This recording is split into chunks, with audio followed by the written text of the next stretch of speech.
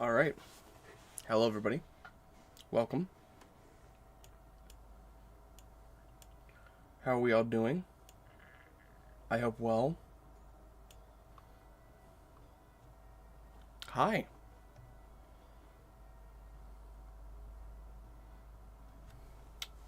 Um, Hold up, give me a second. So we're probably gonna keep the music playing all stream because we're not doing anything important besides the most important thing. So, welcome everybody. As you guys know, you hopefully have watched it. If you haven't, then I'm gonna come to your house and murder you in your sleep while your kids are watching. However, I just got done with a 119-hour marathon of Resident Evil. So from 0 all the way into RE8, which includes Revelations 1 and 2, and all of the remakes and the OGs. So, yeah, we did some double games, such as 1, 2, 3, and 4. And, yeah.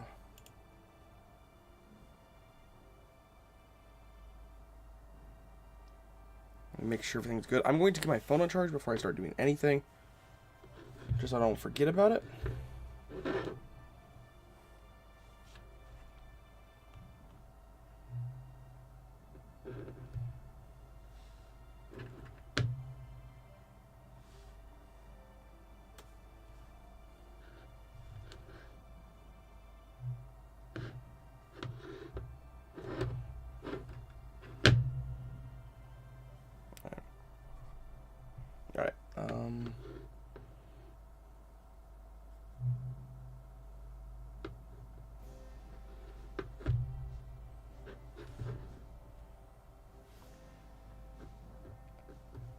Alright, let me just, like I said, I'm just trying to get my fucking phone on charge. I want to be a piece of shit right now.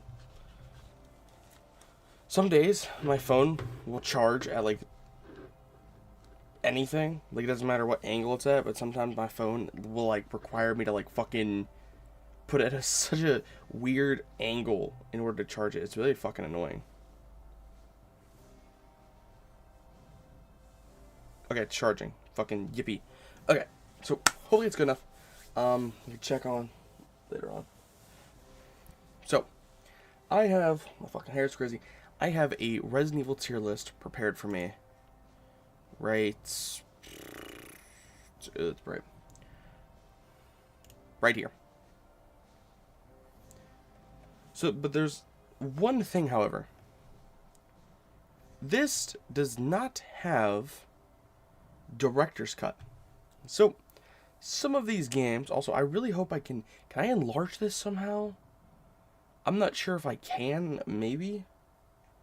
I don't feel like having all of this shit here. There's so many ads. 1 ad, 2 ad, 3 ads, 4 ads. Whoa, 4 ads? Holy shit. 5 ads. 5 fucking ads on 1 page. That is fucking ridiculous. Presentation mode? That's a lot better. That's a lot better.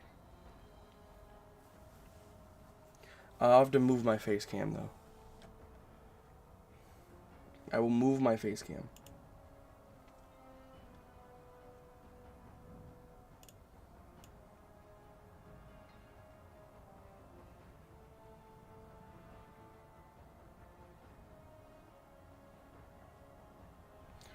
Put it up here.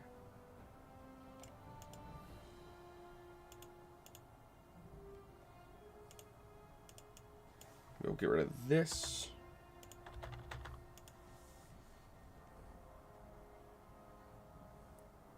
I think it's good enough. So what does it look like if I'm like this?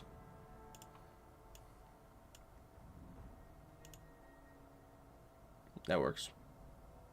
Yeah. Alright, put it on the left side. Surprisingly, right? It's gonna look weird. So here we go.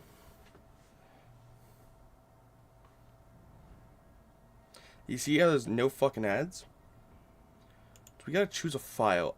Where is it at? Where is it at? There it is. So, I'm adding Director's Cut because Director's Cut is one of the games that I know in and out, relatively well. I've played it, but I don't really think there's that much of a difference here. So what we're going to do is I'm going to put these chronological order in the tier list just so we can have a very nice, even understanding. So where is 0?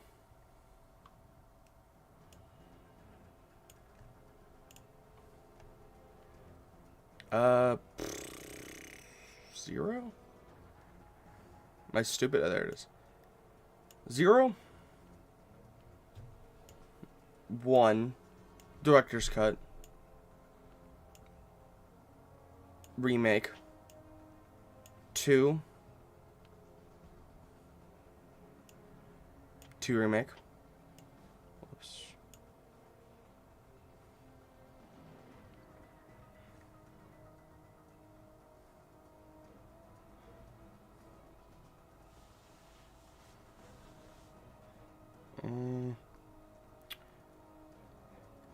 Three remake.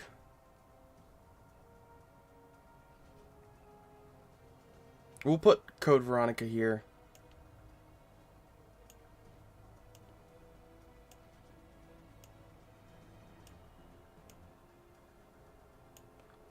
Six, 7. Where's 8? There it is. It's 8. Revelations 1. Revelations 2. Outbreak. Actually, we're going to put Code Veronica back here. I feel like these are the mainline ones. Code Veronica's here. 1, 2, file 1. File 2. These are two completely different games. I mean, they're the same, but different. In the time for the fun ones. Verse, I don't really care about changing these too much. I'm going to go off the ones I've played, and then the ones I haven't played are going to stay all the way in the back. I haven't finished these two, but I can rank them. Deadly Science, 3D, Survivor. Yep, Resistance is going to come here as well. Yeah, we're going to save the doggy poo-poo ones for this one. So, let me go over this. No need lyrics.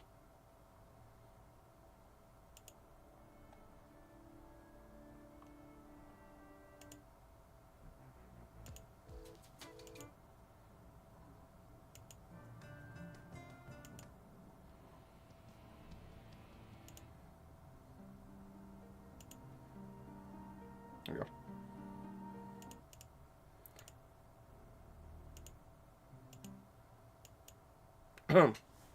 Alright, does this look good up here, or should I put the webcam down here?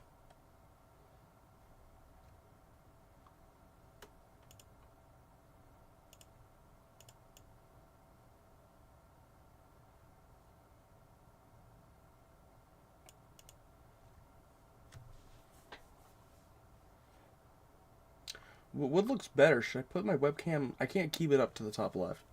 I think if I keep it down here, it might look a little better. So the webcam is really small now I think about it. Whatever, that'll be fine.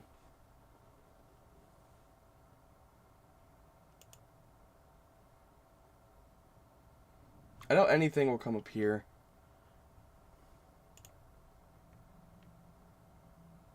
If you look at the normal view, it's fucking terrible.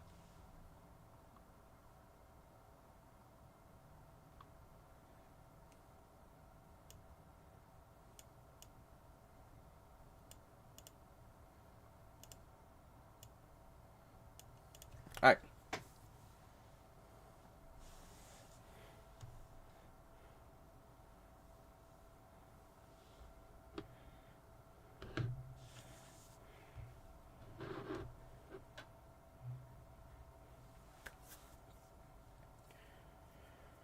Are we ready to go?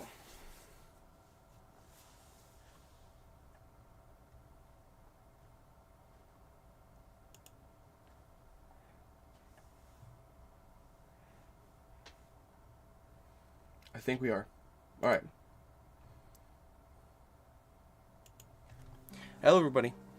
So, if you guys did not know, I just completed a 119-hour marathon of Resident Evil games. I played 0 through Revelations 2 all the way, but that includes the 0 through 8 plus Revelations 1 and 2, and I fucked up this intro. We have to start again. Holy fucking shit, that was a terrible intro.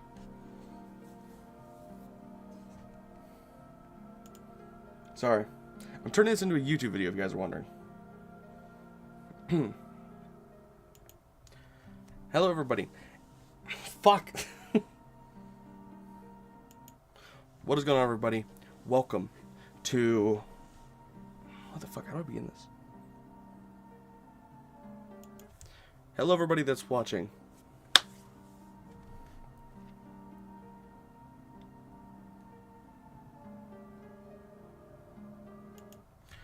Hello, everybody. Do I start with a hello, everybody? What the fuck do I start off with?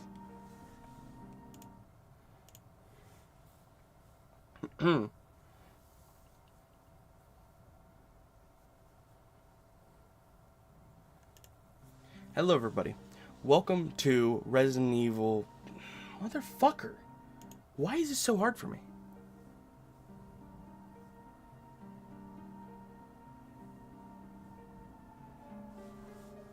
I'm genuinely having a hard time coming up with an intro. I usually don't have this much... I don't really have intros too often, but it is really hard. I'm put on the spot like that. God damn.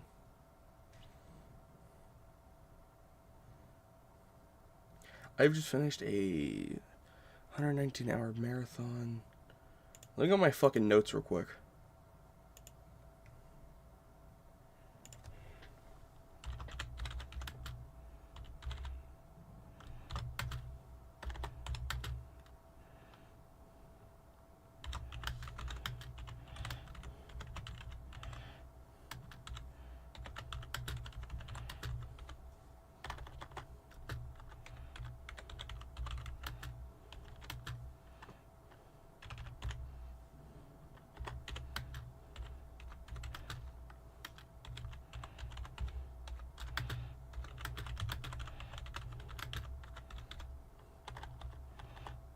Watching me type is like watching a fucking disabled kid type.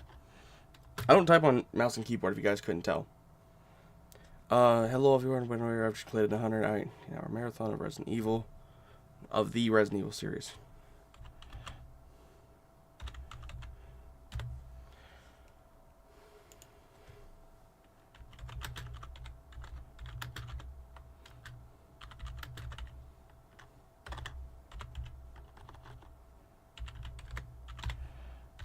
It's also preparing me for tomorrow. ASMR? Is it ASMR? Am I too quiet? Maybe you're talking about the mouse and keyboard. Hello all, and welcome to the channel. If you're unaware, I've just completed a 119-hour marathon of the Resident Evil series.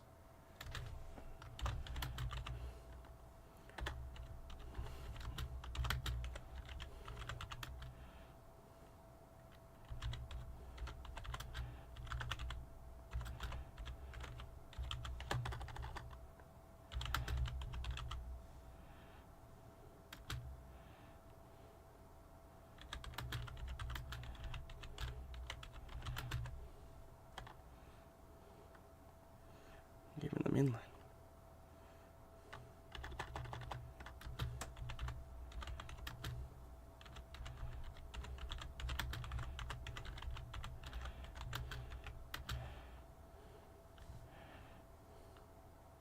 Where the fuck's the ad at? What the fuck? Wait. Oh, there it is. Alright, that should be good. let me see how this sounds. Hello all, and welcome to the channel. If you're unaware, I've just completed an 119-hour marathon of the Resident Evil series, in which I played almost every single game in the main story, including Revelations 1 and 2. It sounds a little choppy, but I think I can get something from that. It doesn't have to be that. Alright. I don't have a fucking drink that's fresh. God damn it. Okay, whatever. Hello all and welcome to the channel. If you guys have not known that I have just... Motherfucker! I literally started and then I'm like, I got it. And then I'm like, wait a minute. I fucked up that one like little word, and I'm like, son of a bitch. You know what? Fuck it. I'm just gonna go on. Hello, everybody. I just completed a 119-hour marathon of the Resident Evil series. That includes 0 through 8, all of the remakes, the OGs, and Revelations 1 and 2. I've completed all the DLCs as well. I've never done a Resident Evil tier list, at least a full one that I've shown on stream, ever. So I thought, why not, after this long-ass marathon, talk about how I feel about every single Resident Evil game. I think these are every single one of them. I think there is 31 games here. I'll have you know that I have not played every single game in the series. I have not played Dead Aim, Gaiden, Survivor 2, Survivor, Mercenaries 3D, or Deadly Silence. Either because of limitations by consoles or availability, or just in general of not having enough care to. These games are sideline games that are not important to the main story, at least I don't believe so. I've watched people play them, but I do not have enough playtime or experience in them to really give an opinion. I have not completed Umbrella Chronicles, Umbrella Corps, Operation Raccoon City, or Darkside Chronicles. However, I know enough about them to where I can say, yeah, I could probably rate them, and I don't think people will get too angry. Mind you that this is a subjective opinion, coming from somebody who plays games in certain ways, and our opinions are most likely not going to align on every single game. Don't worry, don't get hurt. It is going to be fine. I promise you. It's not going to be that bad, though I will have some opinions in here that you will probably dislike if you know anything about the series. However, I would like for you to watch us through and understand my opinions on why I put things here, and maybe in the comments, leave some counter suggestions if you think that something's good or something's bad, or why you think something should be higher. If not, what can I do? I'm not your dad. I think that's pretty good. A little rusty. I didn't have a whole good one, but I think that's fine. I think that's fine. But yeah. So I'm going to lower the music a tiny bit. If that's too low, tell me. I can get rid of this. I'm not going to keep this formulated the entire way through, by the way. Thank you for the tip about Steam leveling. On a side note, I just used points to invest into seasonal badges since they gave XP. I went from level 8 to 15 with around 10k points. Wow, damn. Congratulations, man. That's crazy. Good job. Alright. So, like I said, I have a lot of opinions that, give or take, a lot of people are going to disagree with, or a lot of people are going to think, this should be higher, this should be lower, this should be up your ass. I don't fucking know. There's a lot of games where I have very strong opinions about for certain reasons. However, over the course of this marathon, I have opened my eyes a lot to say, this should be here, this has gotten some more points, this has gotten some points taken away, and I will obviously go over them. Also, I think I'm going to add another tier here, because we have S, A, B, C, D. I think I want to put another one, F. Add a row below. Yeah, we're gonna do F, and it's gonna be blue. That's not, huh? Oh, that's for D. That's why. D's nuts. Oh my god, I made every 13-year-old fucking laugh. All right, this one, even though it has a bright sunny color, not sunny. I'm a fucking idiot. This is gonna be called the fuck off tier. This is the go fuck yourself tier. This is reserved for the worst of the fucking worst. I'm gonna go over these tiers real quick. I think everybody knows what the fucking S rank is. S rank is the fucking best of the best. It's the fucking meat and potatoes of the Resident Evil series. It's good, it's great, it's fucking awesome. You can replay it. There's gonna be, I'm not gonna have like set standards like, oh, this has 30 hours of replayability, this is going in S tier. It's just, if I feel like a game has enough, or at least I have, personal enough reason to, I'm gonna put it here, but it has to be the fucking top dog. A is just for a great game. It's a great experience. You know, I'm gonna put something. So we're gonna put.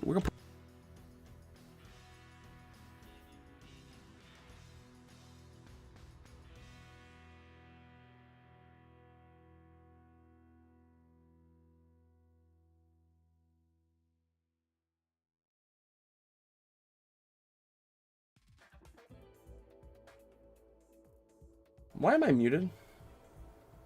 How long have I been muted for? How the fuck was I muted? What the fuck?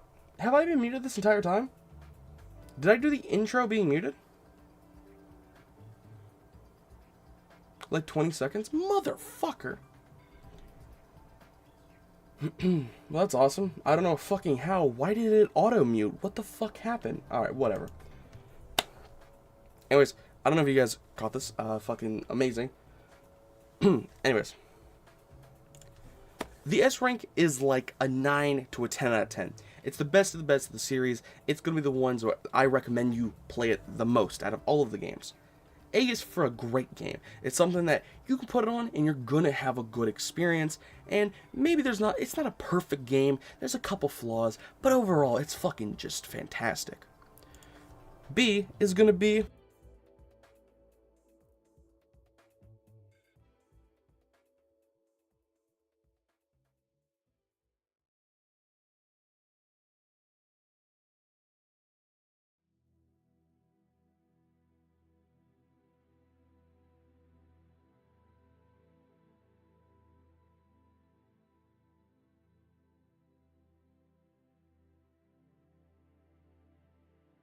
Why do I keep muting? What the fuck is happening? What? Is it M? What button is it? Do I have a keybind for mute? Motherfucker, or what? Do I have a keybind for mute? I'm gonna go through all of them. M I D. Nope. G O O D. Nope. It makes no sense. Why am I keep cutting out?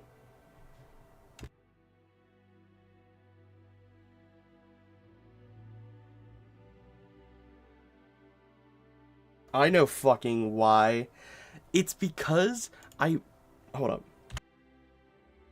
So, in my keybinds, dash is mute. Because I was like, I'm never going to use this fucking button. What am I going to use it for?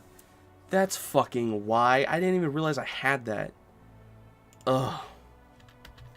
Dumb. Oh, I definitely need to change that one. Alright.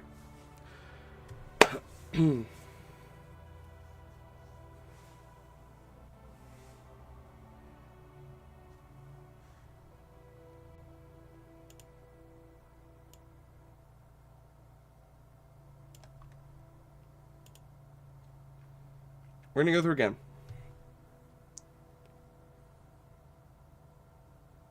What's up, Joseph? What's up, Moon? Hope all is good, big dog. Sama, everything is dandy. Alright.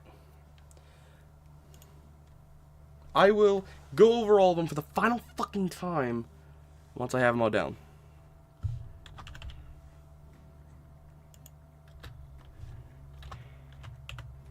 Whoops, I just put on caps lock. Alright.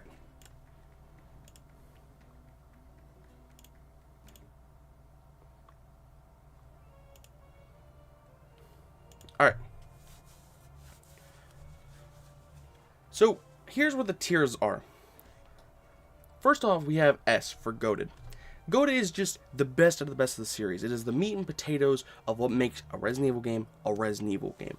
It is fun for the whole family, excluding maybe blowing a couple child's heads off. Don't think about that too much. But everything's like a 9 to a 10 out of 10. It is solid. It is the best experience. A is for great. It's a fucking weird-ass alphabet. It's just for anything that's like 8 out of 10. You know, there are a couple flaws within it, but overall, it's fucking fantastic. At the end of the day, you're gonna have a good time playing it. Next up, B for good. It's a good game, has a bit more flaws, 6, 7 out of 10 maybe, but overall you're still going to get a good experience out of it. Here though, it gets a little meh. C is for mid. It's fine, it's completely half and half, 5 out of 10 status. It's just a game that you're going to look at and go, okay, it was fine, I guess, it was decent.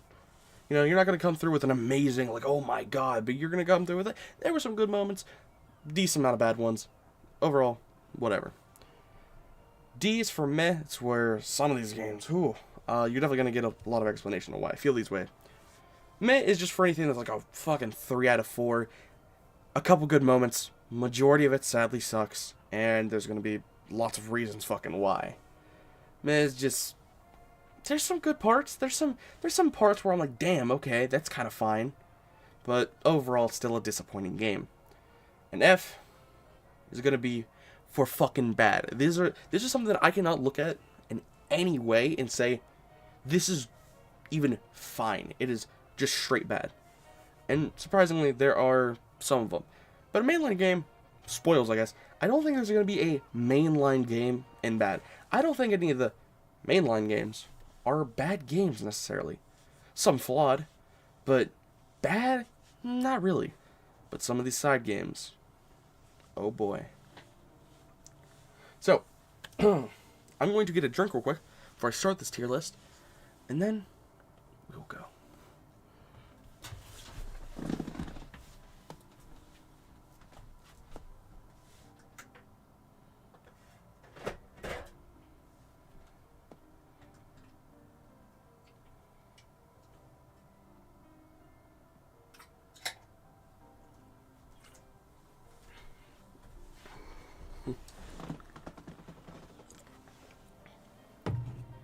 Alright. Got something to wet my whistle, as all the old fucks say. Okay. Playing RE4 on Wii on a Friday night. Damn, bro, it's fire as fuck. Hell yeah, man. Dog. Cool kid.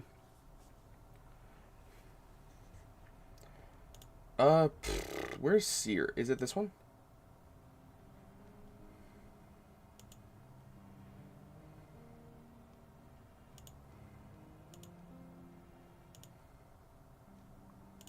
Alright. So we are starting off this list with Resident Evil fucking 0. So, I don't know how I'm going to do this. I'm not sure if I'm going to put the game first and then explain it, but I think I'm going to talk about it, then I'm going to put my rating. So, let's start off. 0 has a lot of issues. It is the first game chronologically in the entire series. It's something that if you're going to do a marathon like I did, you gotta start with 0. However, even though it's the start of the series, this is not a game you want to play if you're new to Resident Evil, or if you even want to do this series chronologically, if it's your first time playing. Because this game is very mean to new players. Don't let the 0 in the first game fool you. It's gonna be a game where you're gonna get punished for not knowing the game. And this is a part of kind of bad game design. Not kind of, it definitely is bad game design. This fucking hair is pissing me off. I don't think a player should be punished with not having knowledge in a game. That is one of my biggest things I hate. However, there's a lot of positives about this game as well. But again, I think I'm going to go over the negatives first in this game. Especially this one. Because this is one that a lot of people have very mixed opinions on. You're going to find one player who thinks this game is like an 8 out of 10. And you're going to find another player who thinks this is a 2 out of 10. This game is incredibly divisive. It is not a game that you're going to want to start with at all. I always tell people, like, oh, I want to play this series chronologically. I want to start Resident Evil. Do not play the first technical game in the series. It's such a bad idea. Biggest issue? The fucking hookshot.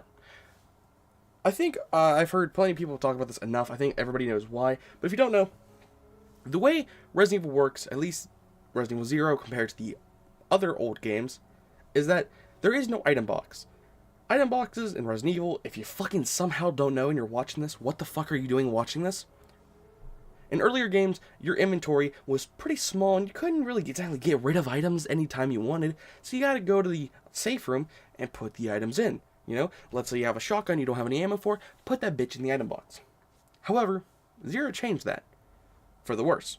They thought, okay, we'll give you 2 players now, 2 characters, 12 spaces of inventory total, but you're gonna lose your item box. Now, doesn't sound like that bad of an issue. I can drop items whenever I want? Hell yeah. Here's the problem. The hookshot is an item that you get in the first, like, hour of the game. You use it, like, 2 or 3 times within the first 4, and then you drop it and you're like, I guess I never have to use this again. And then hours later, like 3 hours later, 2 hours later, something like that, The game requires you to bring it. So now you have to go from here, go all the way back to where you came from, wherever you dropped it, grab it, come back while there's new enemies that replace the old enemies, so you can't clear out the area, the mansion, and just get on by. New enemies, monkeys, will spawn, and they will hit you. You gotta waste ammo for it. It's something poorly made, and if you're a new player, you're not gonna know about this. A new player is not gonna know about the hookshot and how much you need it. An experienced player will. So again, this game's not very friendly to new players, which sucks. Another issue with it is that it is 50-50 on how your game will turn out, depending on which character you bring up with hookshot. So, if you bring up Rebecca with the hookshot, simple. Takes 10 minutes to complete. You just go up there, you mix the fucking serum or whatever the hell you have to do, bring it back down, boom, you're done. 10 to 15 minute segment, maybe 20 if you're really taking your time. Very easy, very simple. However, the biggest mistake that you can make, and you don't know this by the way, new players not gonna know this. If you bring up Billy with the hookshot, good fucking lord, I pray for you. Your experience is gonna go from like this high to just drain. Because now, you have to run back with Rebecca all the way back to get some fucking random area, grab this fucking random thing out of nowhere, bring it all the way back, and it like doubles the fucking time. I think it's like 45 minutes you have to spend, or some shit like that, if you take Billy up there. It is incredibly annoying. And it can dampers a lot of people's experience with this game majorly. And it sucks. I think Zero is a great game, but there are some fucking design flaws like that I just can't ignore. I think this game is probably the most underrated OG in like the series. I do think a lot of people put it a little too low from where I'd put it. But what are some positives about this game? Well, I'll tell you much. I do like the characters. I think Billy is an interesting character that I would like to see explored in a remake. I think, improving his character and his storyline and his dialogue really make you like this character a lot more. But even for a one-time appearance, he is... goddamn, he's pretty good. I don't think he's that bad of an experience. Rebecca, she actually gets a lot of character development, surprisingly. Rebecca gets a shit ton of character development. But I'm going to kind of transition into the one game. It gets ruined in the next game, and this is kind of what I have an issue with. They build her character up so much in Zero. She starts off as this, what the fuck is it called? It's Alpha and whatever the fuck the other one is. She's on Team B, let's just say it. And, she's a rookie. This is like one of her first days on the job. She's like fucking freshly out of school, basically. This is her first mission. And what do you know? Fucking zombies and shit. But she actually learns to, she adapts to the zombies very quickly. She's the only surviving member from the second team. Everybody in Alpha Team, besides like 3 or 4 characters died. And everybody in B, besides Rebecca, died. So the fact that she survives it just makes her fucking goated. And she's a pretty fun character overall. She can get a little bit annoying, but I don't think it's terrible. I think she's fine. What's not fine, though, is the fucking new enemies they introduced in this game. This game, one of the other games in the earlier series, which I think the new enemies completely fuck over the experience again. Every new enemy they add is terrible. They add the frogs, which insta-kill you, will fucking grab you out of nowhere, and your AI partner is too stupid to shoot them, and you'll die. I've only died by them once, though, and they are kind of avoidable as long as you, go down the ladder, and if you see them spawn, go back up really quick, or you just fucking race it to the next room. They're not the worst. However, what is the fucking worst are the goddamn monkeys. Monkeys are fucking terrible. In every sense of the word. They're small, their hitbox is fucking terrible. They're fast, they're aggressive, they fucking can hit you 2 times. By the time you get your gun and shoot it or aim it, they can hit you 2 times and just permanently stun lock you. Your AI partner, thank God, hopefully there's not 2 of them, will have to fucking protect you. They are terrible. Thankfully, they only have to deal with them for a very small amount of time, I think you like kill like 5 of them total, maybe. But 5 is too much. You needed like 1, and that would have been okay. Even if there's only fucking 3, it's too much. That's how much they suck. Zero's enemies are fucking... They're just not good. The tire fights, the boss fights, they're solid. They're fine. The train section is very fun. I love the train section. It's one of my favorite areas in almost any Resident Evil game. I think it looks fun. I think, like, the environment is so unique. Because no other game are you on a train, constantly moving, you can't get out. It's very claustrophobic, and there's a reason why you can't just leave, you know? A lot of Resident Evil games, you have a point where you're like, why don't we just leave? Why are we staying here? And I'm really glad that's something that, hey, we can't leave because we're on a fucking train.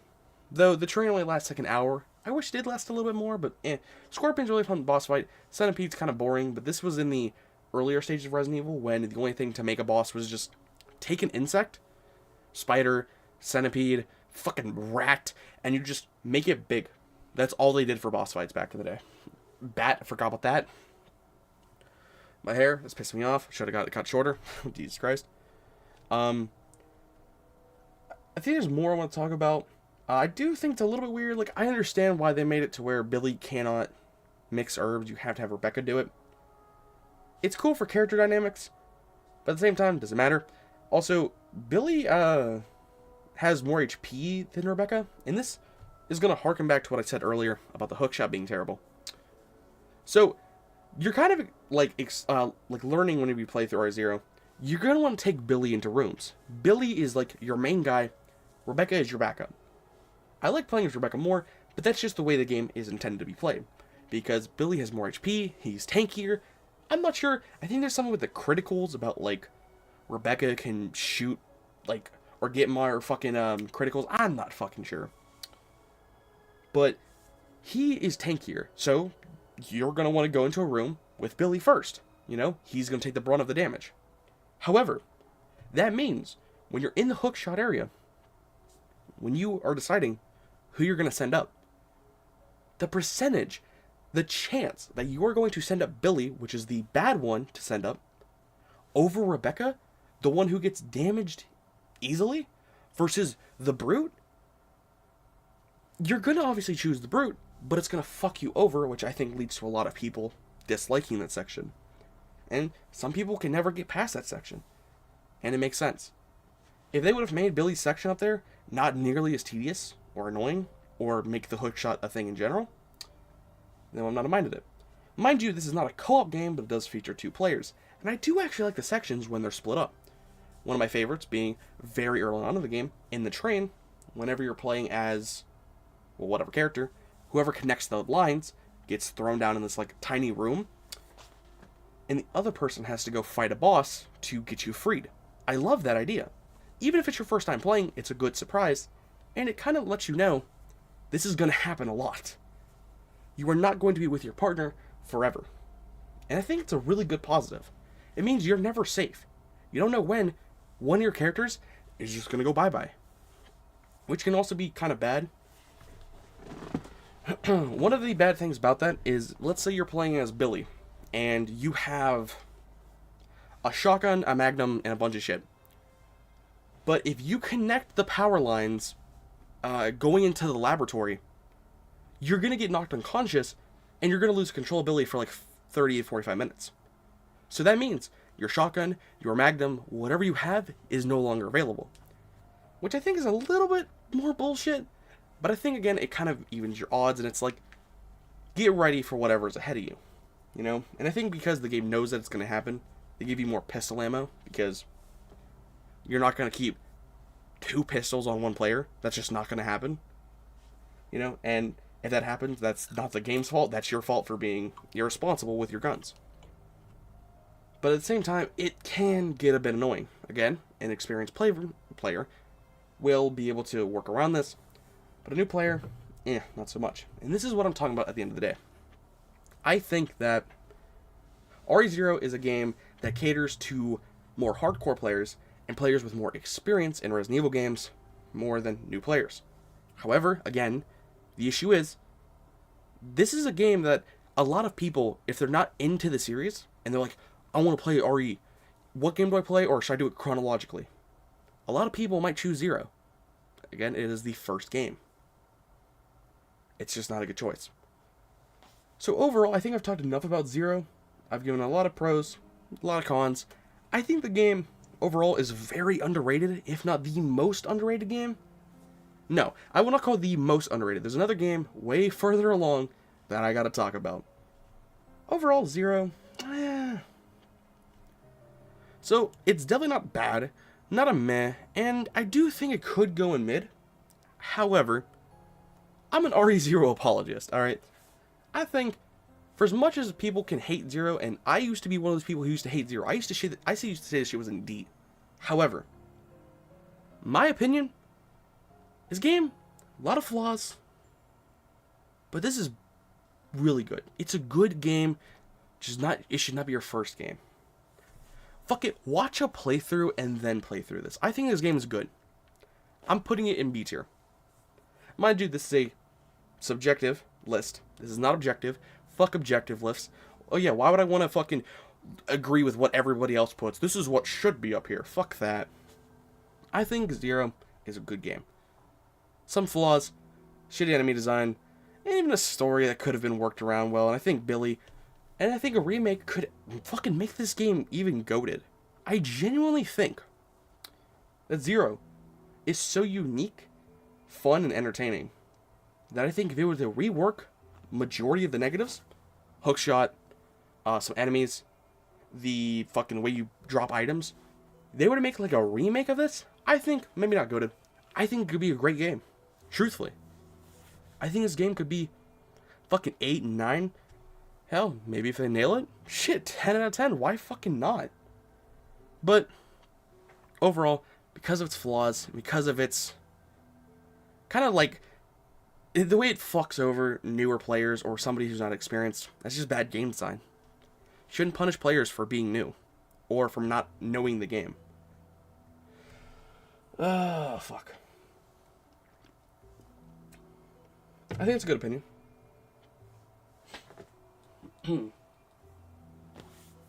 Good review, man. Was it that good? Was it good for you too? Alright, next up. Resident Evil OG. So, real quick. Actually, no, I'll go after that later. So, here's the biggest con about Resident Evil 1. Some people are going to say this is not a con. Personally, I do. Resident Evil 1 is inferior to the remake. I mean this in every sense of the word. There is no reason to play this game. One remake gives everything and more. I don't want to look at a remake and say there's no reason to play the OG because the remake has everything. And I'm not talking about better gameplay or better graphics. I'm talking, it gives you the cake. You can keep the cake and you can eat it too with the remake. The OG, when I go back to it, I'm like, oh, that's not in? Oh, fuck, damn. Oh, that's not in? Oh, fuck. It's not a bad game by itself, but when I'm looking at everything and I'm thinking, should I play this game? And how does it, compare to this game? I have no reason to play this. Of course, I still will, because I think the game, it has enough differences from the remake to make it playable. However, everything the remake did improved it. So you're going to an inferior version and you're playing it, and it feels the same, but it feels gutted.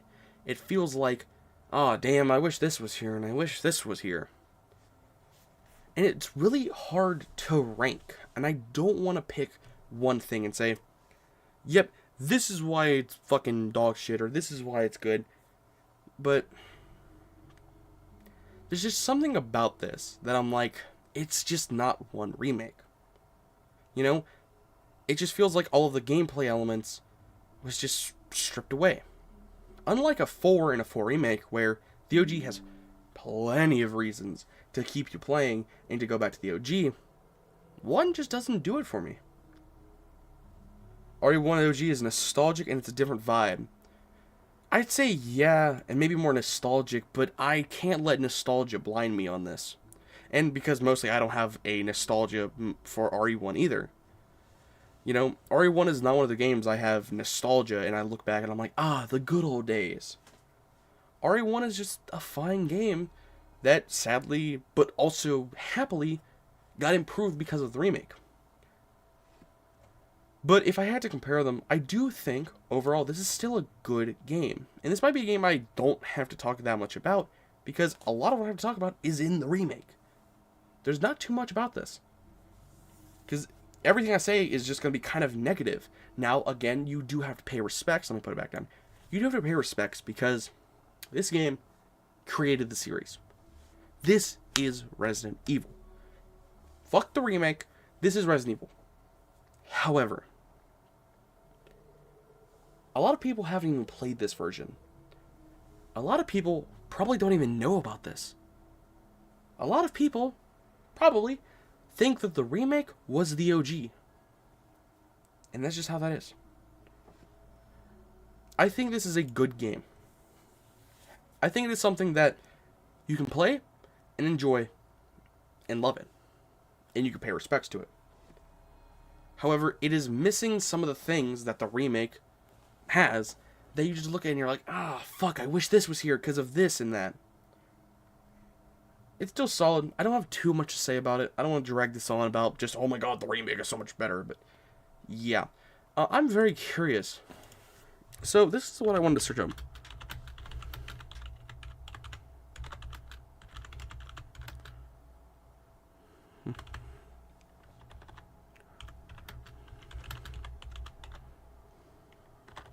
Spelled it wrong.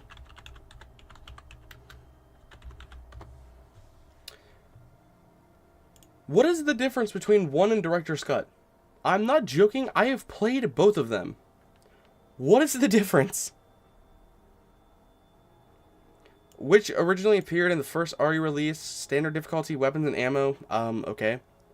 Similar to the original, but the main difference that is obviously easier. Double the ammo is given to. Okay. Key items in different spots. There are enemies take more bullets to go down. Sometimes they inflict more damage than you. When you beat the game with the best ending, you receive infinite Colt Python. So if you buy the Director's Cut copy, you'll get the most modes. Okay, well that kind of makes my opinion easy. Let's just... Yeah, I'm going to fucking Reddit real quick. Added auto aim. There's a beginner mode. It got an arrange mode. Different soundtrack. Okay. Well, this is very easily. Director's Cut is easily better. And I didn't know half of this. I played Director's Cut like 3 times. I've played RE1 OG. I could not tell the difference. But Director's Cut, it's the same game as 1, but it gives you more modes. So, Director's Cut's obviously better. Also, I had to add Director's Cut to this list because, for some reason, this list just did not have Director's Cut, even though it is its own release. But, okay. But Director's Cut, it's just 1, but better with more modes. Oh boy, Resident Evil 1 HD / remake. This game is going to be the first S tier, and I'm just going to say it outright. This game, I used to underrate this game. I used to say, even though it's the OG, it's okay, it's good, but I'd rather play 2 remake, I'd rather play 4, or one of the other action games. But I've been growing over the years to appreciate 1 remake. Number 1, there is so much fucking content, surprisingly. Let's just talk about how good of a remake this is. It takes everything from RE1 OG, improves it, makes it 10 times better, adds features, adds enemies, adds areas, adds fucking everything. Better voice acting, better... Literally, you name it, it's better in the remake. That's why it's so much better than the OG. That's also why, sadly, it kind of makes the OG you know, a little outdated in terms of that. Like, you can look at a 2 OG and a 3 OG and say, it's quote-unquote outdated, but there are enough things to make you come back because there's only something that 3, especially 3 OG can deliver. Same thing with 2 OG. Remake has everything that the OG could not deliver on. Or at least that it didn't have the expectations to deliver on. Maybe that's how I should word it. 1 OG didn't know what it had to do to be that great. 1 Remake realized what it could do, did it, and it might just be the best remake to date. It is fantastic. Lisa Trevor? I guarantee 50% of the Resident Evil fanbase doesn't even know Lisa Trevor wasn't even in 1 OG. I guarantee they think, oh, she's always been there. It's crazy how much a new character can impact the lore and the characters. It's just so good. The whole Lisa Trevor shit, the whole Trevor family, amazing storytelling. The puzzles, which I really haven't talked about the puzzles, and that's something I should talk about in the Zero segment. I'll tell you, this game has probably my favorite puzzles out of the entire series. I think the puzzles are fun. They're not ridiculously difficult. They're kind of stupid sometimes, but they're all fine. You get there's 8 different endings, or I think there's 10, but a lot of them just copy and paste kind of with one character's dead and one character's not. But 10 different endings is 10 different endings. You get 2 full campaigns, kind of. You get 2 full characters with 4 costumes each. You get fucking what the hell's it called? You get the self-defense weapons. You get the self-defense weapons, which is a brand new addition, which is crazy good. The areas are scary, and in my opinion, it is still the scariest Resident Evil to date. A lot of people say that's 7. I don't view it that way. I think 1, with its large spiders and atmosphere, is a lot scarier than 7 is. Maybe that's just me being stupid. Maybe that's me just not... Maybe it's me just having arachnophobia. But I think 1 Remake is a lot... It's fucking goated. Sadly, it is, for maybe some new players, a little outdated because fixed camera angles, gameplay like that, not being able to aim with third person. Sadly, it's going to derive some people from playing it. Sadly. However, I still think this is the fucking... one of the GOATs of the series. If OG made the series, this improved and really made the series. I think this came out in 2002, and it stands as, I'll say it, the best remake. I love it. I think everything about this game is a fucking solid 9 out of 10.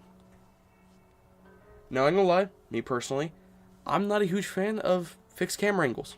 I think fixed camera angles are annoying. Maybe I'm not a real Resident Evil player, but I just don't fuck with them that hard. However, if I can look past the fixed camera angles and say, I will play this out of any day of the week, and I will have an amazing time, it's fucking insane. The music's fucking solid. I don't know whoever fucking made the RE music, but they need to get a fucking raise. Alright, whoever did. I don't care if it's fucking 20 years later. Give them a fucking raise right now. I think 1 made a name for itself. So many people realize that this isn't even the fucking OG. I think it deserves a solid S tier. If someone is new to Resident Evil and they want to start playing it, they start with this one. As long as they are okay with fixed camera angles. They play this game. You need to. This is the epitome of what Resident Evil is. I hate that term that gets thrown around a lot. This isn't a real Resident Evil game. This doesn't have this and that. That's not a real Resident Evil game. Resident Evil is whatever. This is something people are going to point to, but they have a good reason for it. 1 Remake is Resident Evil. Now, some games might do it better. Maybe better games. But at the end of the day, this is truly what made Resident Evil Resident Evil. Next. I'm going to take a drink after every one of these.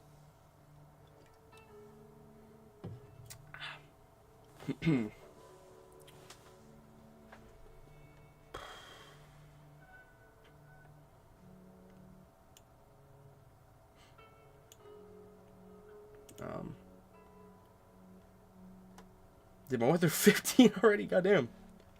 Try to make sure my throat's clear.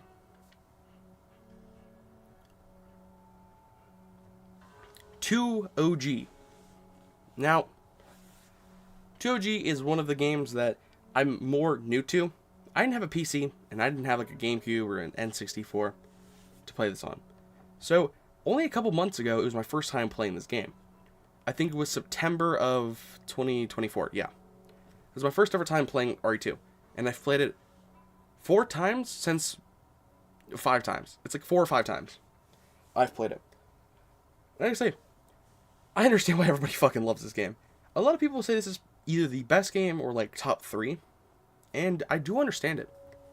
I think this game, for what it's worth, took the idea of what RE1 was and expanded on it again in every way. But this was before the remake, so it still has like the really old graphics. This is like OG. You know what I mean? There's a lot of scratches that 2OG has that 2 remake cannot itch. 2OG, number one, the biggest thing I can say that I love about is the zapping system. So, if you guys don't know what 2 zapping system is basically the way it works is, let's say you're playing as Leon A, and there's Claire. Actually, the way the system works is, if you play as Leon A, you will unlock Claire B. So, you get 2 campaigns kind of in one, or to get a full campaign out of it, you must play as both characters. Leon and then Claire, or the opposite, Claire then Leon. However, what makes this game shine, even better than the remake, is that in the OG, let's say there's a Magnum on the ground. If Leon picks that up, Claire will no longer have that. Let's say there's an herb that you pick up with Claire. If you pick that up on her A scenario, Leon B is not going to have that. So you kind of have to think, damn, did I fuck myself on my first playthrough because I grabbed too many items? Huh. And it makes you realize, and by the way, it's not like every single item. There are some items that replenish just in case that happens. Like, oh, she's my first playthrough. My bad. I just used every single green herb in the game. They'll still add a couple other ones just to keep you, like, good and kosher. But you're not going to have the extra supplies. There's a moment in RE2 OG where you're in the basement, and there's an option between getting a SMG or getting extra item pouches. And that moment is one of the very few instances where you're like, huh, okay, which one do I choose? You pick it, and then maybe you're like, oh, I'm uninformed. You go to pick up the other one, and it's like, I should leave this for Claire. And then you think to yourself, oh shit, is Claire not going to have these items? What if I used this ammo here? And it makes you think, like, damn, and mind you, the B scenario is harder than the A scenario. So you have to think about that when you're getting through and you're like, damn, I got 200 bullets. This is easy. Not knowing you just fucked yourself for the B scenario. Now, again, it kind of harkens back to what I said with Zero, where, okay, well, it's kind of rude for uninformed players, but I think, in my personal opinion, 2 gives you enough. Even if you fuck up and you didn't know that, they still give you enough items to get through the second scenario, but it's gonna be rough. But RE2 was made for multiple playthroughs. There is 4 ways to play the game, kind of. Leon A, Claire B, Claire A, Leon B. Plus, plethora of side modes. You got Tofu mode, Fourth Survivor. So, Fourth Survivor is just a series where you're just running through a bunch of areas with a bunch of enemies, killing them, trying to get to your extraction point. It's run and gun, kill everything, and try not to die. However, one of my favorite side modes, if not my favorite besides Mercenaries, is Tofu Survivor. And the cartoonish there, whatever, I can't fucking English, is that you're playing as a giant block of fucking tofu, knife only. It is such a fun... This is like... I'm about to reference the terrible video. This is like the soul of Resident Evil. It's fucking goofy. You know? Oh, what's Resident Evil about? Oh yeah, I'm playing as a fucking giant stack of tofu fighting zombies, trying not to fucking get eaten. It's goofy as shit. And I think Resident Evil nowadays does lack the goofiness. Kind of.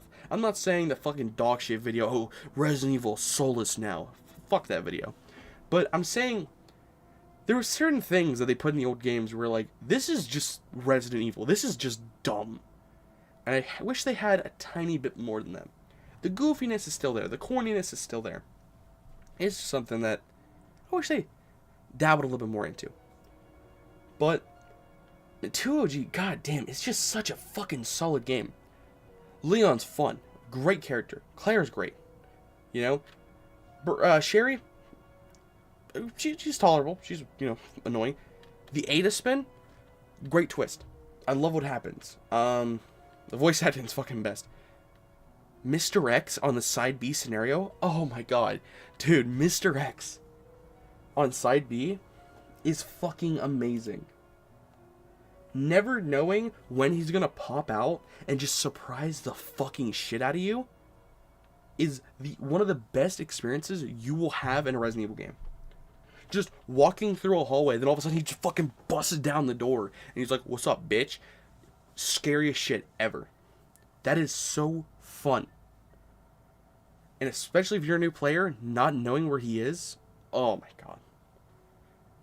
It's fucking solid. 2OG is a game I didn't have any care for. I mean, I always wanted to play it, but I didn't have a PC. But now that I've played it, I gotta say, holy fucking shit, bro. It's so solid. It is so good. It's something that I wish was ported to consoles so that more people could experience it. Plus, I didn't even talk about fucking range mode. There's a whole other mode in the game, where I'm pretty sure they just throw you more enemies and shit like that. There's, there's 3 difficulties, a range mode, game modes, tons of shit for you to explore. If I had to look at a game and go, hey, what is Resident Evil? I'd also look at 2.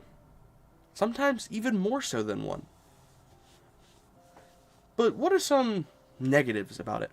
Well, sadly, again, this is one of the ones where I do say, even though it is older and outdated in my opinion, maybe I'm wrong about this, outdated doesn't mean bad. It's not expired. It's just dated to where the point of the controls, the graphics, the whole thing of it, it is an older game. Doesn't mean, oh my god, it completely ruins the fucking experience and you can never enjoy it. It just means that there are some aspects that you might not enjoy. And this game does have some of that, sadly, Like I said, graphics, third person, the way the tank controls works, it is kind of in terms of the controls like that. But just kind of the clunkiness of Resident Evil in general on the older series. While I do not think that makes it bad, even if it does take away a couple small fucking points of it, do I think that's, it's, severely bad? No. I think 2 OG is still a solid experience. However, I might get a lot of hate for this. I don't know. I don't care. Because again, this is a subjective list. I'm going to put it in great. I think it is a great game. But do I consider it top 3 material? I don't think so. I love it. But I like 2 Remake more. And that's where it might get a little dicey, because a lot of people have strong opinions that 2 OG is not as good or is way better than 2 Remake. However, let me transition into 2 Remake now. 2 Remake takes a lot of things from 2 OG and expands upon them, but also holds back in some regards as well. One of the biggest issues with 2 Remake is the fact that Side B is just not that well done. Yeah, it changes a little bit and alternates some stuff, but it doesn't feel like your choices matter. You're not going to pick up a herb in Leon A. It's not going to affect Claire B. That's just not how that works. The only thing that changed in the Side B scenarios is a couple item placements, a couple enemies, puzzles, and the final boss fight. That's it. I think that's it. And it's supposed to be compared to the OG, it's just ugh. Now, mind you, in 2 Remake, Side B wasn't even supposed to be there. Side B was never meant to be a thing. I'm glad it was. I really fucking am. But Side Bs were just, like, added at the last minute. So I am glad they are at least a thing. Doesn't mean I can't be disappointed with them.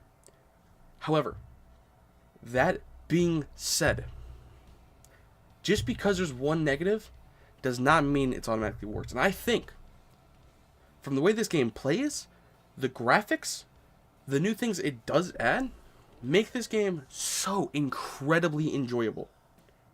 As someone who'd never played the OG, and his first taste of RE2 was the remake, and now going back to the OG, I still love the fucking remake.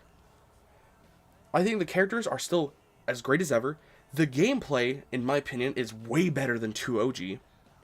While the OG does have to suffer from, again, the camera angles, the fixed camera angles, you know, not being able to aim your guns correctly, and some annoying segments, kind of. I think 2 Remake is more cinematic, it's fucking fun to play, it looks good, over the shoulder is so appreciated. You know, I think it keeps majority, not all, but majority of what made OG2 so well. Or so good. And I do think it is better. I think the unlockables are really fun. They kept Tofu. They added Ghost Survivors as free DLC. The only thing I would genuinely say was a big downgrade was the music. The music in 2 OG is fantastic. The music in 2 Remake, besides this song that I'm listening to right now, sucks dick. I didn't even pay attention to the music in 2 OG, or in 2 Remake, because I was like, wait, there's music playing? Oh, okay, whatever. When I walk into the main hall of the RPD in RE2, I feel like, holy shit. Like, I'm ready to explore this place. It's something, you have to listen to the music. I'm gonna fucking play it right now. I'm playing the music right now. This isn't it, but this is just one of the songs from RE2 that's solid. The one, listen to this shit. You know, probably listen to it, you're like, whatever, it's fucking music. But then you listen to this one.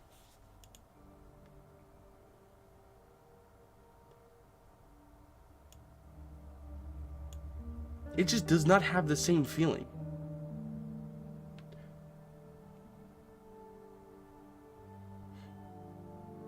Again. There's just something about it that I will say that the music is oh my god, it's such a downgrade. But because of how it keeps majority of things, Mixed Rex feels like way more of a fucking nuisance now. The way the gameplay works, the gameplay is just being fired, the replayability. I do love 2 Remake, and I do love it more.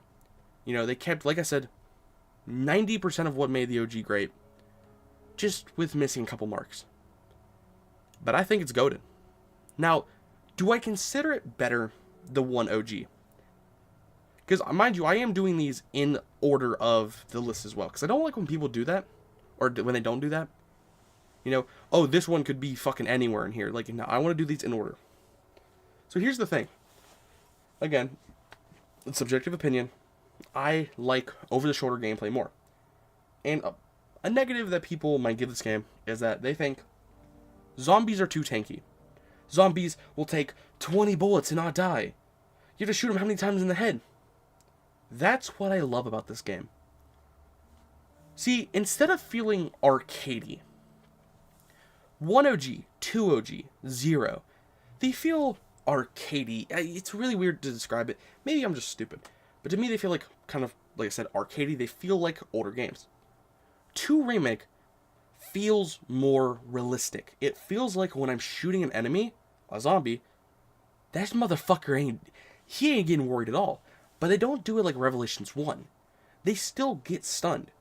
You shoot them in the feet, they'll stumble, so you can run past. Shoot them in the head, you might get a critical. You might just knock them over.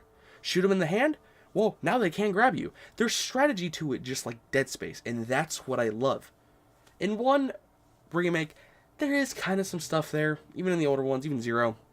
But I don't think they do it as well as 2 Remake. And mind you, I'm a motherfucker who says gameplay comes first.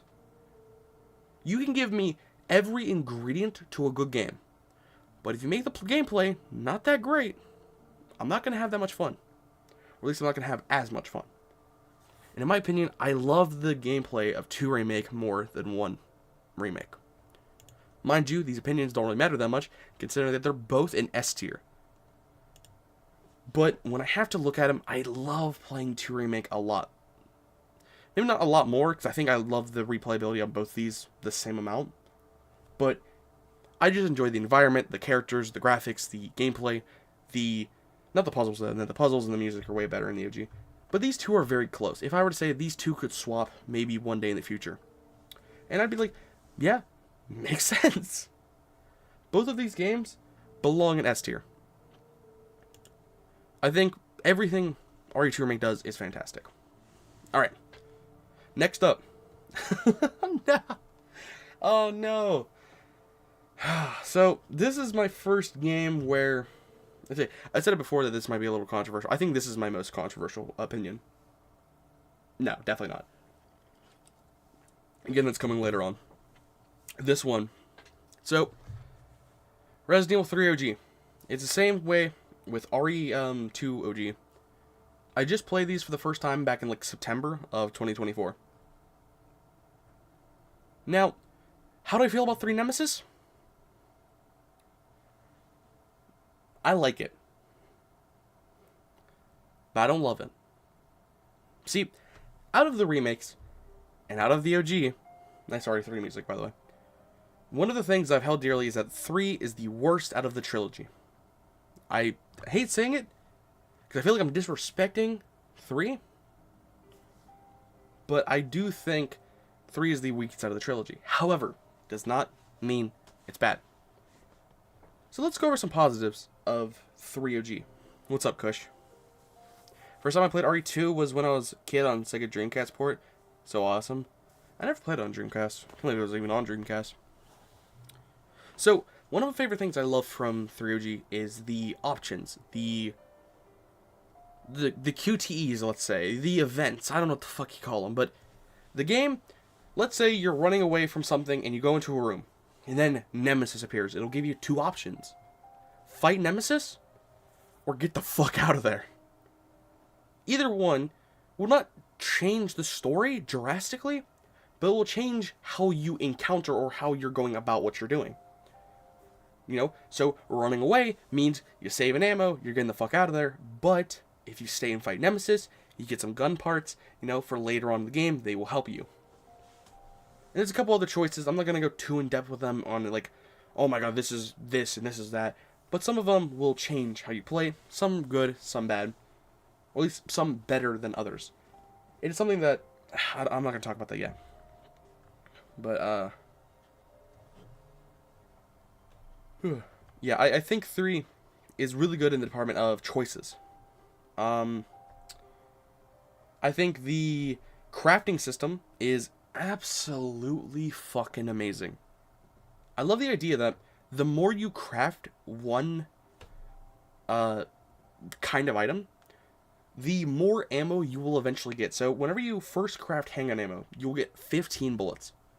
But if you keep doing it over the course of the game, you'll make 17, then 19, and then if you keep doing it, then you'll get enhanced handgun ammo. Same works for shotgun. I don't know about enhanced shotgun, but it goes from 7 to like 8 to like 10 or something like that. It's somewhere around that. And I love that.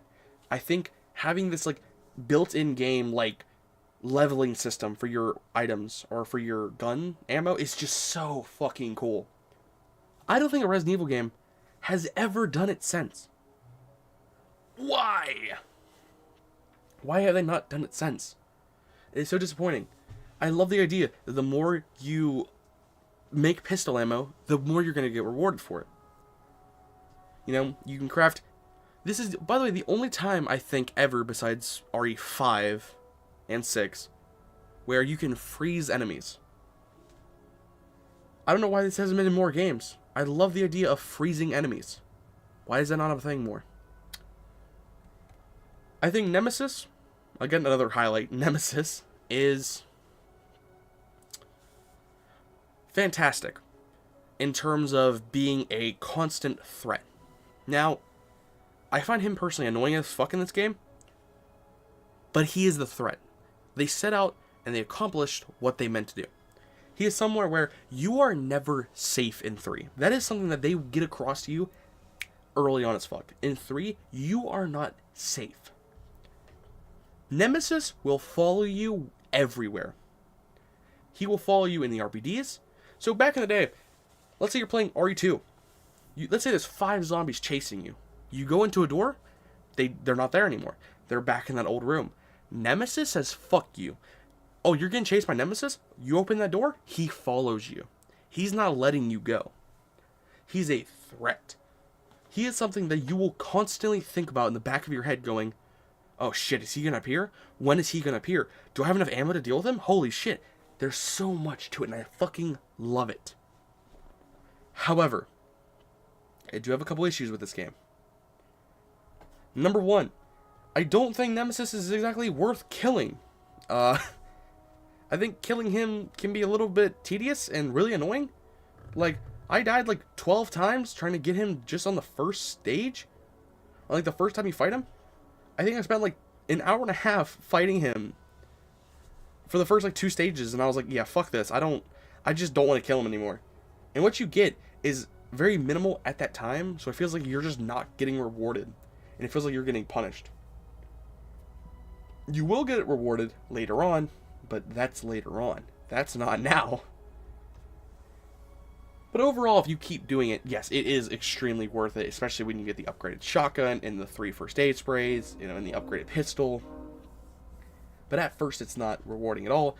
And early on in the game, mind you, is when you need your supplies. So it's a lot of risks in the beginning of the game that may or may not pay off later on in the game.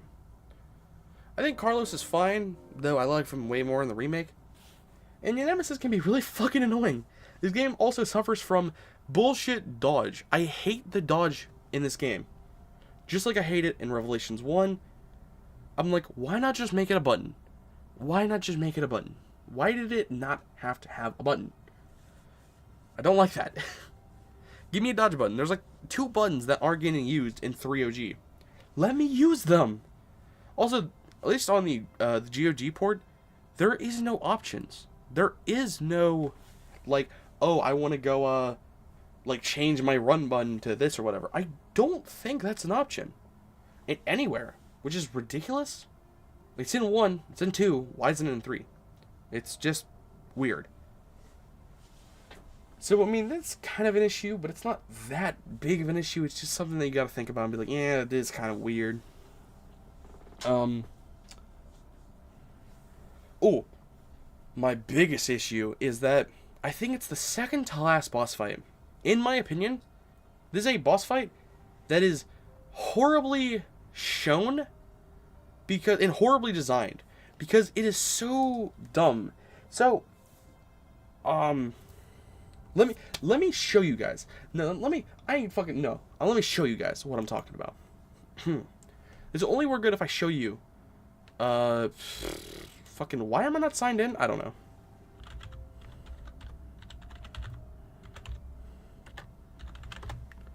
What the Moonlight Film? What the fuck is this?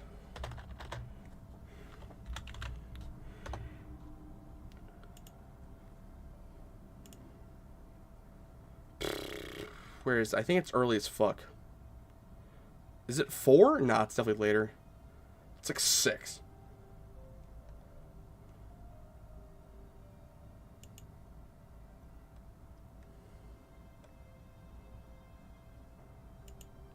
Here it is. This is the bullshit room right here. I hate this. So if you guys pay attention to this, watch this shit play out.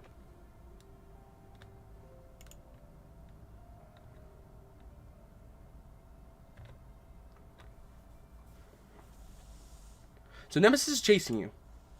You dodge, he smacks that, and that spits out acid and hits him, right? So what does your mind immediately go to? Well, your mind should go, if you're a reasonable fucking person.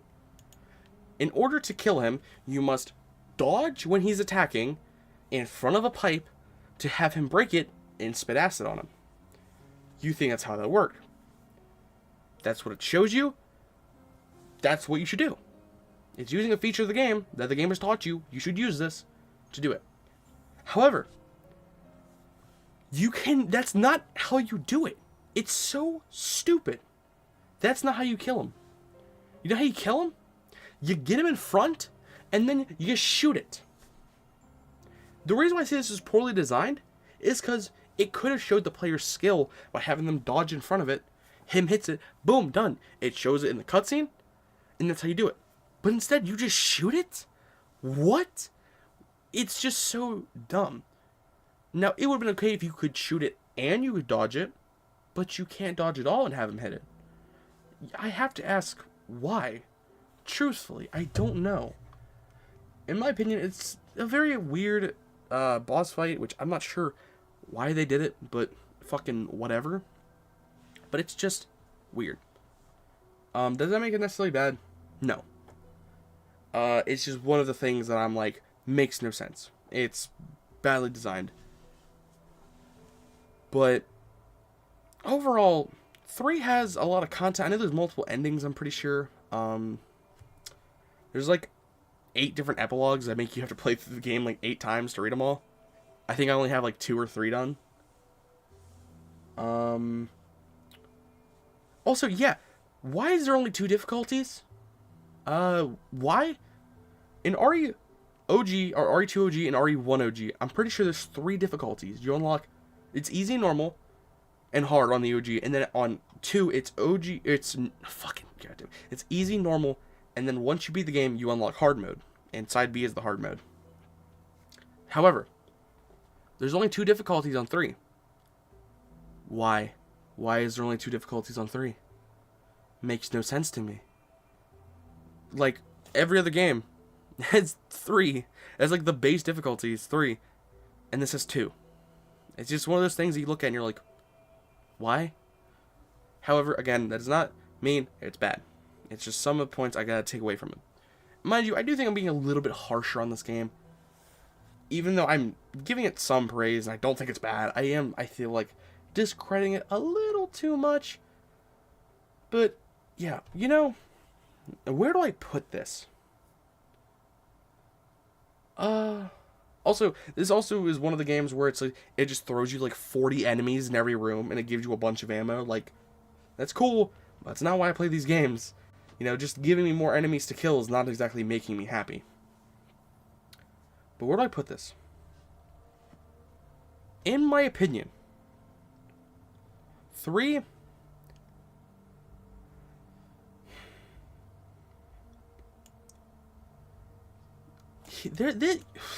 you have a reason to play 3. There's things that in the remake you cannot get.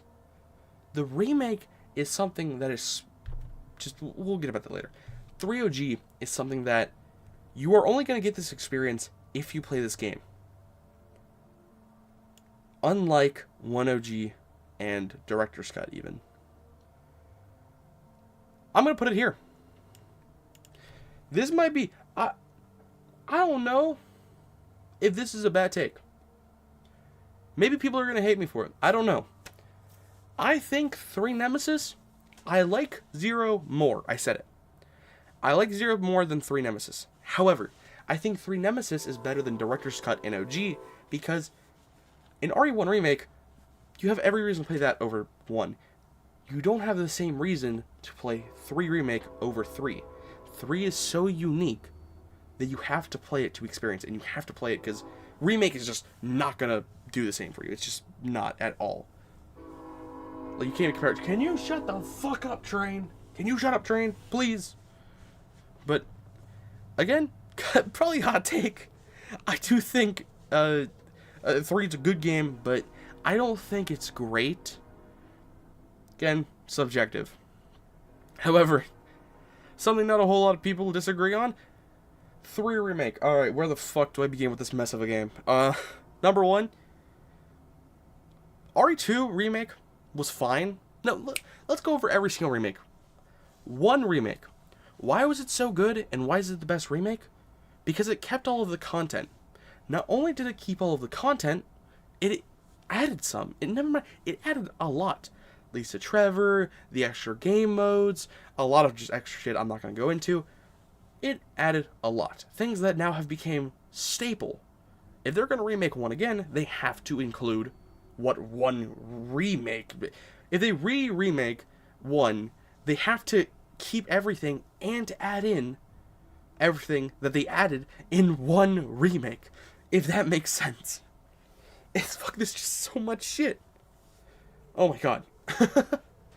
But what made 2 remakes so good? It did cut some content from the OG. However, what it replaced it with and the overall experience of it was so good that a lot of it you can still forgive. You can forgive Side B for not being fleshed out that well.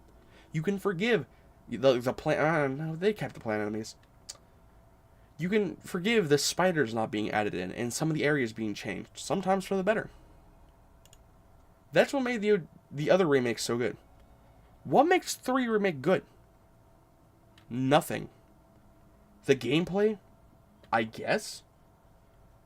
3 remake gets rid of the clock tower. No, it gets rid of like 60% of RE3 OG.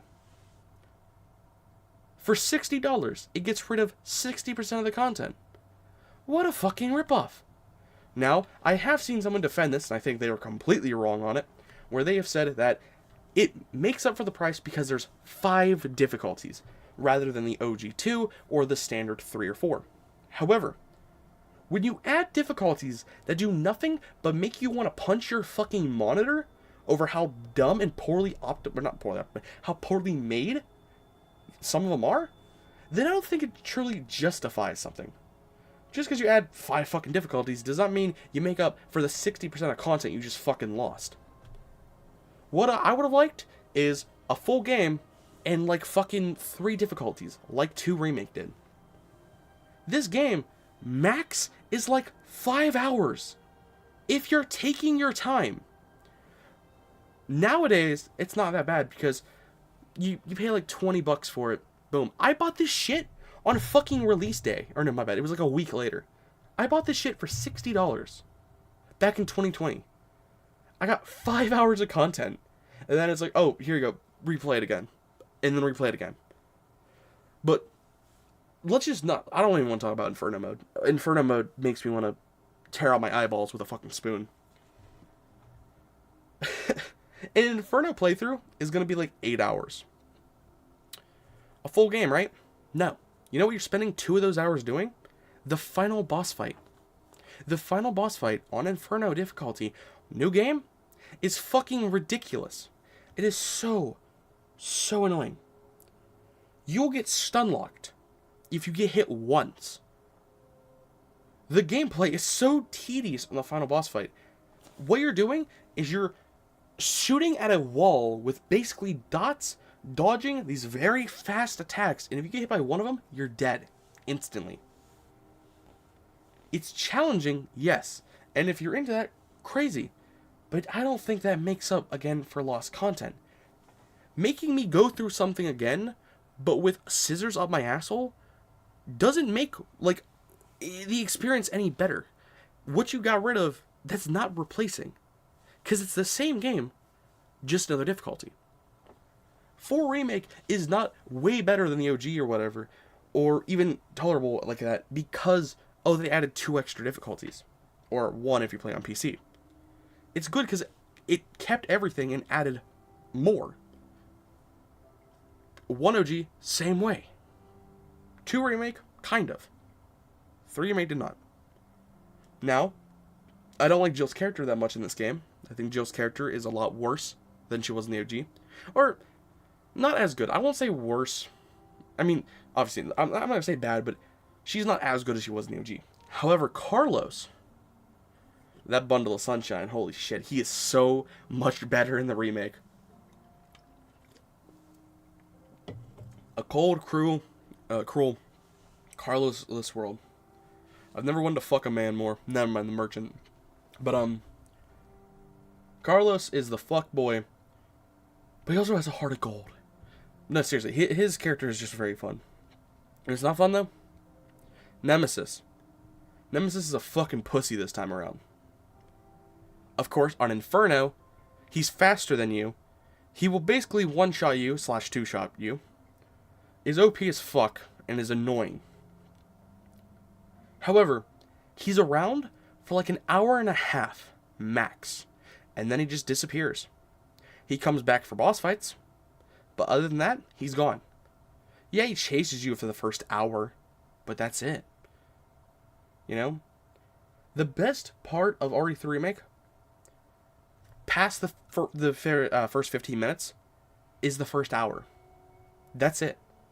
Whenever I'm able to explore downtown and just run around into random shops with tons of personality, with great color schemes, and just wondering what life was like here before the zombies, it's amazing. The game is at its peak.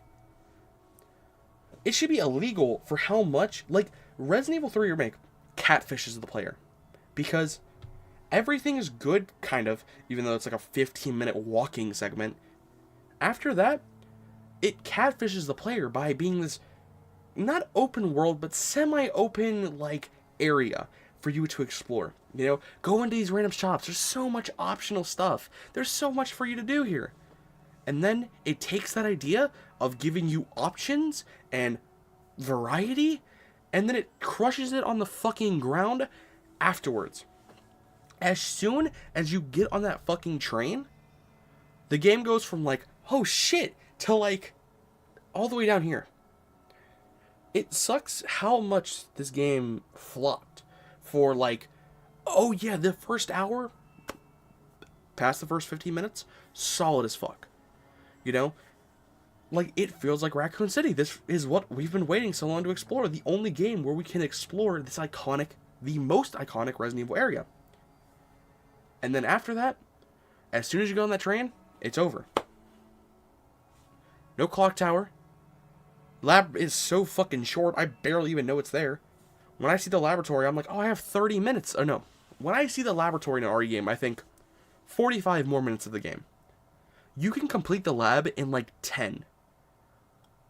Like, on a speedrun, it's probably like 8. But on a normal playthrough, you get like 20 max. You get like nothing. There is like nothing to the lab. It just takes away so much. And Nemesis is such an annoying fucking enemy. Because it takes away any good features. They give him a fucking flamethrower. I once heard somebody say, a flamethrower is so unintimidating, you might as well give him a fucking garden hose. And I do feel that way. I never felt threatened by Nemesis, even though I knew he could kill me instantly. You know, or he could make my life a living hell. I never felt intimidated, because I was just like, he's just not intimidating. He doesn't feel like a threat anymore like OG did. As much as I kind of dislike some of the things OG did, Nemesis was a threat. That's why I emphasize so much, I can't English. I really said, I said a lot, that, Nemesis was just so crazy. Like, he would follow you, he'd attack you, you know, you never felt safe. In 3 Remake, I always feel safe. Even when playing on the harder difficulties. Because I'm not scared of him, I'm just annoyed. And one of the worst things you can have in your game is just to be annoyed. Or to be bored. And somehow RE3 apparently, like, it accomplishes both. Now, do I think this is a bad game? No. I think outside of it, you know, outside of the idea of a remake, is it a good game? Yes. Is it a good Resident Evil game? Yes. However, even though some of the gameplay feels weak, like, they downgraded a lot. For instance, when you shoot an enemy's arm off in RE2 Remake, what happens is you go shoot it, it'll dangle for a little bit, and if you shoot it enough or apply enough damage, it'll fall off. You know, leaving around this like fucking blood dripping, and it'll lay on the floor. RE3 Remake doesn't have that on anything, including consoles, not even on just PC. You shoot an enemy's arm off, it disappears. Just nowhere to be found. Where did the arm go? We'll never fucking know. It just fucking fell through the ground. Fucking God just snapped it away. Small things like that makes you think, why? Overall, 3 is a game that I really have to put a lot of ideas in, because even though I'm not a biggest fan of 3 OG, I'd rather play it 10 times more than 3 Remake. But it's not bad. I do think, for this game, I think I'm going to put it in meh. I really do. look, I am actually somebody that actually hates talking about 3 Remake, because I think people are really annoying when they talk about it. I'm gonna be very, what's it called? I'm stupid. I'm gonna be very hypocritical, but I hate when people talk about RE3 Remake, because it's always the same shit. It's like RE6 at this point. We understand it's a bad game, or not a bad game. We understand it's a bad remake that did this, and that. I mean, I hate hearing about this fucking game. I'm so tired of people talking about it. Just let it fucking go. You know what I mean? I'm still getting recommended YouTube videos that's just like, Resident Evil 3 Remake is fucking terrible and here's why. Motherfucker, we all know why. Like 6. Everybody knows why these games are not good. I'm so tired of seeing this shit. Being like, this is why it's bad. This is what's not good about it. This is what blah blah blah blah blah. It's one of those points where, like, I get it. Everybody understands it. Shut the fuck up about it. I'm tired of talking about this game. Move on to an actual good game. Boom. Resident Evil 4. Wow. How we went from that game to this game is fucking crazy. Obviously, not transition, whatever. 4 OG, do I have to say anything about this game? Do I? Do I have to defend this game? Is somebody gonna come out and be like, actually, you put it too high. It actually should go in B tier, because this is not Resident Evil. People like to say that RE5 is not Resident Evil because it's action. I look at this game and I think, Island? Just Island? This is not Resident Evil? A lot of people don't like to admit that RE4 is not Resident Evil. It's not the main, like, oh, this isn't, you're not in a small location with fixed camera angles and enemies and shit like that. That's not Resident Evil. But it's kind of hard to fact that this is Resident Evil. Matter of fact, this is the most, I don't think it's the most popular. I still think 5 is. Is it not? I think RE5 Remake sold, or RE5 OG sold the most out of any Resident Evil game. 4 OG, however. Oh yeah. This game is beloved by everybody, or at least it should be. It's a solid game. I really don't have too much to talk about because what the fuck? I've glazed this game for as long as I can think. I have nothing else to talk about. Like, good game. Oh no, RE4 OG, he's calling it a good game. What a fucking base take. Like, there's really not much to say. Good campaign, lots of replayability, cool characters, fucking decent traps, great enemy variety. Gameplay is smooth, solid, great soundtrack. I can't say anything about the game. This game revolutionized Resident Evil and made it fantastic. Now, this is my personal favorite Resident Evil game. I know, hot take, crazy, but I don't care. It's a game I have the most nostalgia for, and even though this is my opinion, I still really don't hold too much about it, even if I'm doing subjectivity. I don't really like to include nostalgia. And I really don't have too much nostalgia for RE4.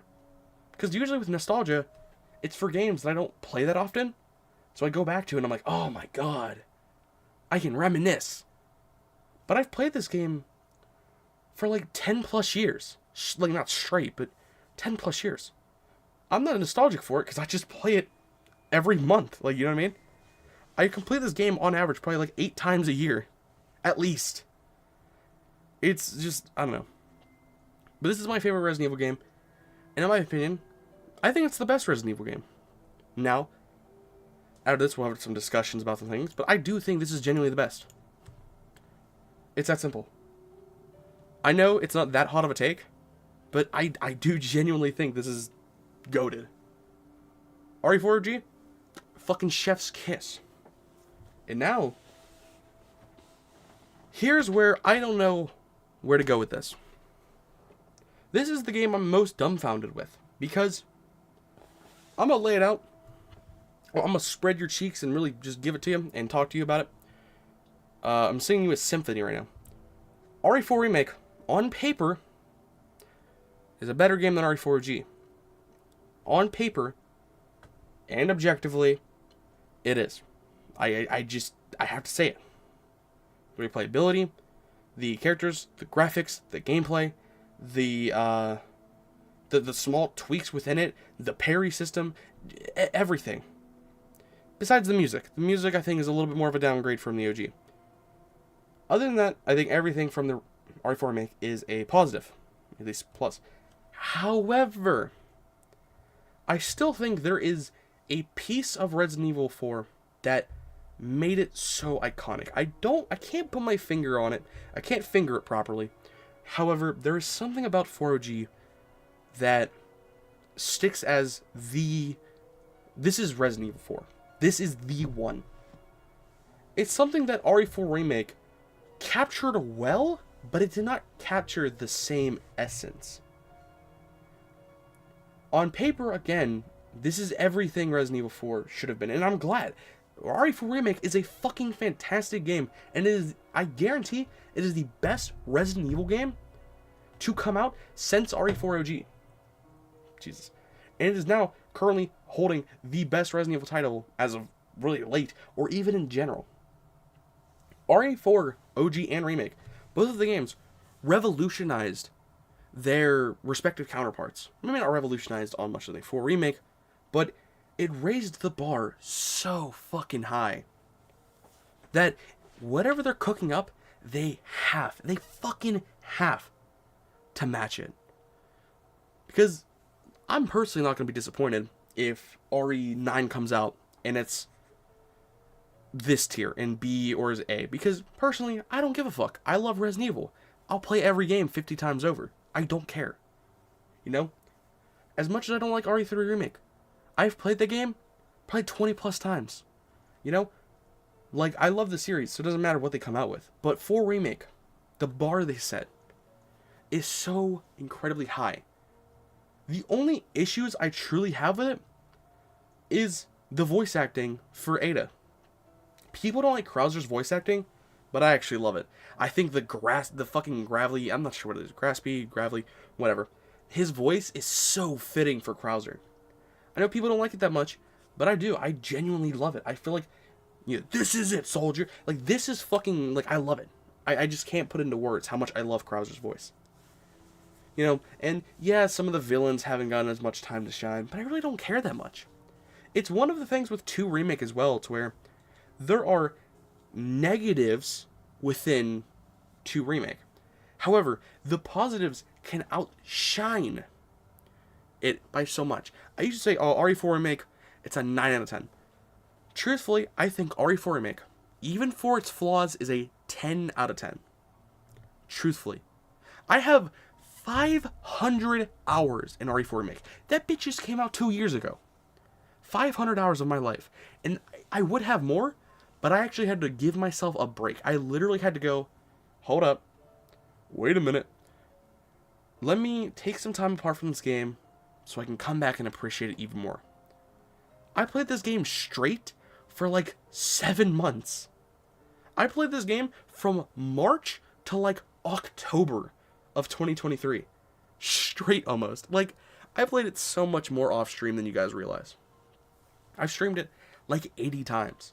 It's fantastic for challenges, playing it through normally, modding with randomizers. It's so fucking solid. If somebody is a new player and they were like, I want to get into Resident Evil or I want to play a really great game, play RE4 Remake. You don't even have to like Resident Evil. You don't have to like Resident Evil at all. You can fucking be like, that shit sucks. And you could still play 4 Remake and have a good time. Because, I guess maybe it's just not Resident Evil, but it is just so solid with everything it does. I love it. It takes 4OG and it pushes it further beyond. However, again, even though on paper, objectively speaking, 4 Remake is better than 4, especially with separate ways, in my opinion, I don't think it truly captures the same essence, because it's impossible to. Just like 1OG could not get completely recreated with 1 Remake, but this time it's 20 times the amount of RE4 over RE1. I do think RE4 Remake is better than 1 Remake and 2 Remake, truthfully. 4 Remake is fucking solid. It is so good. And arguably, I would not give a fuck if somebody put it above it. I am not afraid to call this the best Resident Evil game. I don't think it is, for me personally. Objectively, I will say it is a better game and it is the best game in the series. Objectively. But in my opinion, it's right behind it. They're both 10 out of 10 games. I don't care. They're both 10 out of 10s. However, OG just shines a little bit brighter. Now for my most nope, still not most unpopular opinion, Resident Evil 5. Now what do you guys think I think about 5, huh? A lot of people love and hate this game. Some people hate this game, some people fucking love this game. Let me catch up with chat real quick. RE3 is a good game, depends on the player's perspective. I'm guessing you're talking about OG. Yes. It is good. It is great even. But I do not think it's like amazing. Halo OG smacks with some music and bowls. I've never played a Halo OG. I've never played really Halo at all. I don't know if I've played a single Halo game. Playing the Halo 1 remake and packing OG bowls? If I had any butt, I'd be packing a bowl, but my plug has kind of just been ghosting everyone. Damn. Feels bad, bro. Get a new plug, bro. Plug! What's the best port of RE4? PC because of mods. If we're not including PC, Wii.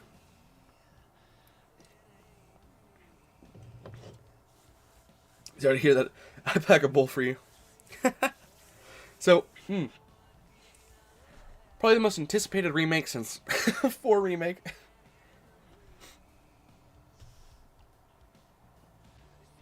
Hold on. Goddamn.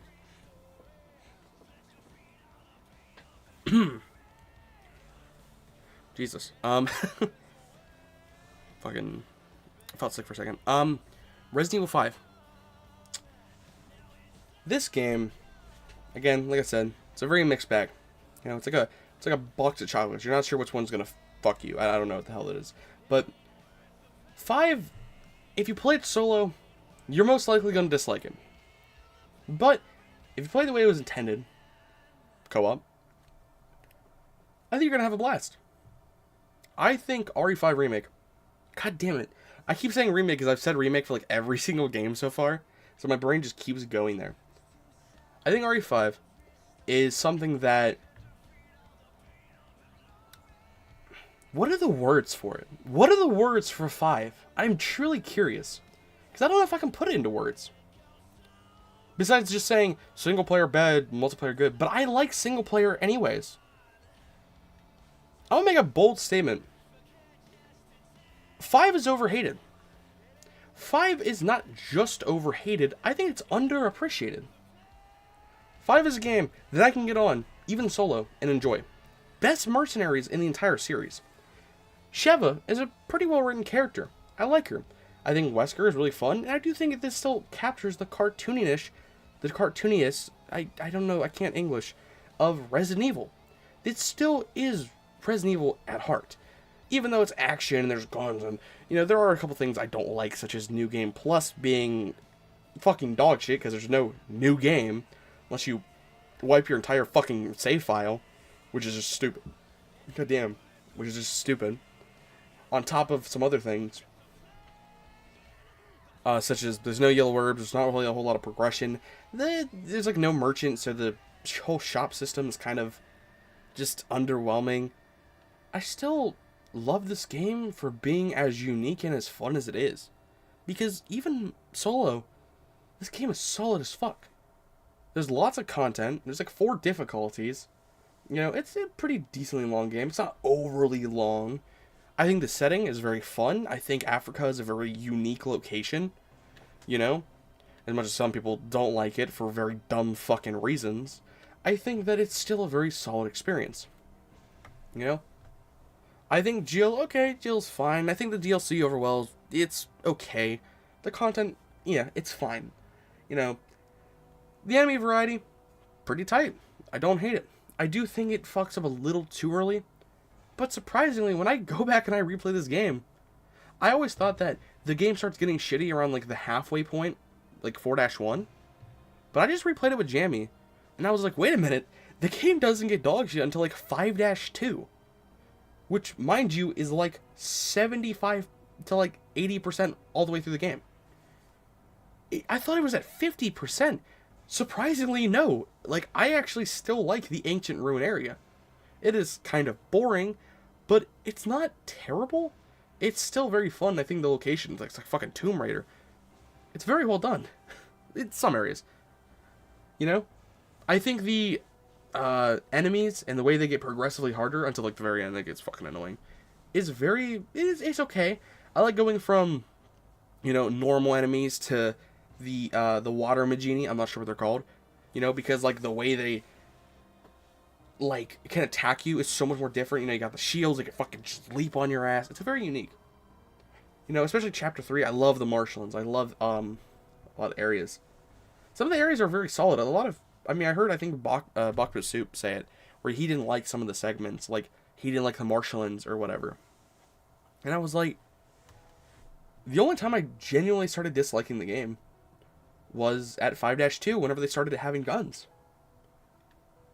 But mind you, at that point, there's only, what, 1, 2, 3, 4... I think there's only like 5 chapters left at that point. One of them doesn't even count, because one of those areas is just a boss fight, basically.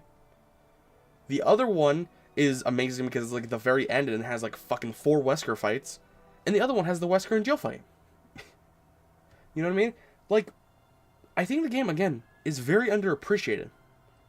Now, would I suggest playing this game alone?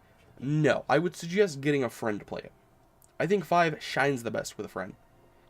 Because you can just have fun. It's a game just about having fun. It may not be the best Resident Evil, but I'd argue it's one of the most fun. Going through, just fucking having a blast with your friend, just shoot a bunch of zombies. It's awesome. I think 5, I don't know, there's so much I have to say about it. There's also nothing.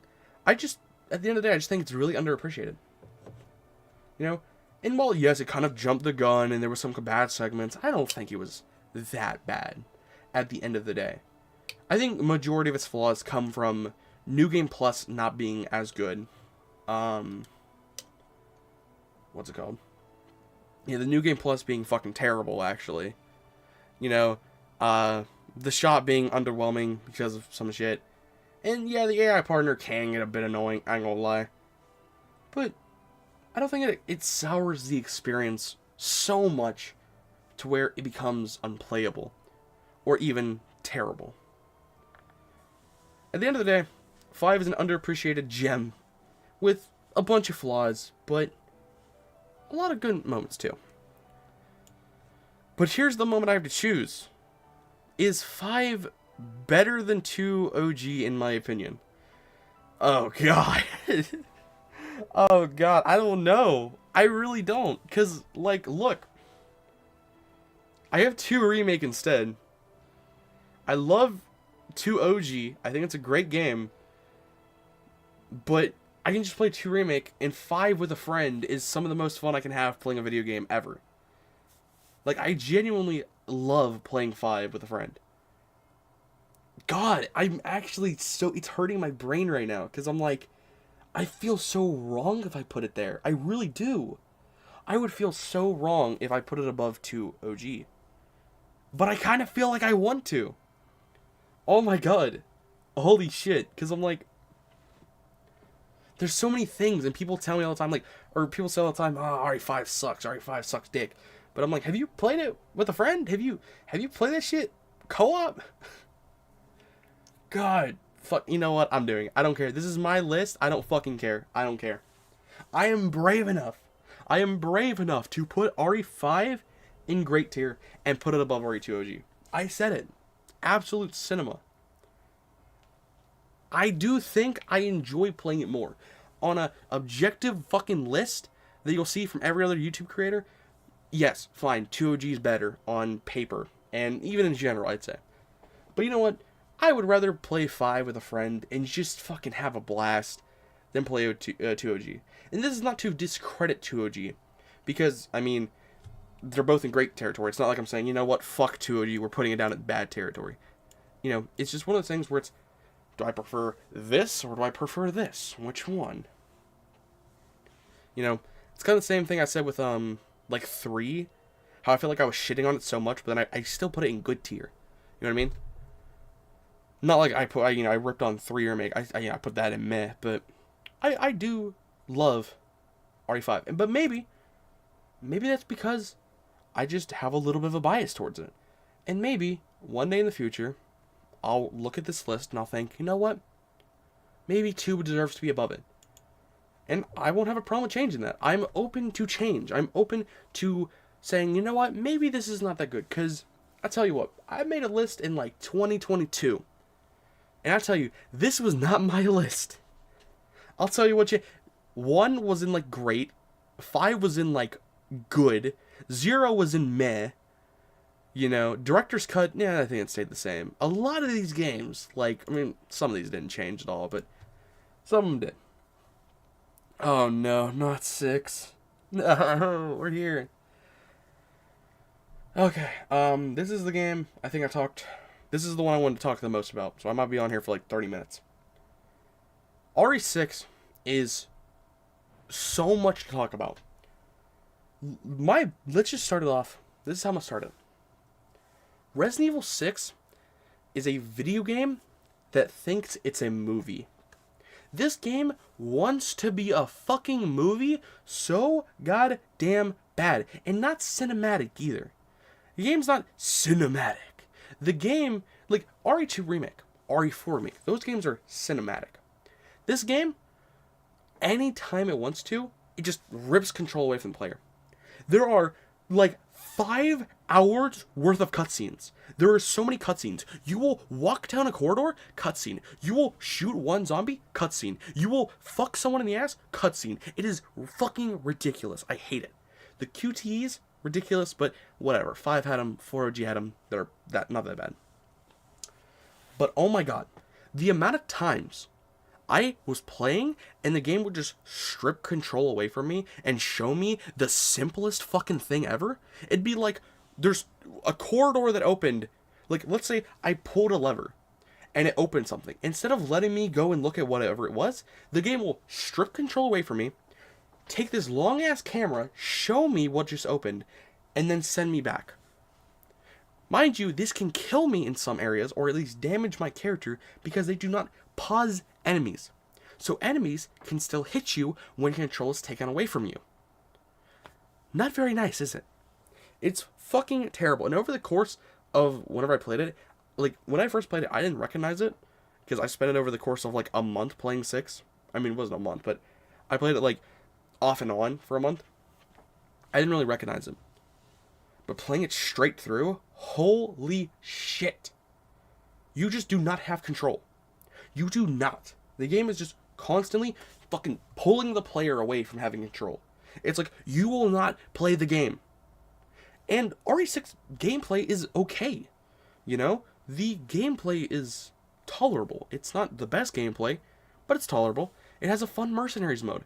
There are some really fun DLC, you know? Even though it's kind of unplayable because nobody plays this shit, it's still decent fun.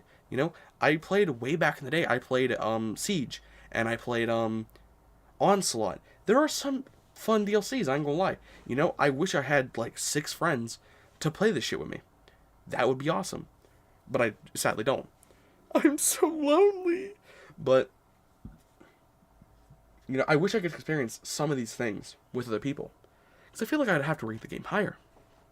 But, I don't think this game has the best Mercenaries. I think it has the second best besides RE5. I think the maps and the characters just aren't nearly as good, even though Left 4 Dead 2 is in this game on PC, which I do fucking think is awesome. Playing as Coach and Leon is something I never expected, but you can do it. Really cool. But the enemies in this game, it's like every enemy they wanted to add would just somehow made the experience worse. Like, they have this zombie in Leon's campaign that, like, has, like, this big-ass throat and will, like, scream at the player to say, like, making them, like, have to cover their ears and take away, you know, control away from the player. Like, everything fucking does. Just stripping control away from the player any moment they fucking can.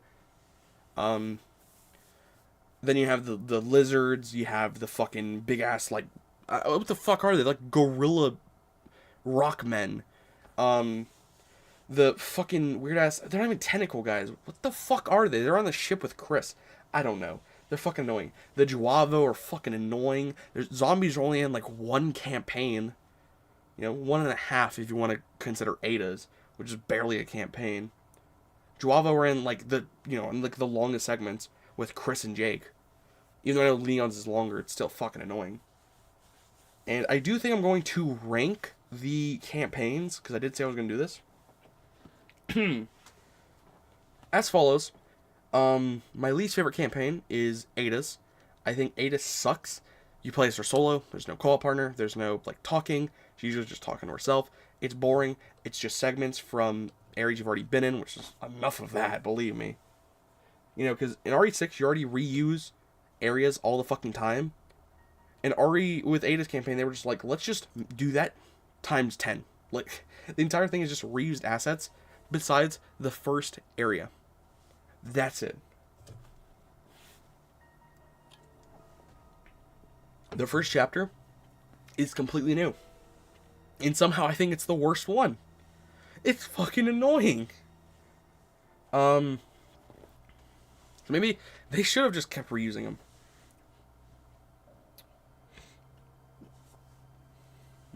Hold on.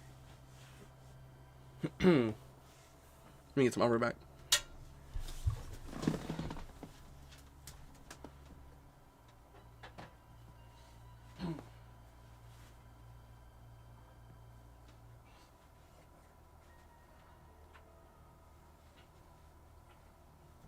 Alright, I'm back.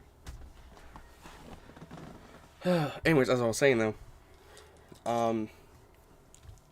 yeah, I think Ada's segment, her entire thing just drags on, and I think it's her best design to date, but she is just not thrilling that much. She just has like the worst chapters as well, sadly. Next up, surprisingly, Jake's. Jake's used to be my favorite campaign. Now it's my least favorite. Or second least favorite. I genuinely overrated Jake's to hell and back. I used to think Jake's was way better. No. The AI being stupid on chapter 2. How you have to melee everything in chapter 3. It's just fucking whatever. The boring areas, it's so whatever. And they try to recreate Ustanok as like Nemesis. It just doesn't work. I used to love Jake's, but now I just look at it and I'm like, yeah, I don't know what I was thinking. I used to say chapter 2 is my favorite, and I think it still is up there, but it's held down by so many fucking things. You know, such as being fucking blind every 2 seconds. Again, the AI being as dumb as fucking bricks. You know, the game not telling you that you hold both of the things or whatever to go through it the quickest way. The avalanche part being so ridiculously dumb that it just takes my experience away and makes me annoyed. Next up, surprisingly, a little bit of a glow up. Chris's campaign. I used to hate Chris's campaign. I used to say it's the worst campaign besides Ada's. I replayed it. Did not hate it that much. I think Chris's is actually kind of fun. Like, you just go through and you're just beating the shit out of things constantly. His melee moves are fun. Like, it feels like a Call of Duty. You know, it feels like I can just shut my brain off and just shoot shit. And it's okay. You know, it doesn't mean it's good for Resident Evil, but unlike Jake's, where I have to, like, feel like I have to concentrate or do something, Chris's, I'm just shooting shit. I'm just fucking spraying and praying, basically. You know, I'm just going up and fucking knocking the hell. I'm knocking the fucking teeth out of some Joavo. You know, I think the transition enemies are fucking annoying, but I think Chris's, if you just shut your brain off, it's not that bad. Though the later on his chapter does suck. His highlights are like 1. I think probably just the highlights. Chapter 1 and like 5's okay because of Piers. And Piers is really good. He's not the best written character, but after a while, Piers is cool. I just wish he had a little bit more character, besides just trying to get Chris to not be an asshole. Or not be depressed that he just keeps getting his fucking men killed. Including Piers. I think my favorite campaign's Leon's. Leon's is just solid all the way through. Leon's is just like, it's the longest one. It feels the most coherent. There's a lot of bullshit parts, but I like chapter 3. I like chapter 2, kinda. I like chapter 5. Chapter 4 has a really great boss fight. It just feels like overall the best campaign. Helena's kind of boring. She's kind of one note, but whatever. She works. She'll never be another Sheva, and she'll never be a Claire. That's for fucking sure. Should have been Claire, but whatever. Overall, 6 is a... what the fuck even are you, 6? 6 is a... a weird fucking game. Because do I think it's worse than RE3 Remake? This is what really kills me. Is it worse or better than RE3 Remake? Because hear me out. I think RE6 is better than 3 Remake only because 3 is a better package, like as a story, but 6 is more content. I think there's more and better content in some of 6 than there is of 3. It's quality over quantity, but 3 Remake doesn't have the quality, so it has to go for the quality, or for the quantity. It doesn't have the quality. And 6 is the same way, so it's just a matter of how much content do you have. And in my opinion, 6 has more content. Mind you, these are not my final list. Maybe I will switch some whenever I'm completely done. Again, maybe once I rethink some of these, I will definitely change my opinion. Who knows? But 6 is just one of those games where I look at it and I'm like, damn, you know? Like, there's some potential here for a remake, but I think they just need to, like, lower. Like, I think there's too much content.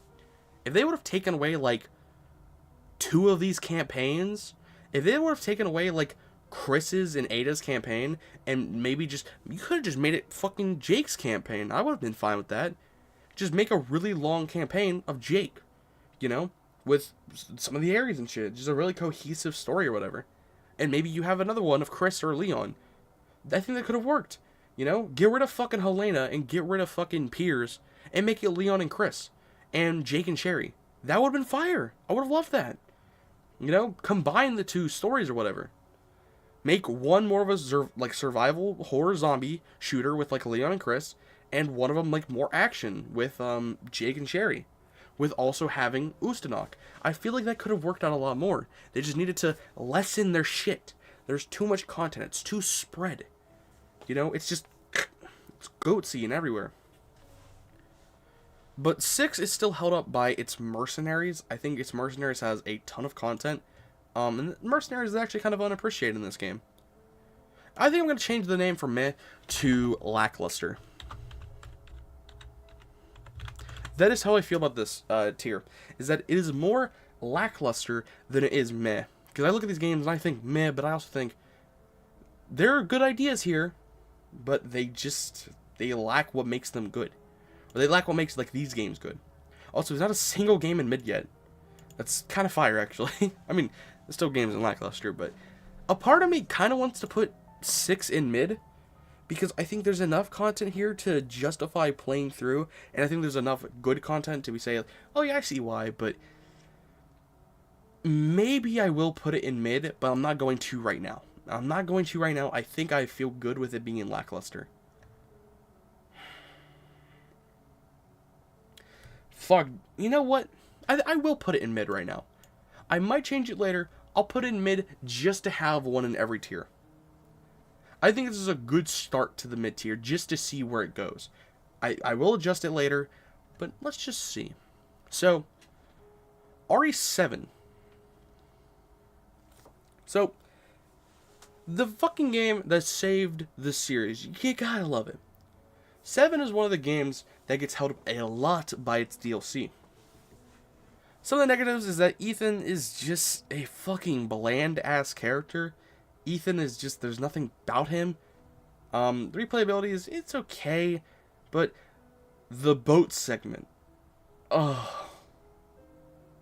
The first 3 to 4 hours of this game is like a 9 to a 10 out of 10. Everything until the boat, I love. But as soon as I hit the boat, all ambition, all love, all hype goes down the drain immediately. It's slow, it's boring, it's with a character that you don't know, and if you chose to save Zoe, it makes no sense in lore, or fucking, like, she should be dead. What the fuck just happened? How is she here? It's never explained.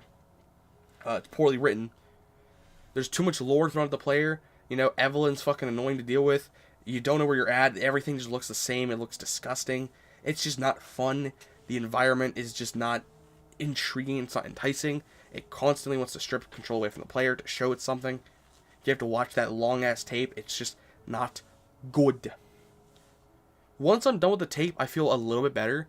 But even then, everything afterwards, the mine is like, you play the game for like another 20 minutes and it's over. It's such a weird experience. It is so whatever. Like, you know what I mean? Like, the campaign is like a 6 out of 10. Even though it should have been, it is probably one of the most disappointing campaigns. Because it starts off so good, and it's so good for so long, and then it just nosedives. Like, even RE4 Island doesn't nosedive that much. But then again, I don't think it is as good as the earlier RE4 segments. Nor is it as long. 7 is something that I love until you hit the boat, and then I just kind of slug through it. I'm just so fucking bored. I'm just like, oh, pull me out of my misery, dude. Like, I hope I get tased on my balls so that something excites me. You know? Just getting through it is not fun. But that's the campaign. And I did say, this game is heavily, heavily lifted up by its DLC. I think its DLC shines really well overall. Like, let me just put this into perspective. There is more content for DLC of RE7 than there is in the entirety of RE3 Remake. RE3 Remake takes you about 5 hours to complete. If you want to complete all of the DLC for RE7, let's do the math here, guys. Let's do the fucking math. Not a Hero, 2 hours. Hour and a half, let's just say 2 hours. End of Zoe, 2 hours. 4 hours. What the fuck's it called? Ethan Must Die. Some people take days to complete that. We'll give it another 2 hours. 6 hours. That 3 things, we already have more content than 3 Remake. What else is there? Daughters, like 30 minutes. Plus more if you don't know how to complete it. 21, like an hour. Bedroom, like 30 minutes. I think we're at 8 hours. Nightmare can be played for hours on end. I'm just gonna say 2 hours. No, I'll give it an hour. That's 9. Is there anything else? Jack's 55th birthday, another hour. That's 10. And I think that is it. We'll stop there. 10 hours of content in just the DLC alone. 5 more, double, than the entirety of RE3 Remake. That's just how much content there is. And it's not even, again, quality over quantity, because it's, like, RE7 DLC has the quality, and it has the quantity. It's insane. But I think that is one of the only things that really holds 7 up, and it really doesn't make me want to play the game. I'm not hyped to play a game just for the DLC, besides 5 Mercenaries. I think that is so good that it makes me genuinely excited to play it. However, I think RE7 DLC does not make me hyped to play the game. It's good content, and I love to play it, but I do not want to go on it just for that. That's why it took me so long to do banned footage. It's just something that every once in a while it's cool. But it definitely does improve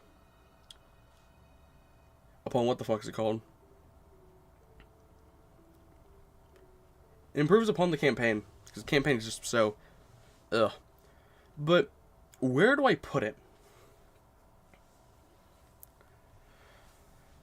Do I put it in great? Is it a great game? I don't know. I'm stuck between putting it in the highest of good or in the lowest of great.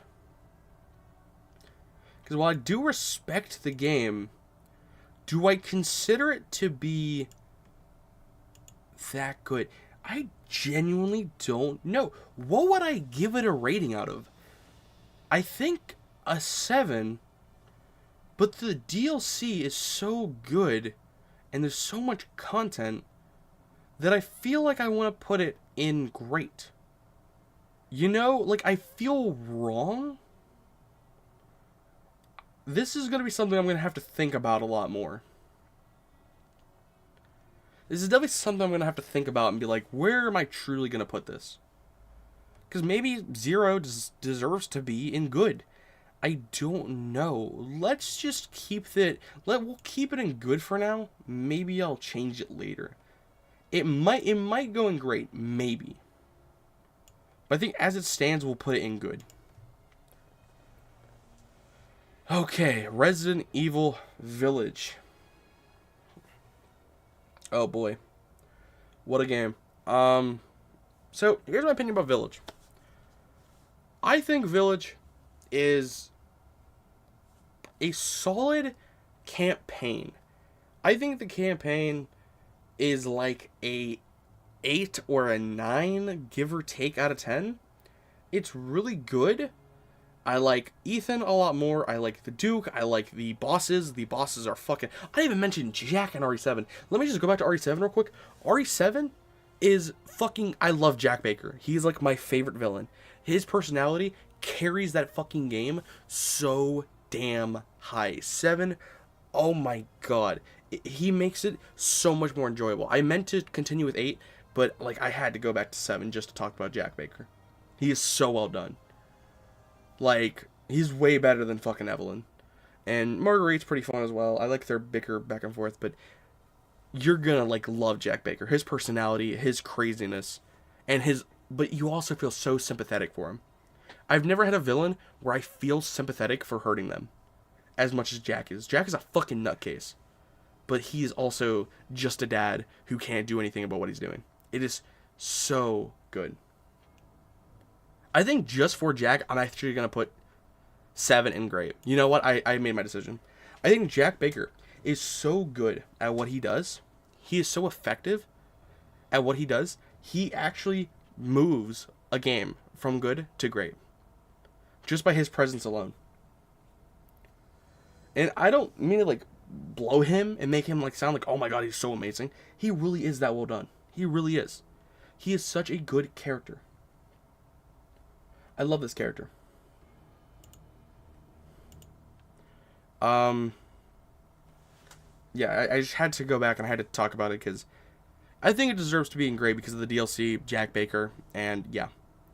It did say the series as well. You also have to respect 7. You can hate 7 for Ethan, you can hate it for whatever, but you have to respect 7 because of it saving the series. Because if it wasn't for 7 doing good, then this series would have been over. We wouldn't have gotten 4 or 2 remake or 8. Speaking of 8, now we're going to talk about 8. So, this game, personally for me, I think RE8 has gotten worse over time. I used to think this game was like top 3, but I think it's one of the games, because of RE4 Remake being so good, that it kind of shows and highlights how Village kind of flopped in some areas and what it could have done better. But I think this is a game that I'm kind of slowly losing interest and hype in, unlike what I did for even 7. If anything, 7 is going up and 8's kind of doing a little bit lower. I do like Village a lot for what it does. But I'll go over a couple things I don't like. Number 1, my biggest gripe with Village, the progression sucks. So, the way it tried to copy RE4 OG, but it didn't know what made that system so good in the first place. The reason why 4OG is so good in terms of, like, progression, is that you're not held down by whatever, gun is available. You choose whatever gun you want, and technically there are bad or worse options, but no matter what, a gun is going to have a special perk to it to make it positive. The starting pistol, oh, that's dog shit compared to the Blacktail, but if you upgrade it, you get that exclusive, you realize, wait a minute, what crack am I on? It's not that bad. It actually turns to be really good. And that's how it works, because it's not linear. Imagine if RE4 started, and first you start off with the Silver Ghost. You use that, the Punisher becomes available, you use the Punisher. Then when the Red 9 becomes available, you scrap this Punisher, get the Red 9. Then, when the Blacktail becomes available, you scrap the Red 9, get the Blacktail. That is how RE8 works. You don't have a choice in what you want to do. The game says you need to get this because it is objectively better. And if you don't, you'll be at a severe disadvantage. You don't get put at a disadvantage, even though, okay, kind of do, but you kind of don't at the same time. You don't get put at a disadvantage for what you choose in 4. Unlike 8.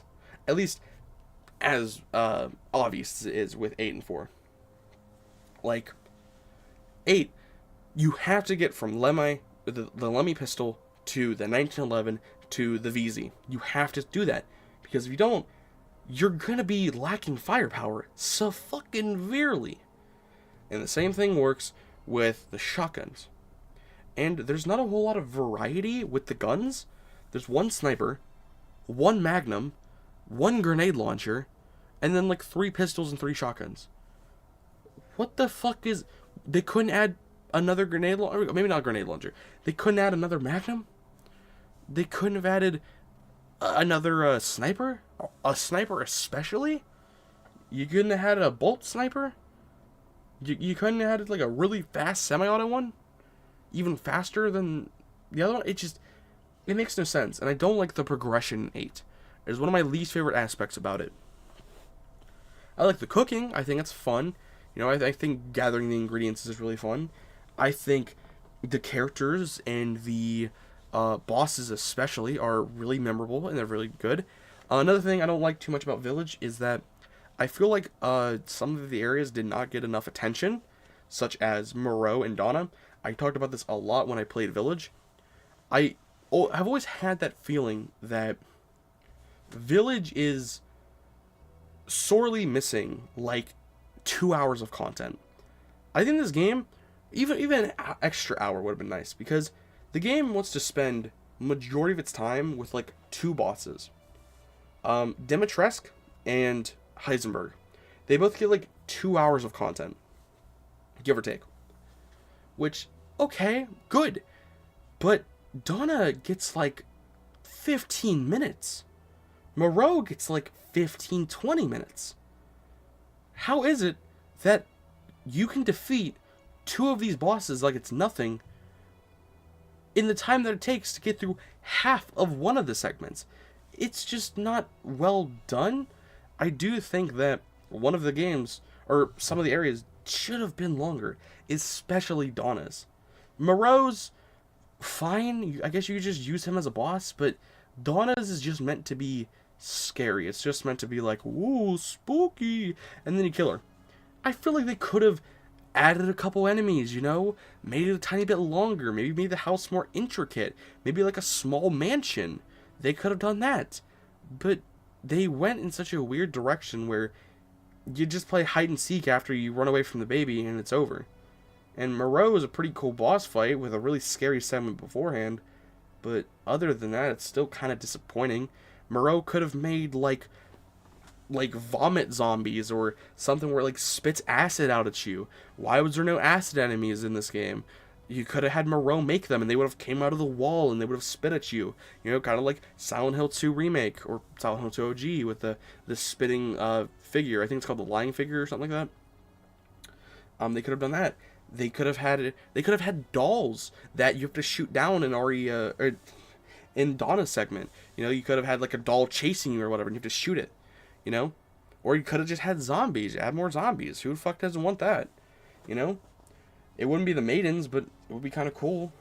But they didn't do that. They made that segment very short for some reason. I don't exactly know why. They just refused to. They're like, nope, fuck that. We're not doing that. I don't know, it's just kind of disappointing. But as a positive, like I said, the characters are really well done. Especially the bosses. Mia's just not in this fucking story at all. Chris is a dumbass. Chris is just so fucking stupid in this game. I'm not sure what the hell he was thinking. But I do like that even the characters in the game call out Chris. The characters in the game call out and they're like, you should have told Ethan the plan. You should have been like, hey, this is what's happening. This is what's going on. And I feel like I would have respected it a lot more than what they did with it. I feel like they definitely, like, kind of skipped over some parts, or I guess they were just like, fuck it, let's just make Chris dumb as hell so that we can create this tension. Fine. But whatever. I've said it before that I will never say that DLC can take away from a game. I truly think it can only improve it. And I do still hold that statement, but I don't like the DLC in this game. Either of them. Personally, I think Shadows of Rose is a mess of a DLC that is slow as hell. The enemies are way annoying to fight. The gameplay is just not solid. Rose she's a fine character, but it's kind of a generic plotline more than Resident Evil is usually. It's just like, oh my god, I'm a teenage girl who's getting bullied because I'm such a misfit. But then at the end I realize that I'm not a misfit. Like, it's just kind of fucking generic. And it's kind of just not a story I want to hear, And even if it was, I feel like there's definitely better depictions of it. And her powers are so confusing in the first place. They're just so weird. I think Mother Miranda's fight, even though it's a bit dumb because it does not tell you what the fuck to do until afterwards, but I think it's fine. I think it's fun. I think it's a it's so fucking dumb that they never revealed Ethan's face. Like, what? It's such a dumb move because I talked about it when I played Shadows of Rose, and I said, whenever Rose saw Ethan's face, we should have saw his face because it would have been a revelation to both of us, from me and Rose. We would have seen it and we would have been like, oh, that's what he looks like. Whoa, that's what my father looks like. Oh, that's what Ethan looks like. We both would have had the same reaction, so me and her could have reacted the same way. We could have been like, what? That's what Ethan looks like. I know what he looks like because of mods. So why the fuck did Capcom not realize that fucking we wanted to see his face?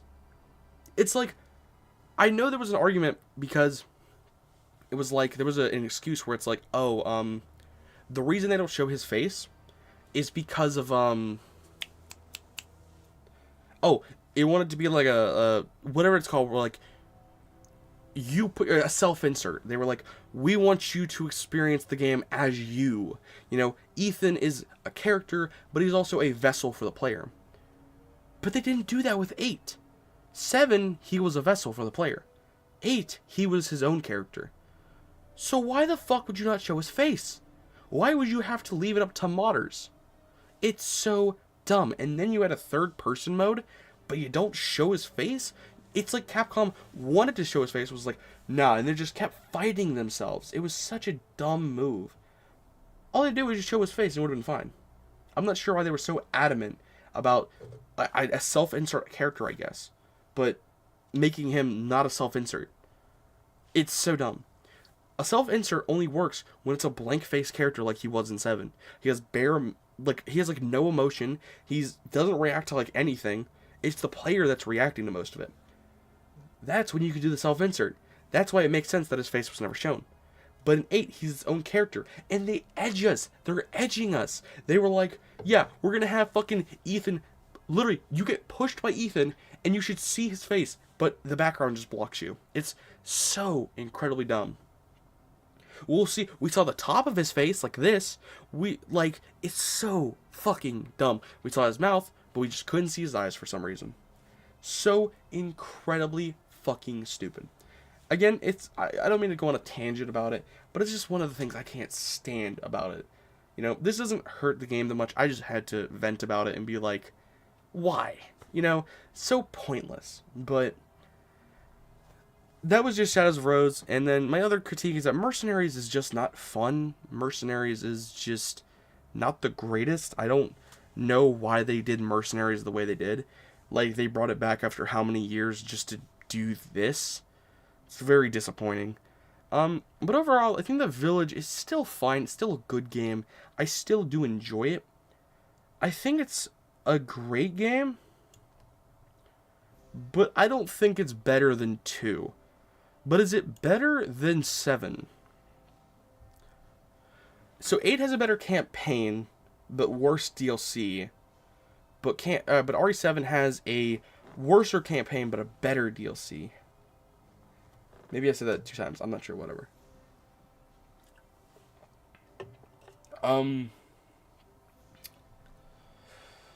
Oh man. But like, when I'm going to play the game, I'm going for the campaign. The DLC's extra. I think Village just barely beats out 7, but I think in like 2 years' time, I think 7's gonna be better than 8. I think I'll look back fondly more on 7 than 8. But it could change. I could definitely change. So maybe I'm just wrong about that. Whatever. But that's that.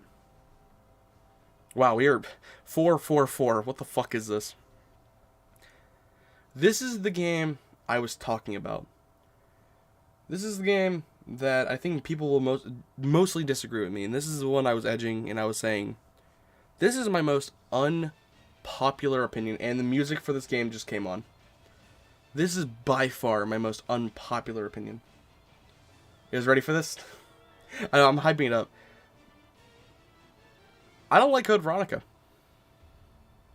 I don't like it. This game is a cult classic to people. And I have to ask, how? I have played this game a few times, not that many, but enough. And I've said, this game is the most poorly designed game out of Resident Evil I've ever played. Besides, like, the side games, but that doesn't count. Code Veronica is so poorly designed, but people love this game. And I'm like, it has to be nostalgia. Have you guys played this? And if you have, then I just don't understand it. I would consider myself above the average player of a Resident Evil game. I play all the games, I play all the difficulties mostly. I have spent well over probably 2,000 hours in Resident Evil. I have put a lot of time in Resident Evil. And even as a kid, I thought Code Veronica was like super good. And then I went back and replayed it. And I was like, holy shit. This game is not good. I don't like this game. I don't think it's necessarily a bad game. And I will not be putting it in F tier.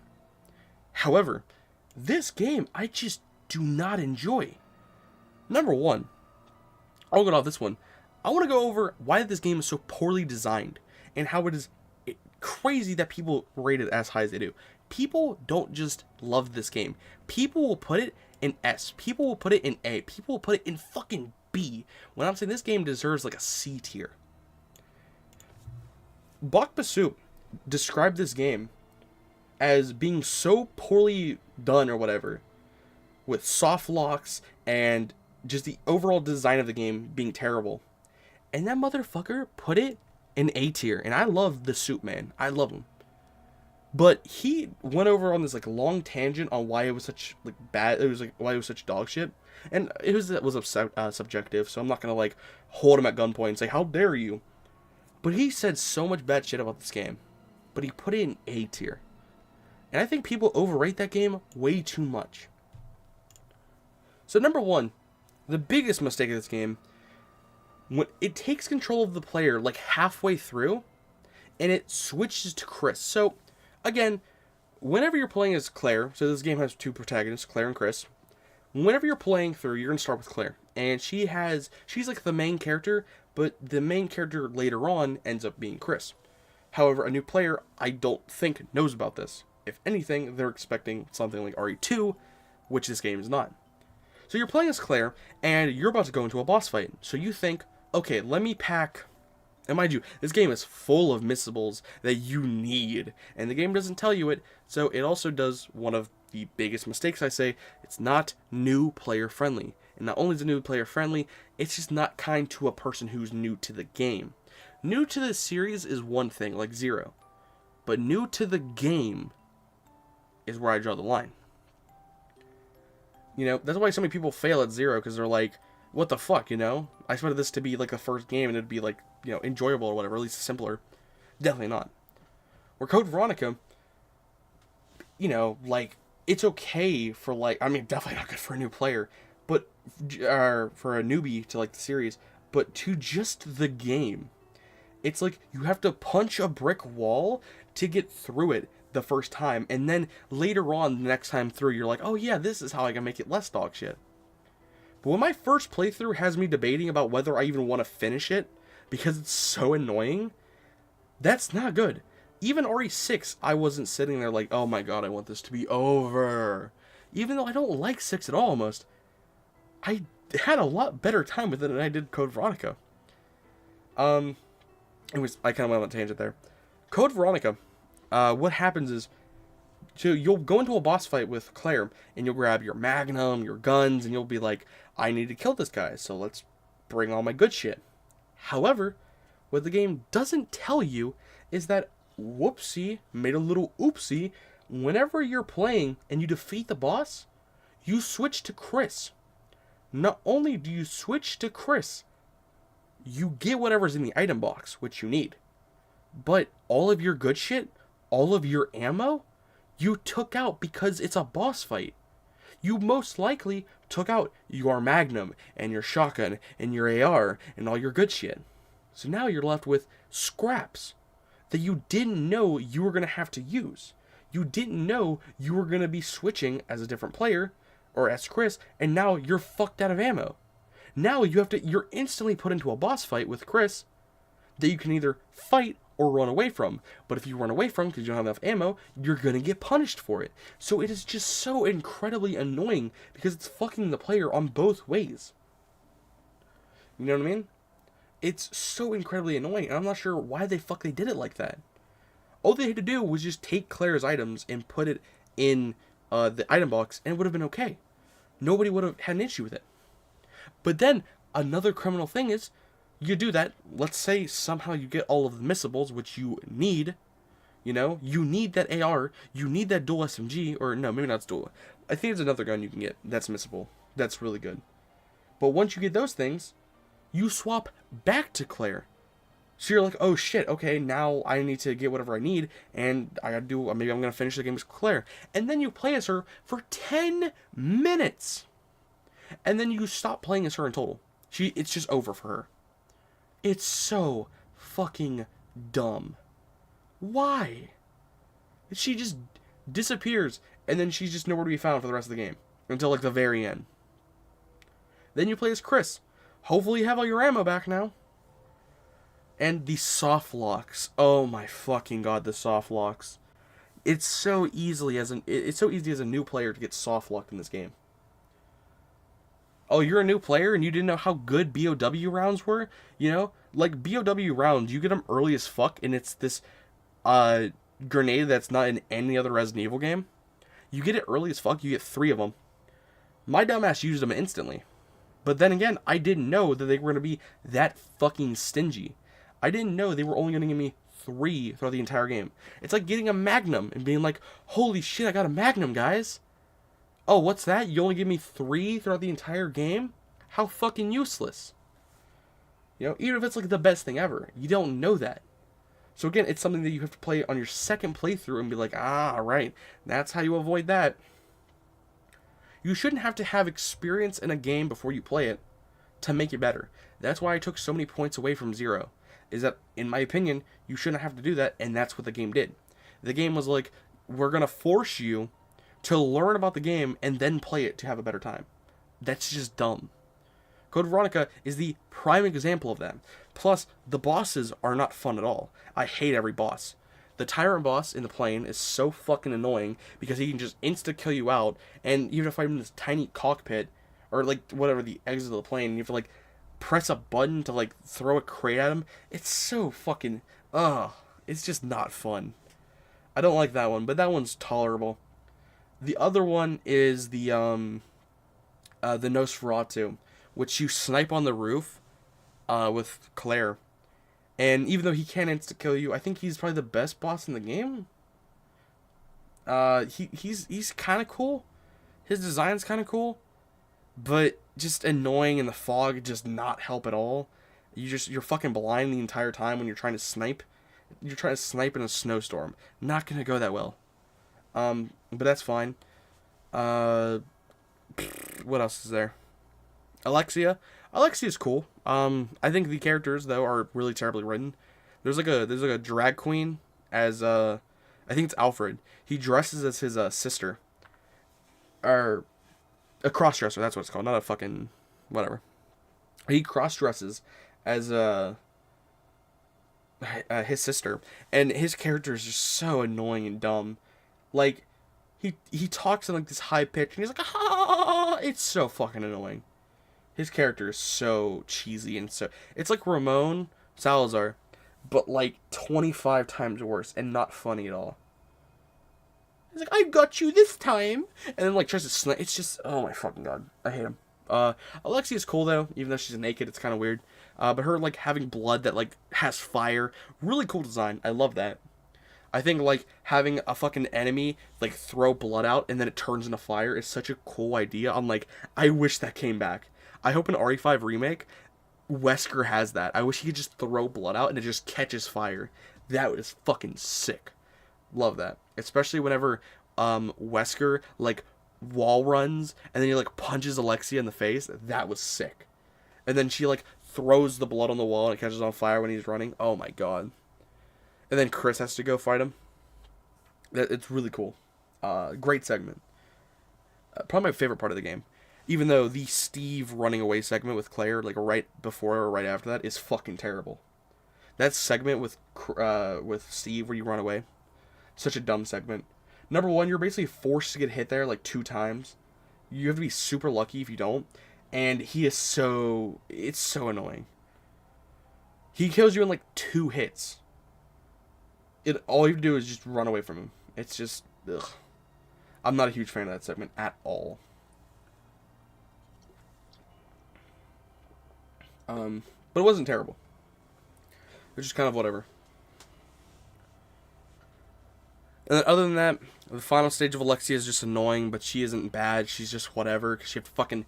When she's like flying around, you gotta shoot her with the ball, and then it's over. Battle mode is nothing special either. I think battle mode's just annoying. It's more of an anxiety-inducing mess, because I'm sitting there playing as fucking Wesker knife only, and I'm just praying for a Magnum. Thank God I didn't have to redo that, or else I would have fucking hung myself that night. So yeah. Overall, Code Veronica is just not a game. Oh yeah, there's only one difficulty. On the PS2 version, or the one I play on, I don't even know. Maybe I have to emulate another version. There's one difficulty. What? Almost every game on here that I can think of, even fucking Outbreak, has more than one difficulty.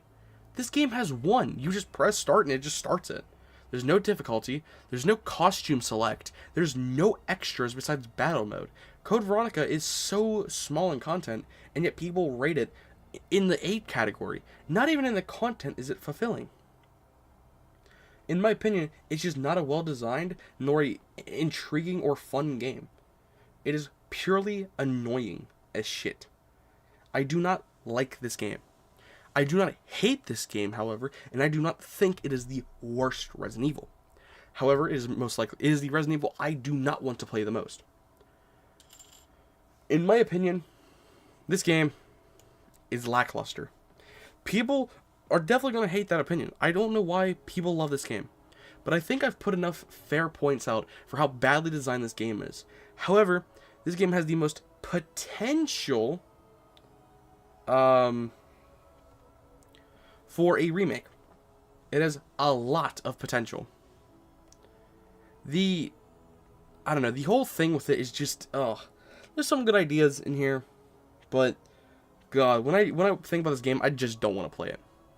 Like I said, I don't think it's the worst, and maybe it'll go above 3 because there is content, but no, it's not. I'd rather play 3 remake. As much as I don't like 3, I don't want to play this game.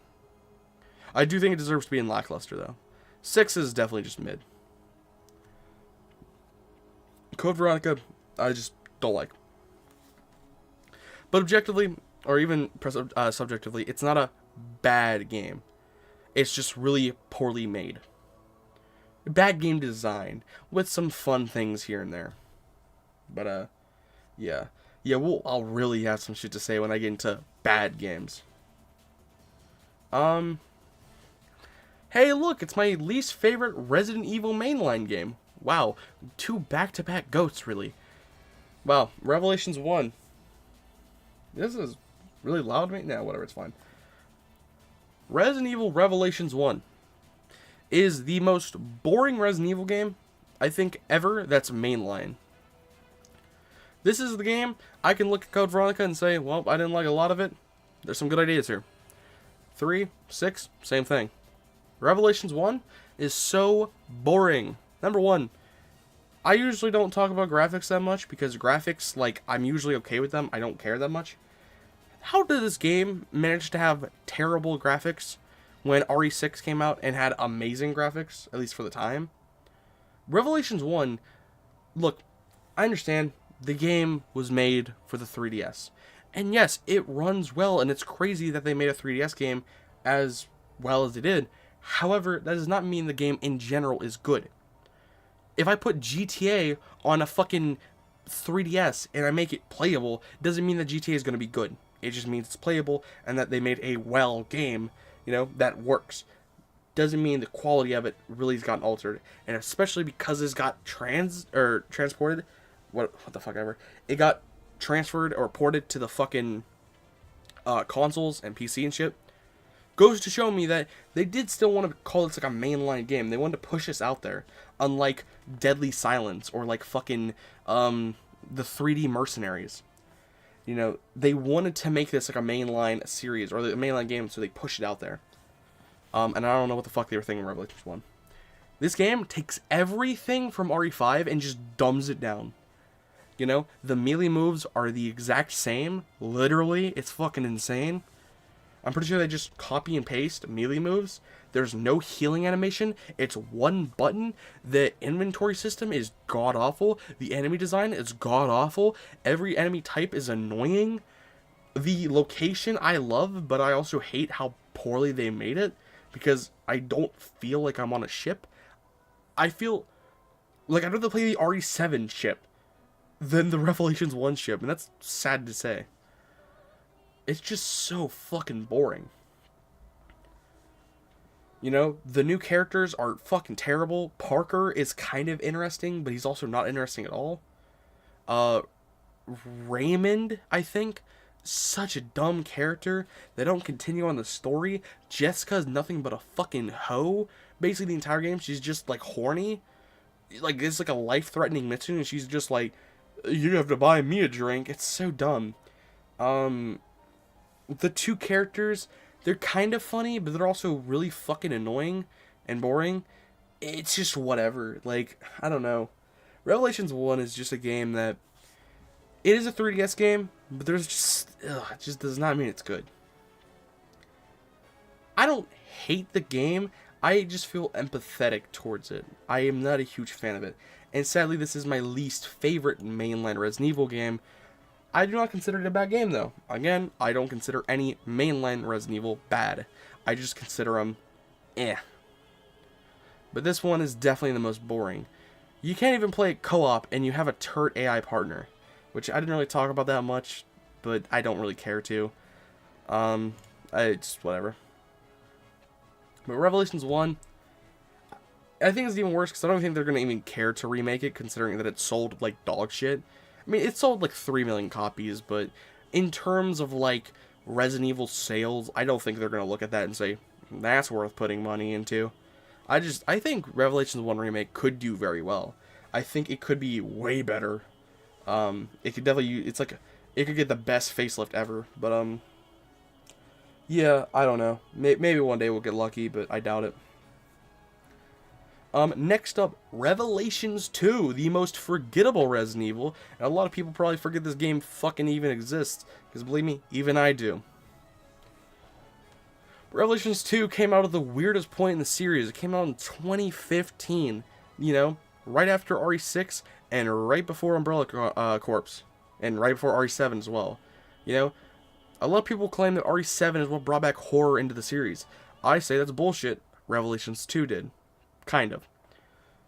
7, they went full horror. Revelations 2, they didn't know if they wanted to go horror or guns. They really didn't know. They tried to do both. It was really weird. This game really wants to tie into 5 for some reason as well. What is up with them in 5? They really wanted to, like... Revelations 1 took moves and everything from 5. 6 follows up basically right from 5's ending, kind of. And Revelations 2 takes the actual virus as Ouroboros and brings it back with Wesker. Well, female Wesker. Which, mind you, the female Wesker plotline is probably the dumbest plotline in all Resident Evil games ever. A female Wesker that's never been discussed, ever, that just came out of nowhere, and was in there for one game. the iconic Wesker, has a sister that we didn't know about? Stupid. The son thing is more believable than the fucking random sister. It really is. It's actually insane.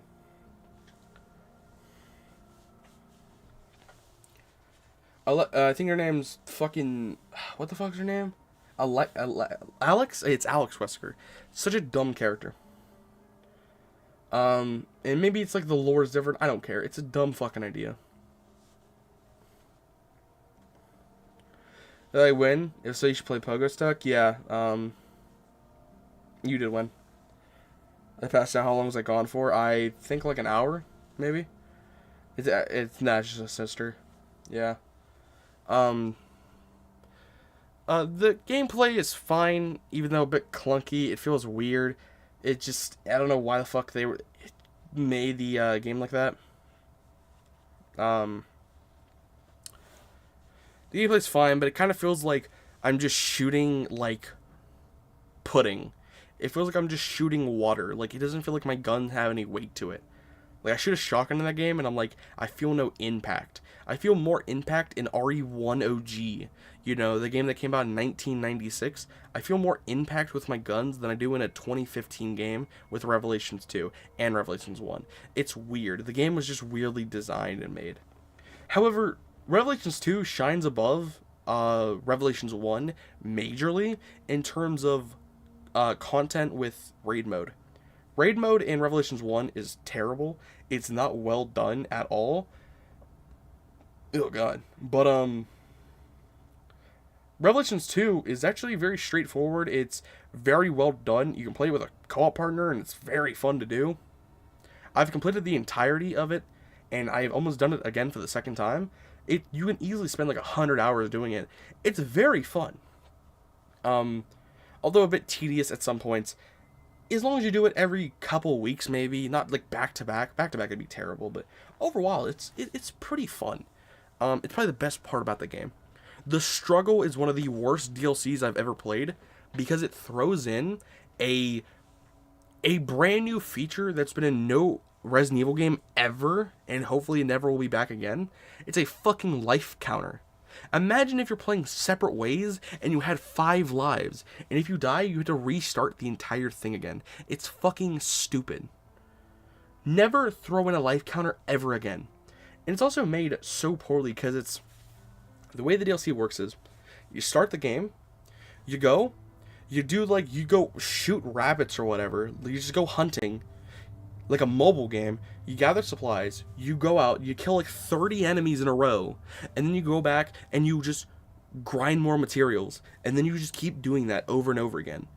It's not a fucking mobile game, Capcom. With lives, it's so dumb.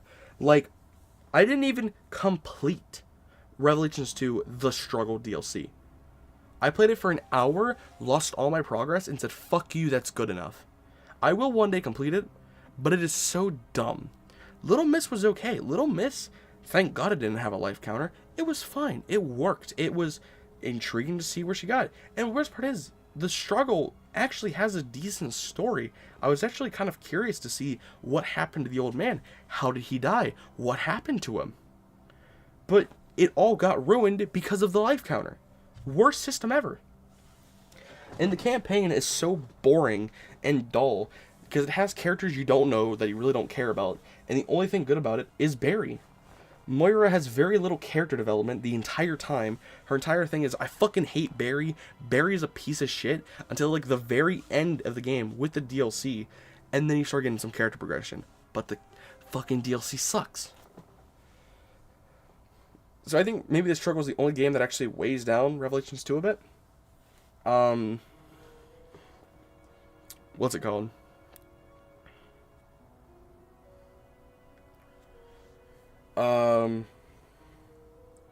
Yeah, Revelations 2 with that, the Struggle is, god damn, it's fucking awful.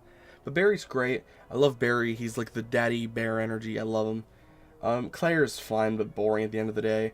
You know, the Neo plotline is just dumb and, whatever. But, yeah, it's not bad. One thing I don't like, though, is that the ending, I actually just learned about this.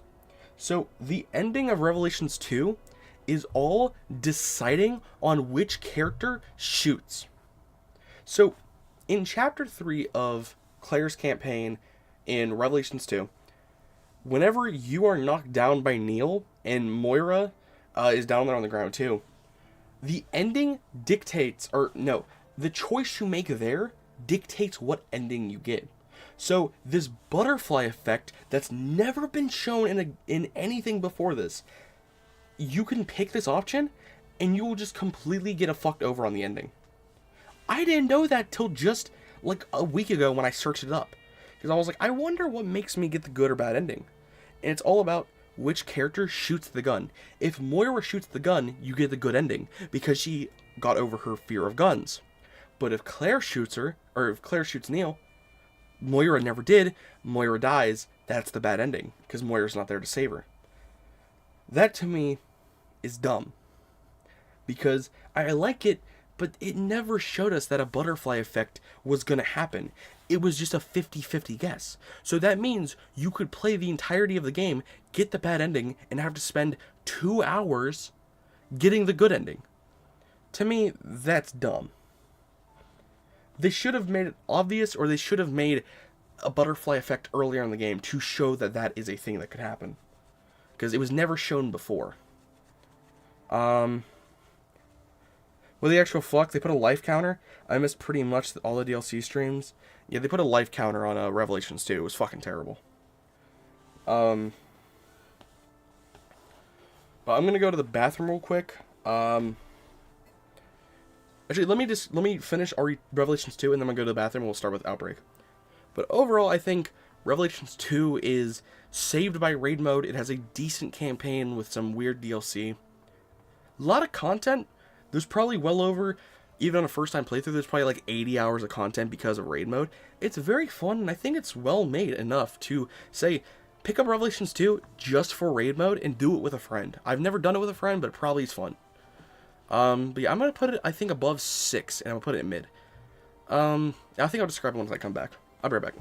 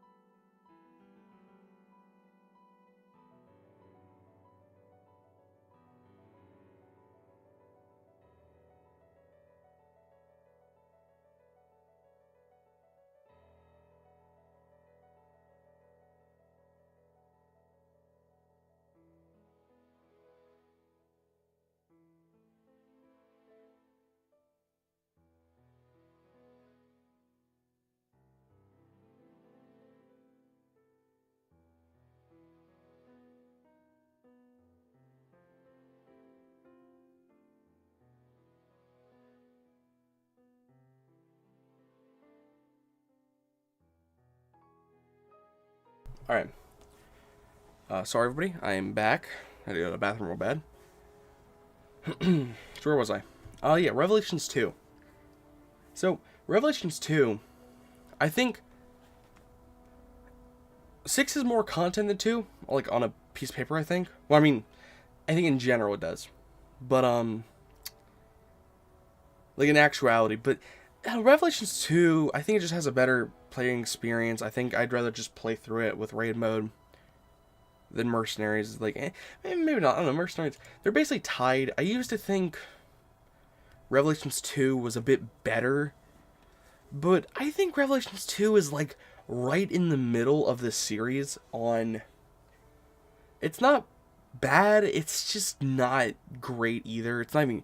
it's just whatever. It's just a complete 5 out of 10. I think that's why this deserves to be in mid. Truthfully.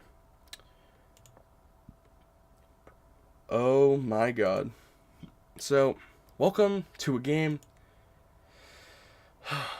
I have never streamed this game before. And I really wish I did. I love Resident Evil Outbreak. I mean, I genuinely... I was going to go up and get... I'm not going to. I have Revelations 1 and File 2 in disc. I mean, I have every game on disc besides RE4 Remake, because that's the first game I bought digitally. But I love File 1 and 2. They're basically the same game. I like File 1 more than 2, so no matter what, I will be putting these two together, but I will be reviewing them separately. If that makes sense. But they will be together. Outbreak has by far the most amount of content out of any of these games, which is fucking insane. Outbreak is better, or it has more content than 6 in Revelations 2, even including all of raid mode. Outbreak is ahead of its fucking time, like Joseph said. It is so ahead of its time.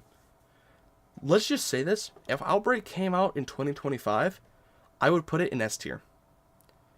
However, the game came out way too early. I want to go over the negatives before I praise this game, because believe me, the negatives are truly going to weigh it down. But the positives are why I'm going to put it so high. But you guys will see. So the negatives about this game is that it's just it was too early. The game came out on the PS2. Not a whole lot of people had internet back in the day. I didn't.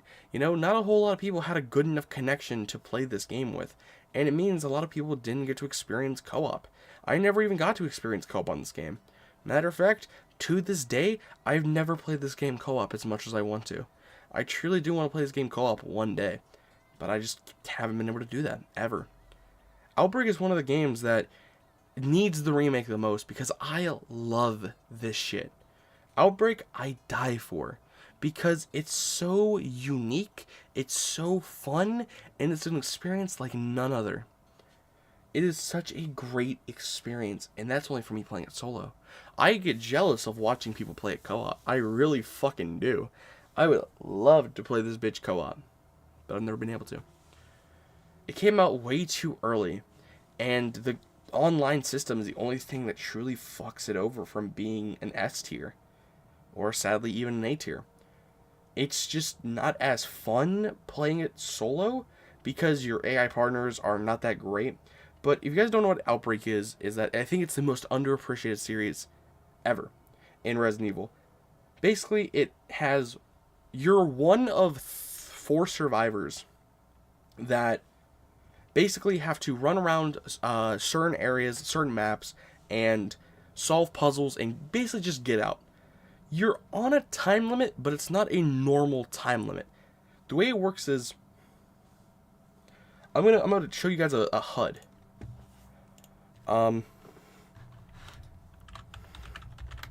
It will...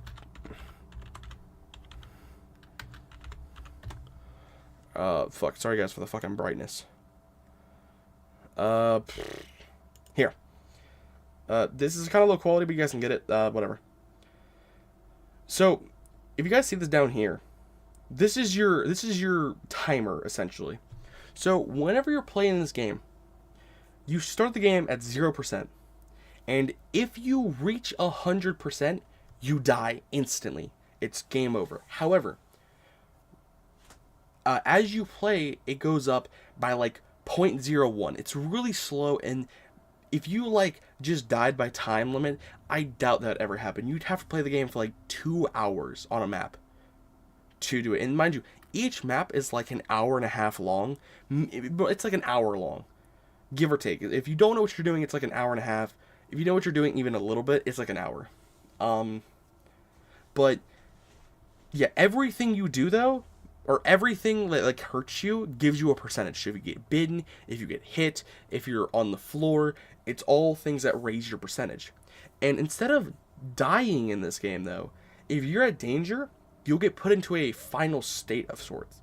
And instead of dying like you would in a normal Resident Evil game, you will slowly lay on the floor, waiting to get picked up, and your percentage will just race up. So you'll go like 0, 1, 2, 3, 4, 5, 6, or something like that. A little bit slower than that, but basically that. And you have to get a partner to pick you up. If your shit hits 100, or if everybody's on the ground, you all die.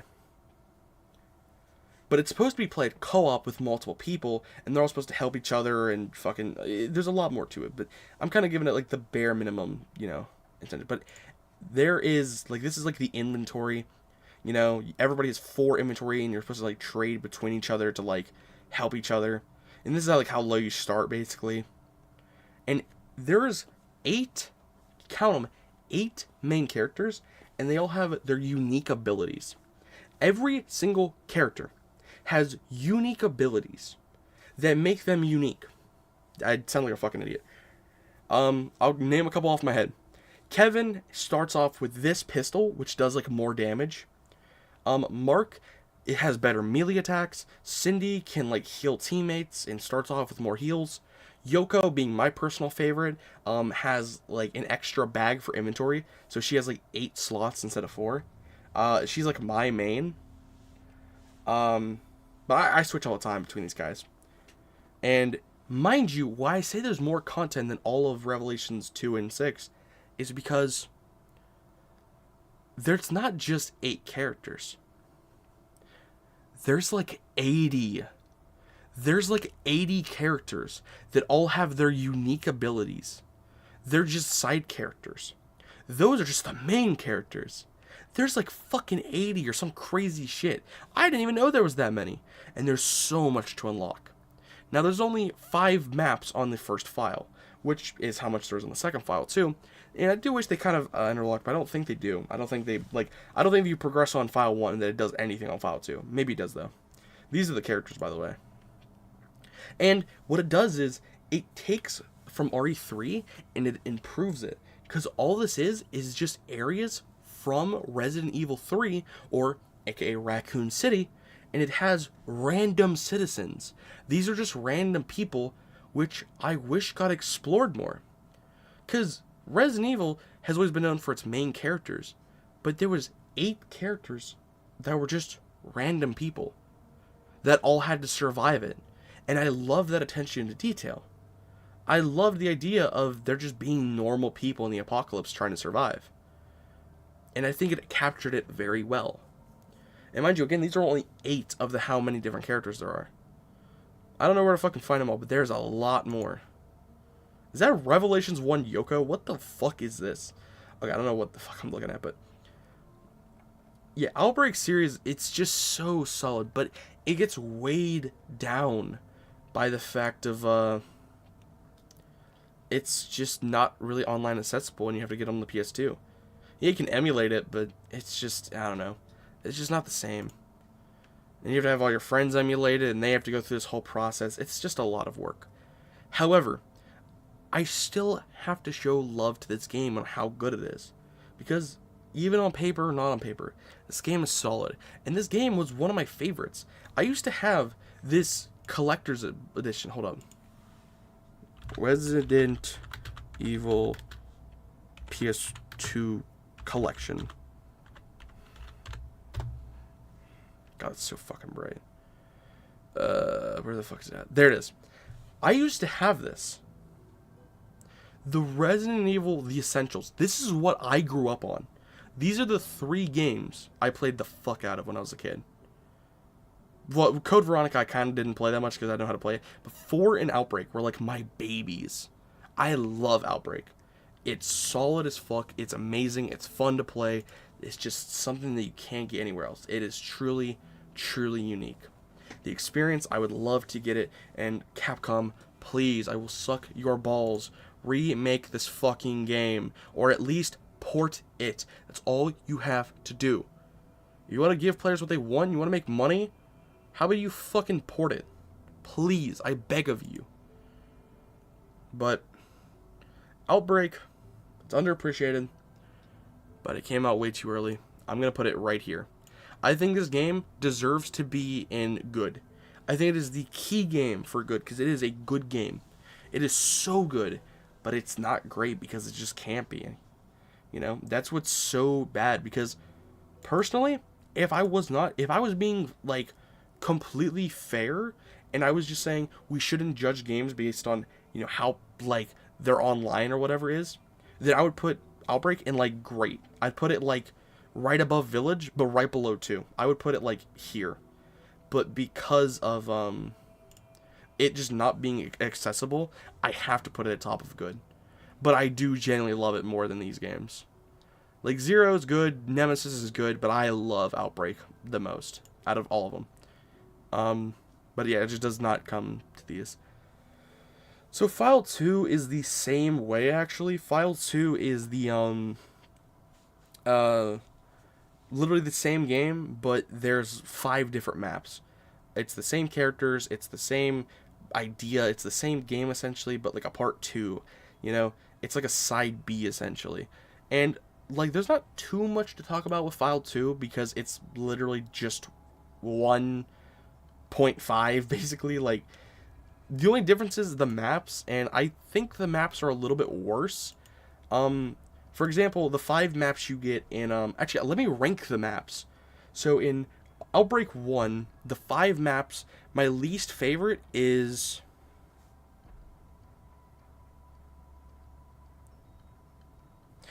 Below Freezing, that's number 5.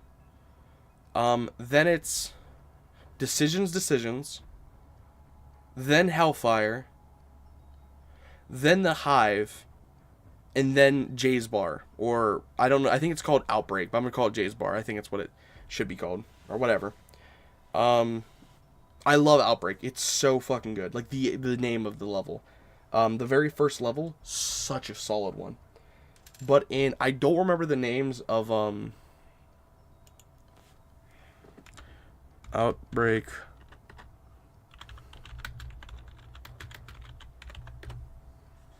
Outbreak File 2 maps. Does it say anywhere?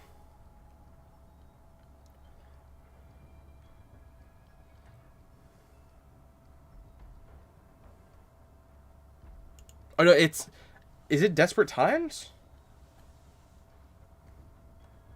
Oh no, Desperate Times is 2. Where the fuck? Does it not tell me anywhere? I really wish it would tell me.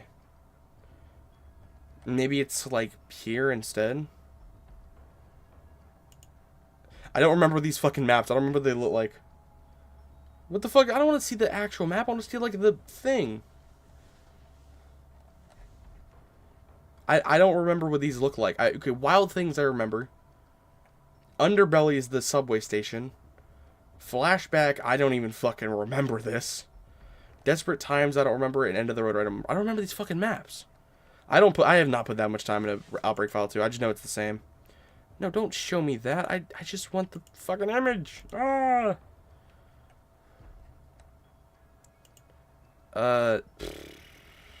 Terror mod. There's mods? Really? It's kind of crazy.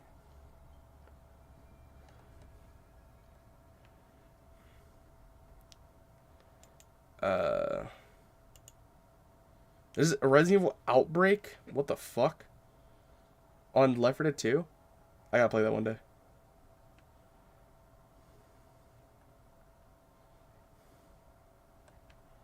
I'm gonna search up all maps.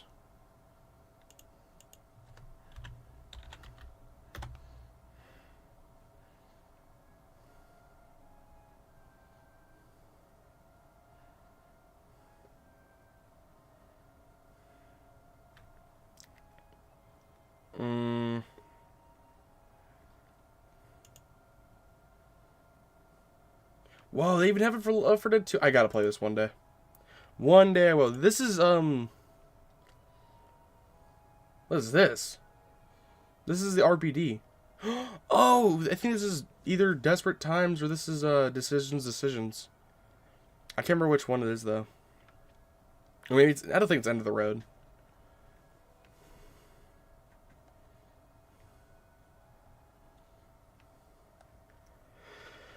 What? I'm just gonna search up fucking. I remember what the first three look like, but I don't remember what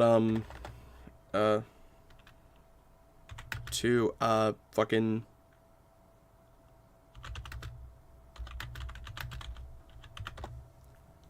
What does End of the Road look like? I don't remember this mission. I genuinely don't remember this. I know it's the last one though. I think I've played it. I just don't remember it at all. Yeah, Decisions plus End of the Road. And then what's the other one before that? It's like, I think Desperate Times.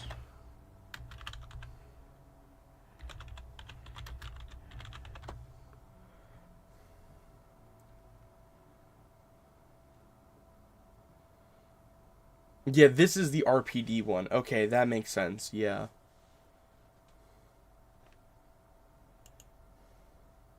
That's fucking awesome. So, I think if I had to rank them, I don't remember the last two that much. So, I'm just gonna say... I'm just gonna put End of the Road because I don't remember it. Maybe, I think it's probably a lot better than I'm giving it credit for. I just don't remember it. Underbelly, because it's kind of more boring. Wild Things, Desperate Times, and I liked the other one. Flashback. I liked Flashback. It has like the serial killer or whatever. I thought it was really cool. But yeah, Revelations 2, or File 2. It could be really good as well. I'm going to put it right beside each other because they deserve to be. But I do like Outbreak 1 more than 2. I bought it for like $40, by the way. This shit was expensive. But I cannot wait to stream these games. I really need to one day. They're so fucking good. There's a lot of fucking bees. I'm kind of debating about moving this down, but I don't want to. It's all okay. So this is all of the mainline games so far ranked. I want to go through to see if I want to change any of these in the middle because I think I already know where I'm going to put all of these. I think, besides like some of them. I don't know anything past this, but so I'm kind of debating. Do I want to put like? I'd feel kind of bad for putting RE1 OG back in mid or down in mid because, oh god, I just feel so disrespectful because I'm like it's RE1, putting it in mid feels disingenuous because like, it's no I can't. It's good. It's not mid. It's good. Yeah, I have to put it there. I think, honestly, this is a pretty solid list for my opinion. Like, okay, in Lackluster, Revelations 1, 100%, it's my least favorite mainline. Code Veronica, same thing. Like, a part of me wants to put it above Resident Evil 3, but at the same time, I'd rather play 3 than Code Veronica, honestly. Yeah, I'd rather play 3 than Code Veronica. In mid, I put 6, surprisingly. I think it's like a 4 out of 10, like a 5 out of 10. Because I do think there are a lot of good parts in it, and the amount of content, like, there is some good shit in here. I can't just get rid of all of it and say, oh yeah, there's nothing good in here. But there is some good in 6. Even though a lot of people won't admit it, there's some good parts in 6. It's just, a lot of it, it feels like a movie a lot of the time. And a part of me still kind of wants to put it in Lackluster. But at the same time, I want to put more. If I'm feeling later on, maybe I'll put it in Lackluster. Yeah, this deserves to be in C. Then Director's Cut in 1 OG. The only reason it's this low is I just think RE1 Remake is so good that it makes it kind of useless. But I'm not gonna disrespect it like that. I'll put them here. I think they deserve to be here. 3 is a little bit lower than some people might like, but I think it's still solid. I think, it's still a really good game in the series. Obviously it's fucking good. I just do think that it doesn't scratch the itch that OG Resident Evils do, like 2 and 1 Remake even. But it's still solid in its own right. I still like it. Um, Zero, same thing. I like Zero a lot, and I think the only reason they look low is because of Outbreak File 1 and 2 being here. And a part of me kind of wants to move these in the middle. How would I feel about this? How would I feel about Outbreak being in the middle? That just feels wrong, though. Like, this, in my opinion, feels wrong. Okay, maybe if I were, like, move them. If I'm judging them by the campaigns, this feels more right. You know what? No, that feels way better, because while these are on the same tier, I think I love File 1 way more than File 2. Like, I have way more nostalgia. I like the maps a lot more. File 2 is cool, but File 1's where it's at for me, personally. But I still think File 2 is, like, right here. But I think that, like, is, like, the best of both worlds. Because 3 and 0 get up a little bit more. Yeah, that's fine for me. 7, yeah, I'm kind of... I don't want to put 7 in good. I'll put it in great. But it's on, like, the edge of it. It's barely getting in the great category. Village, yeah, that deserves to be there. 2 in great. I might... Do I consider RE2 OG better than 5? No, I think I said I'd rather play 5 than 2. Because I love 2, but 5 is just a new experience with a friend. It's great playing with a friend. 1, 2, yeah, these are up here. These is 100% how I want it to go. Alright. I might still do this. I still have 5 more of these to rank. Wait, no. I have 6 of these to rank. Oh. Keep in mind that I have not finished Umbrella Chronicles and I have not finished Darkside Chronicles. But I personally don't care to because the way they play is just not very intriguing. I will one day, whenever I can actually stream it, but I don't know, I just did not care to finish them. But anyways, let's just say these are not going above mid-tier. All of these games here, also Dead Aim is, I have not played Dead Aim or anything to the right of this, so all of this is completely new territory. I don't know any of this shit here.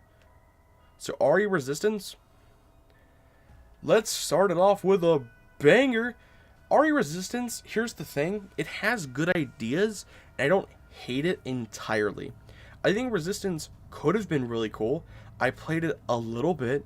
I think it had some fun ideas, and it kind of felt like DBD a little bit. It had some potential. That being said, though, it didn't have good potential. Like, this was never going to be a game that I loved. It is by far the worst, like... I mean, it is lackluster. It is the best, like, side game thing they've done. And that says something, considering that it's in fucking D. And it is at the lowest of D. It's just not good. I mean, actually, there's probably ones later on that I might choose. But Resistance, at least as of recently, this is just fucking awful. There's some good ideas here. But it's just overall, it's so fucking boring, dude. Who cares about this game? Nobody plays this shit anymore. No one wants to. Nobody gives a shit. Let's just move on to something somehow even worse. RE-Verse is going in fucking bad category. How the fuck did they release this, bro? RE-Verse is so dumb. It is so bad. It's unplayable. I'm pretty sure the support is ending, by the way, meaning that it's fucking gonna be completely unplayable soon. It's just not good. It's like, at first I was like, oh shit, it's like a, like, all characters are here and you can fight them all. Also, why was there an RE7 Chris design? Ew. But regardless, it's like, oh yeah, all the characters are here and you can turn into bosses and you can fight. And then you play it and then you get stun locked like 30 times and you're like, oh, this is fucking awful. I don't know what the hell RE-Verse is. I haven't played it in years and I never plan to play it again. Maybe right before it loses its support, I will. But until then, no. I don't fucking like this game and I don't care to play it. Next, RE-Verse sucks. Operation Raccoon City. Okay, look, I'll give it some credit. Operation Raccoon City, I like the idea. I like the idea of Operation Raccoon City. Like, you know, it's kind of like Outbreak in a certain way, but, you know, you're going in and you're shooting a bunch of people, but it's the one that's like fucking in the first area, you're like shooting actual people, and they're like, you can like, what's it called? Like, it feels like RE5 at the very end, but like the first 5 minutes. You know, the zombies feel whatever, the gameplay's whatever, you can turn into a zombie and attack your teammates. It's just weird. It's just bizarre. It's not good. It's so whatever. It's such a meh experience. I give it a thumb down. Nemesis is kind of cool in it, and some of the ideas, like I said, are kind of cool. But overall, also I really like the thumbnail art for this. The cover art's pretty good. But Operation Raccoon City, I never played it all the way through, and you can kill Leon in this game. I'll give it one positive. You can kill Leon S. Kennedy and Claire in this game. It's crazy. Like, that's pretty fucking crazy. How you can just straight up kill one of the main characters with some randos you never met. Ballsy. I think the game is better than Resistance because it's like a full game, but it's not good. Some cool ideas did not match up anywhere. Yeah, Umbrella Corps, I don't care, it's the worst game in the entire series. I don't have anything to say about Umbrella Corps. I don't. Umbrella Corps is a fucking disaster of a game. They should remove this game from every fucking platform. This should never be played. This is a disrespectful piece of shit to the players. Again, Bakbasu has described it in ways that I personally cannot.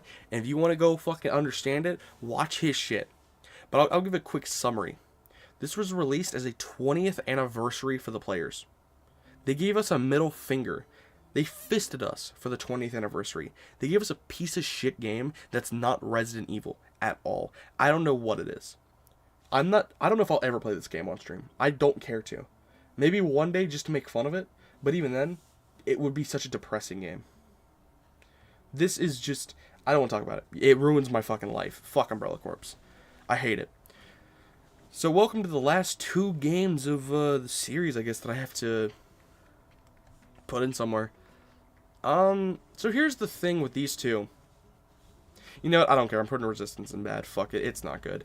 At least this is a video game. Resistance is not. So, Umbrella Chronicles and Darkside Chronicles, they're kind of... This is just the same coin, basically. Like, it's like a Wii... It's like RE4 on the Wii, but like a full game, and you like... Enemies are coming at you, and you have to like aim your mouse, or your fucking Wii thing to shoot at them with your remote. It's cool. I like Darkside more because it shows a lot more things between Leon and Krauser, and I think it's way more interesting. And I think being able to like play as Leon and Claire in the RPD together is really cool. I like the ideas. The execution's a little muddy though, I ain't gonna lie. But I do think it's a lot better than this. I'd even like to call it that it's better than Revelations 1. But Revelations 1 feels more like a video game of Resident Evil than this is supposed to be. Like, this is just a game. You know, like, I don't know. I can't really describe it. You know what? I might actually do this. I might fucking move. How would I feel about that? Because I feel like it's a lot more fair to put these in lackluster, but at the very bottom, because yeah, they're cool games, they have some cool ideas, but at the end of the day, they're barely a fucking, like, it's just like a Wii shooter. It's whatever, you know, on rails. I just don't think that's that good of a game. You know, Resident Evil's not exactly that, but they're cool for what they are, you know. But to call them anything better than, like, even Revelations 1, I can't say that about. It's just, no. I think Umbrella Chronicles and Darkside should be here. I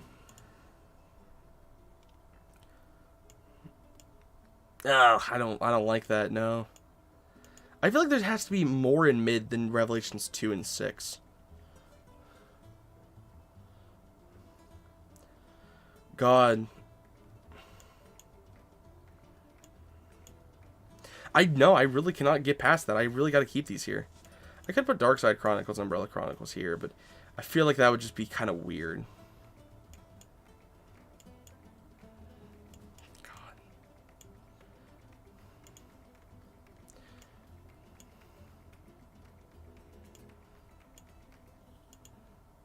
Look how fucking weird this list is. It's just 4, 4, 4, 4.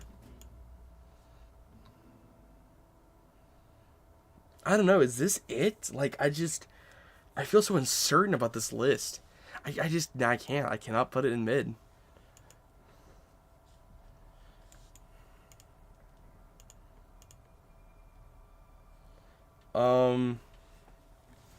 Like I said though, I have not played these 5, or 6, my bad. Dead Aim, I might play one day, but I heard Gaiden's dog shit, Survivor 2's dog shit, Survivor 1's dog shit, 3D Mercenaries is whatever, and Deadly Silence is pretty good. So maybe I'll have to play these too, but other than that, I've never played these games. So maybe I'm not a real Resident Evil player, but I just have never cared to play these ones. So I'm going to go through every single one of these and see how I truly feel. Did I put that there? Nah, I gotta put it in the GOAT category. I could even put 5 in there. Nah, I'm putting 5 in GOAT. No.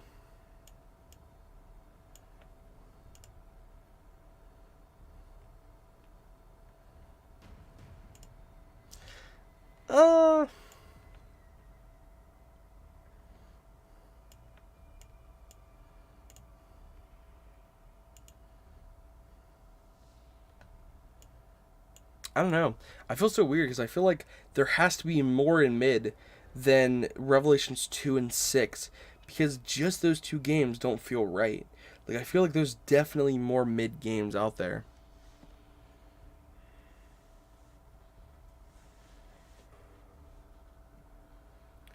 Could I have the courage to call Resident Evil 3 mid?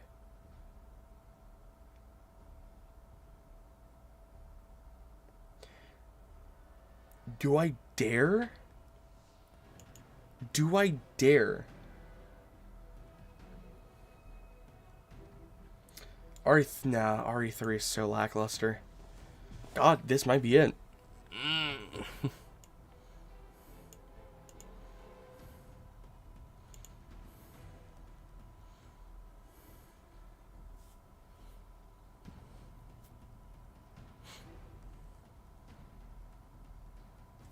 Oh my god.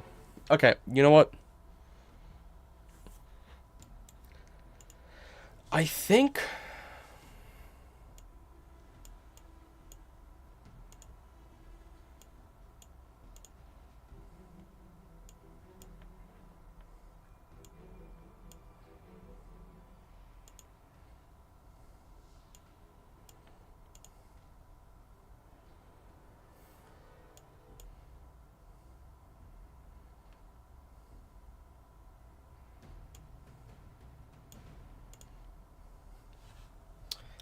this is actually not a bad list.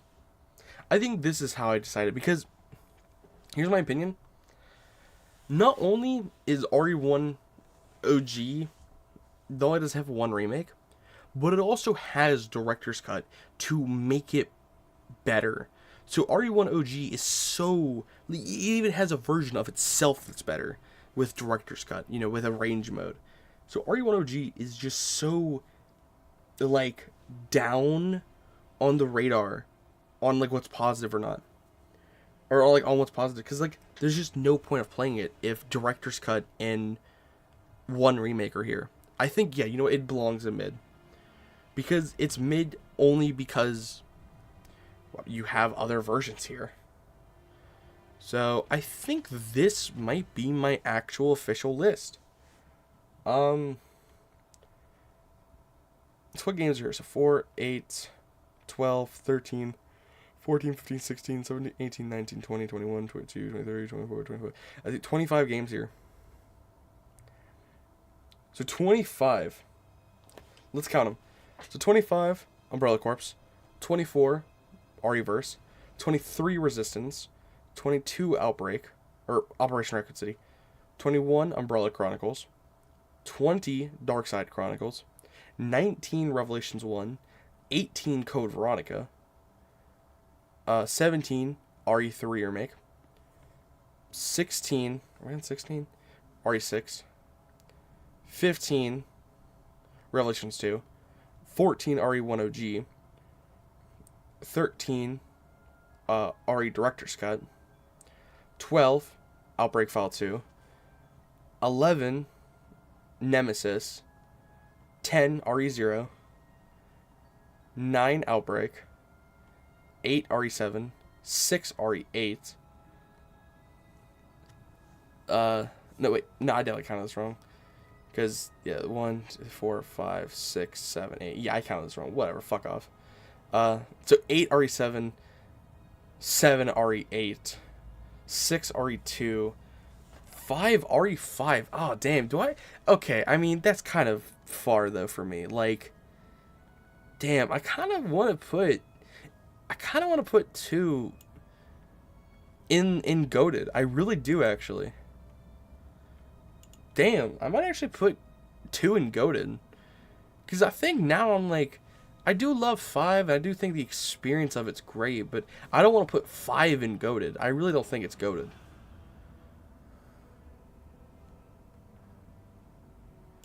But I don't see myself playing 2 that much to where I could call it that. And 5 just feels weird to put in Goated status. I guess we'll keep it there. It's fine. Yeah, then 4 RE1, 3 RE2 remake, 2 RE4 remake, and then 1 RE4 OG. Alright, I think that is my tier list. Holy shit. So, if you guys skip to the end of this, you guys might be wondering, wow, why the fuck do you have this here, and why is that above this? Well, if you didn't watch the video, or the stream, whatever, then you understand, or you won't understand why. But if you did, hopefully you understand my reasoning. Hopefully you guys like the reasoning. If not, whatever, can't convince you, sorry. But I think this is my list. There are some that I do feel kind of mixed about, where I'm like, I could put this here one day, I could put this here another day. One of my biggest, like, RE1 OG, I feel like belongs in good, but at the same time, the other versions make it kind of obsolete, so what's the point of playing it? Which makes it kind of like, whatever. You know, Outbreak should be, like, in great, but because of its Wi-Fi connections, you know, even 5 and 2, I'm kind of battling on what I want to be my number 5 spot. Both are kind of here at the end of the day. I don't know. But I honestly feel kind of good about this list. You know, like, I don't know if I really want to count these 2, but I think overall, I really do, like, I feel like this captures my opinion about the series. You know?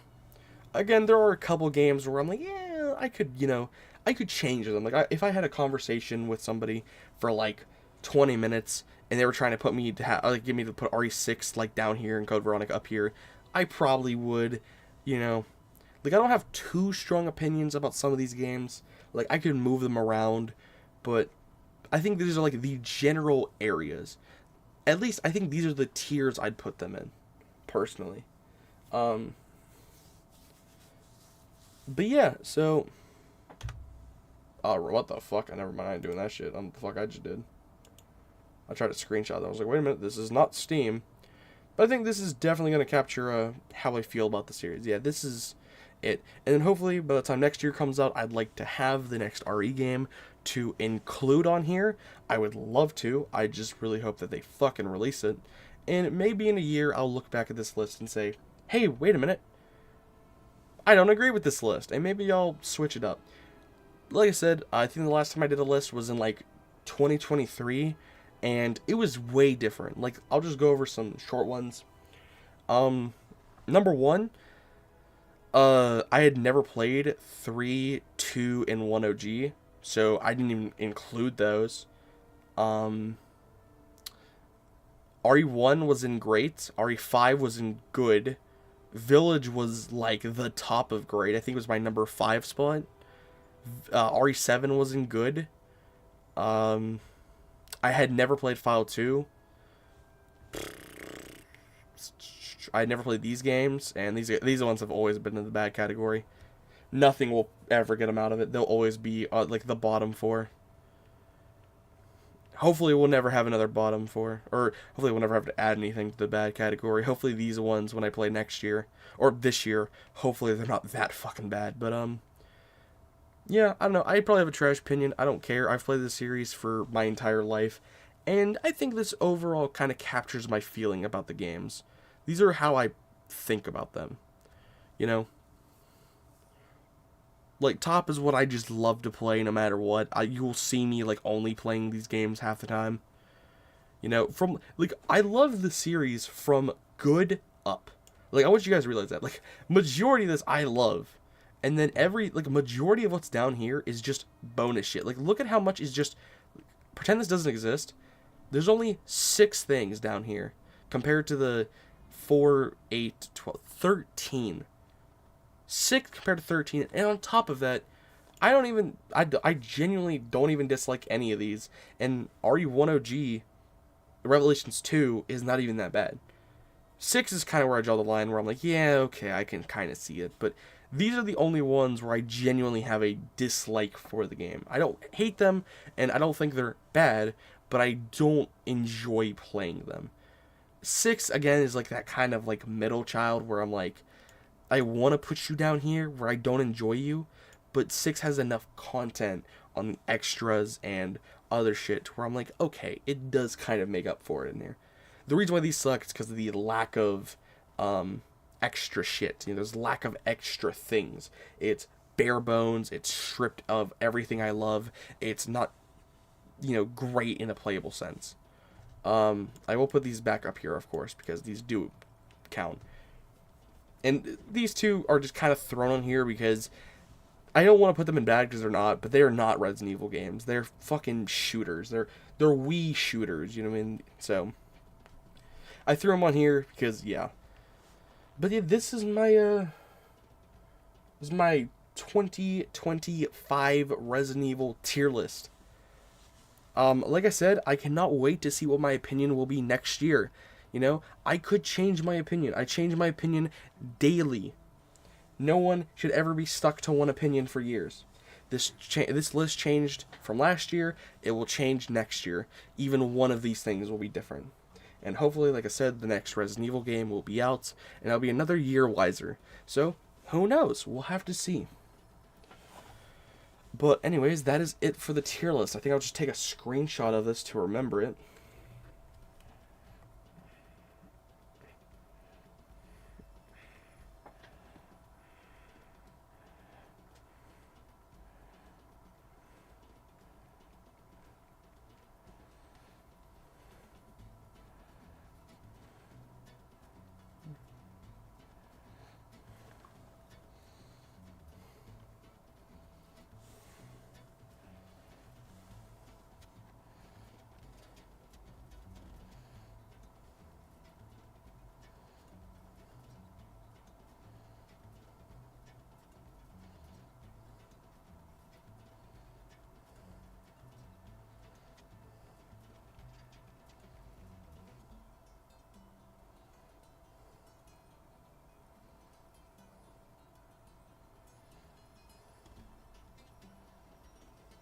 However, it worked.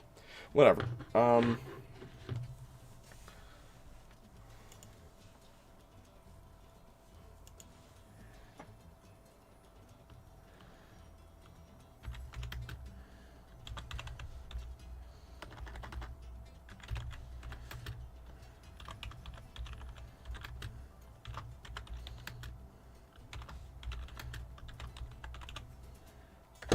Fuck.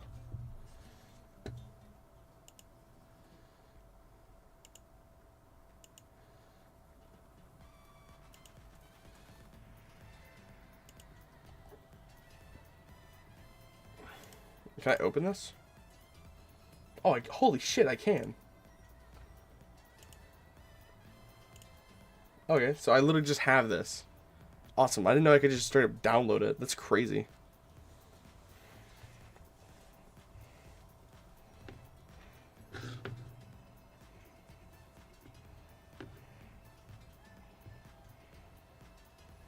But damn.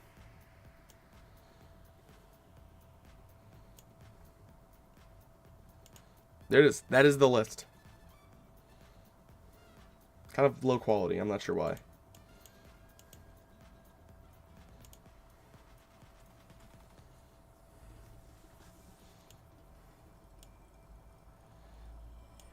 But yeah, okay, that's it.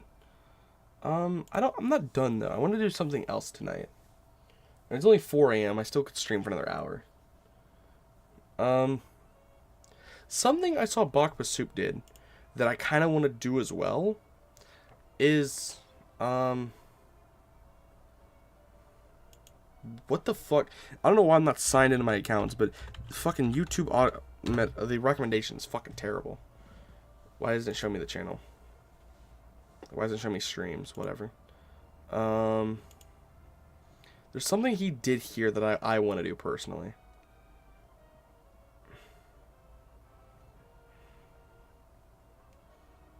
There it is. The review and tier lists. I don't know you, woman. Leave me alone! It's called Buy Premium. So I'm very curious, how long did he spend on his,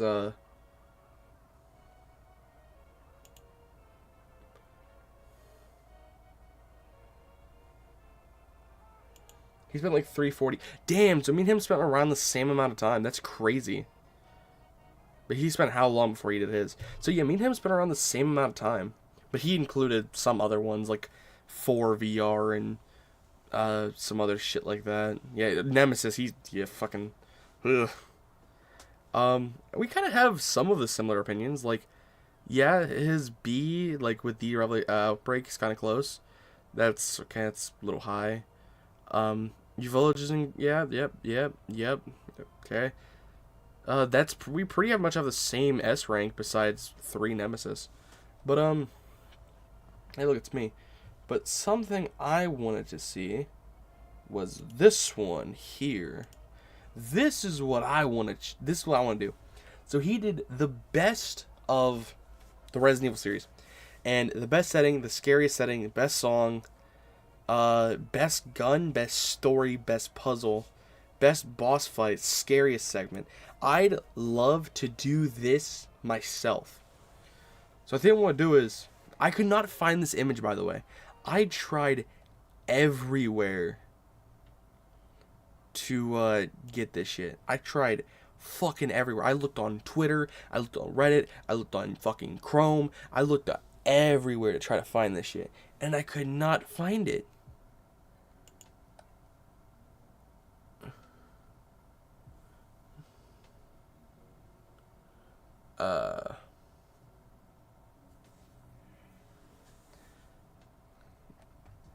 So I think I'm going to copy, because I couldn't find the image, I'm going to copy everything and I'm going to put it on, like, my own thing or whatever. I think I'm going to put it on, like, Notepad. That's Steam, dipshit. I'm going to put it on Notepad, and then I'm going to rank them, or, like, I'm going to put my things on here. So what the fuck is it? So let me look at these. I have so many fucking tabs open, bro. It's insane. So let's get rid of this. So it is best setting.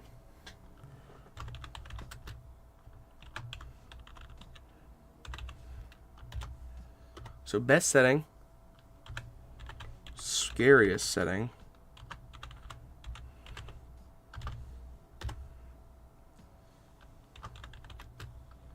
best song. I also gotta make sure that I'm not fucking doing anything else, because I keep forgetting that I have, what's it called? Hotkeys on for shit. Like mute. Best gun? I already know what's going there. Best story, that's intriguing. I don't know what the fuck I'm gonna choose for that. So I really wish I could fucking type better on keyboard and mouse. I just can't. And also because I have to, like, fucking reach over just to do anything. My setup is not great for, like, keyboard and mouse. So that's why it takes me so long to type shit. It's a little bit closer, so I should be going a little bit faster now. Best puzzle. Best boss fight. I'm not going to spend that much time on this, but just enough to, like, warrant a little bit more.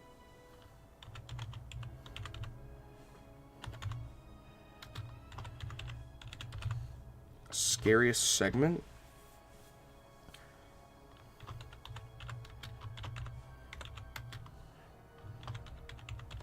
Most hype moment. That's an interesting one as well.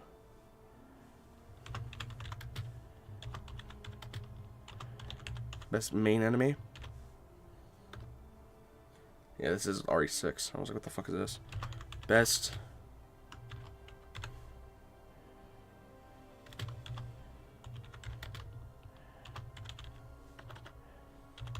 Best non-main enemy. What else is there?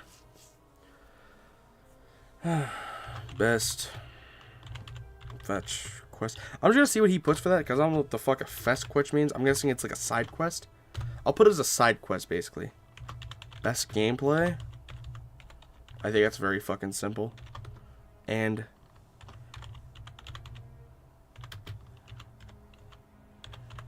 Alright, that's all of them. I'm just curious, what the fuck did he put for some of these? Like, what does he mean, like, most hypest moment or whatever the fuck it was? The fuck does best, or, like, most hype moment? Like, I kind of get it, but I don't get it at all. Okay. Oh, Rebecca Photo RE2. Best gameplay? Well, me and him are definitely sharing that. Best character and best villain. Yeah, I think I'll add that too. That's a great one to add. Revelations 2, good ending. Dude, I was thinking the same shit. I was like, doing Barry pulls out the fucking Magnum. I was kind of thinking about that too. I was like, damn, that's fucking fire, dude.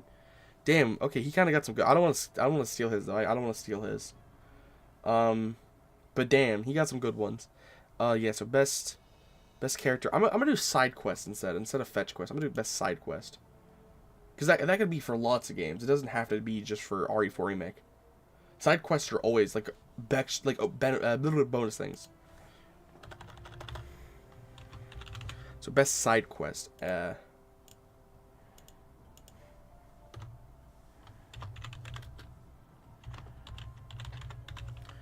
Best character. Alright. Here we go. I'm going to start doing these as well. I'm very curious about what I'm going to do for some of these. What the fuck? Okay, that's not what I wanted to do. I just wanted to make it larger. Well, I guess that's not fucking happening. I think I can just change the font though. Let me just change the size. File. How do I do that? View? No.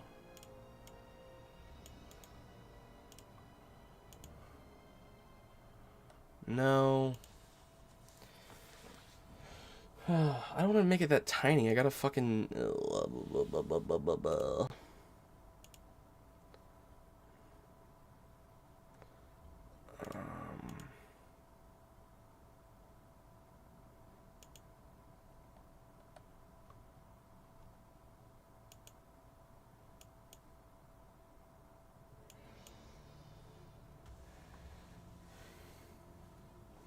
Is that good enough? I mean, it just still feel a little big.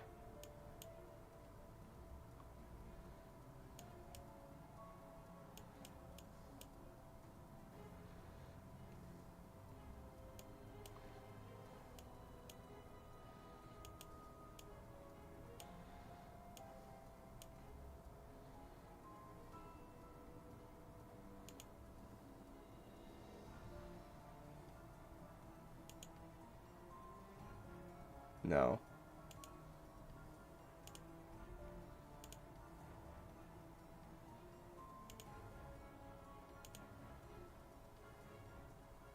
What does tone mean? Whatever. Oh, you guys can probably read that, right? I'd assume so.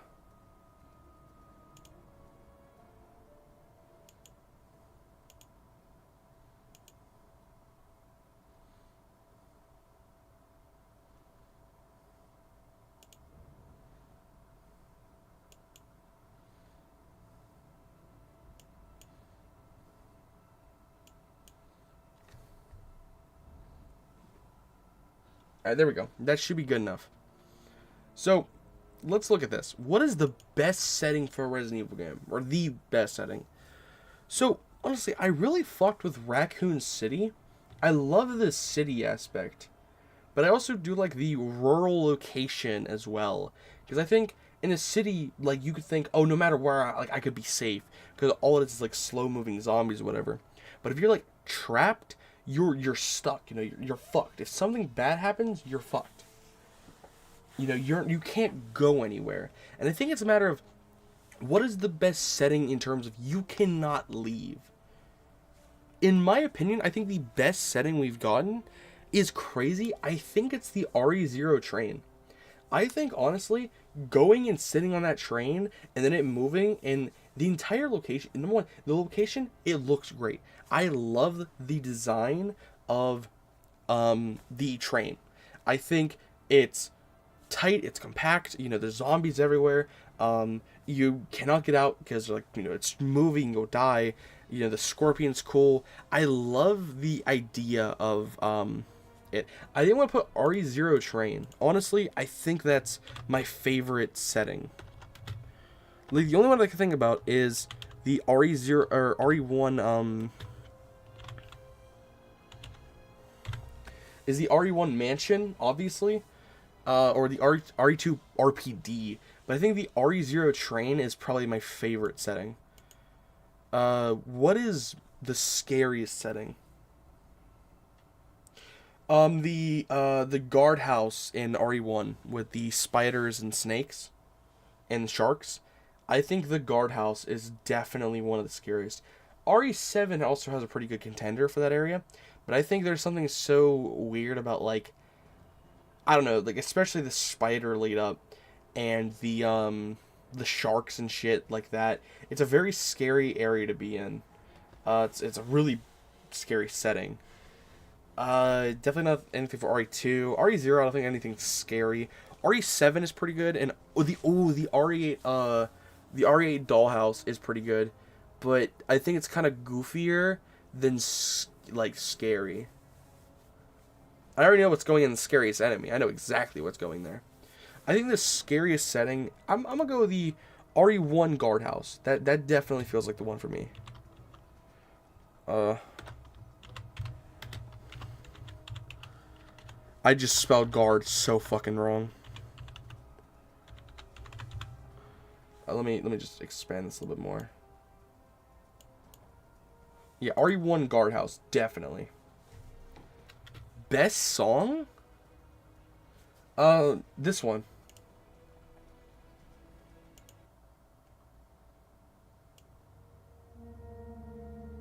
I love Serenity. I used to have this shit on my background. The only one that comes close is that one. This one. This one. This one is like my second favorite. I love RE0. And this one.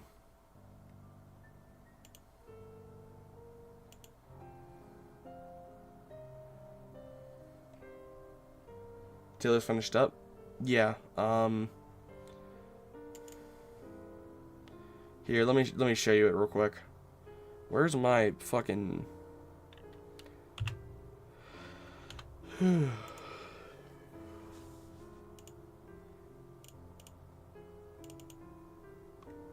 That's my tier list.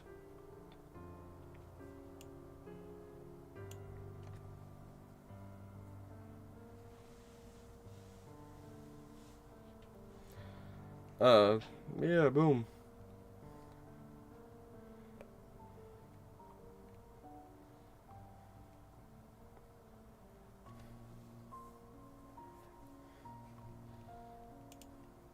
So, what is the best song? Yeah, like I said, I think it's Serenity. I think Serenity.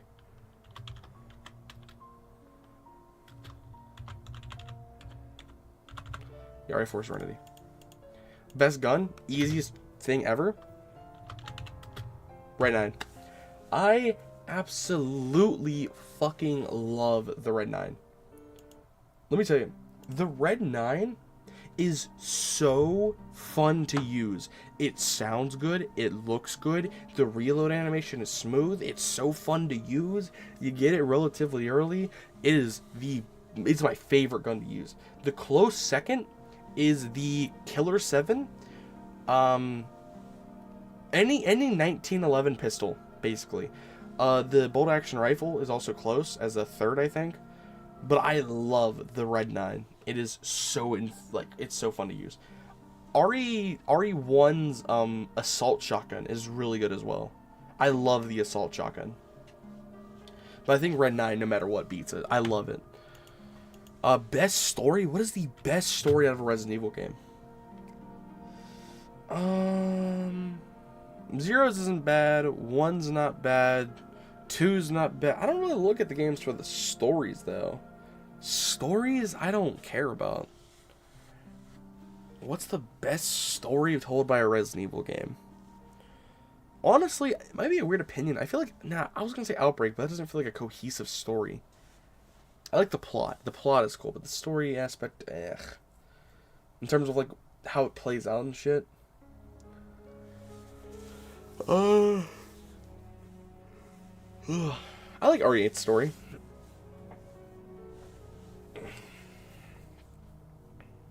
But the actual, I don't know. Fuck, dude.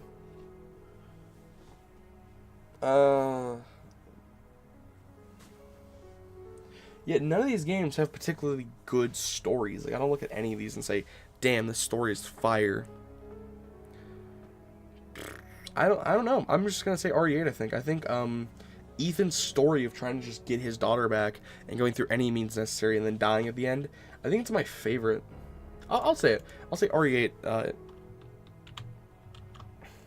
RE8. I don't know. Like, I don't really care about the stories, though. I just think it's pretty good. Best puzzle. Ooh, this is good. So, what is the best puzzle? Oh, fuck. That's a good one. Oh, I immediately think it's something from RE1. Damn. Does RE0 have, like, a really good one? I think all of RE0's is weird. Like, and there's a chess one. When I think of RE1, I mean, I think of, like, there's the night one, there's the painting one. I love the painting one. I think it's very good. I don't know, man. That's a really weird thing to think about. What is the best trap or best puzzle?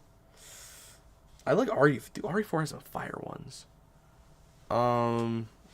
Wait, I know what it is.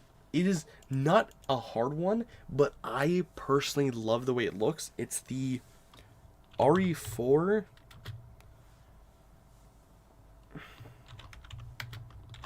Duel.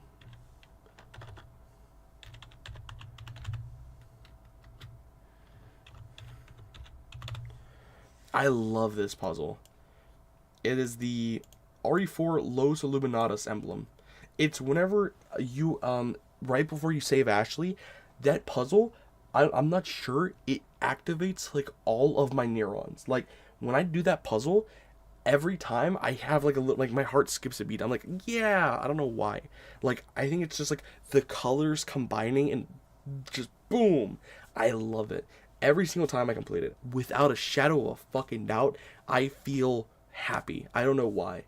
It's such a weird thing in my brain. Best boss fight. Shit. What is the best boss? I kind of want to go something from RE5. I kind of want to say, Wesker's boss fight. Because I really fuck with Wesker's boss fight. And, like, whenever you have to, like, shoot him with the... No, it's the... fuck. Is it, though? I was going to say the RE5 Wesker and Jill fight. I kind of want to go the RE5 Wesker and Jill fight. Truthfully. The only other thing I could think about is... RE1 Tyrant. RE2 Mr. X. No Nemesis. I don't like any of his fights, really. Verdugo's fine, but Krauser's, RE4 Remake Krauser's really good. I love his boss fight. But I think 5 just scratches a nice part of my brain. Morose is really good as well. Ooh, yeah, you know what? I'm gonna go, RE, 5. And we're gonna do, fuck. RE5. Wesker and Jill. Scariest segment, I kind of want to go RE1's spider area. Like, when I think of scary, that's immediately what I think of as the scariest segment being there. Regenerator's not a bad area, but I wouldn't call it scary. The baby segment, no, I think the scariest segment is the Shadows of Shadows of Rose. Shadows of Rose.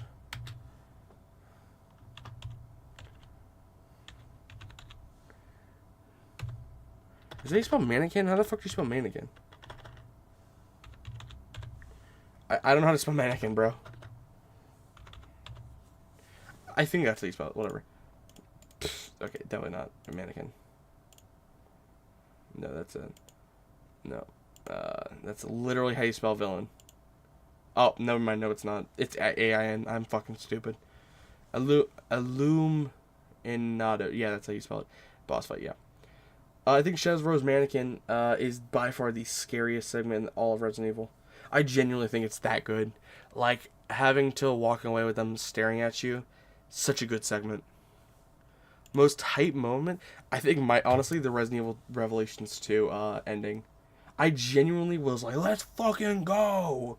Whenever that happened, because he's so badass. Like, him walking away from the chopper with his magnum, knowing that this is like the final time we're going to see Barry, is such a fire moment. I don't care, I'm stealing Bakba's answer. I'm stealing his fucking answer.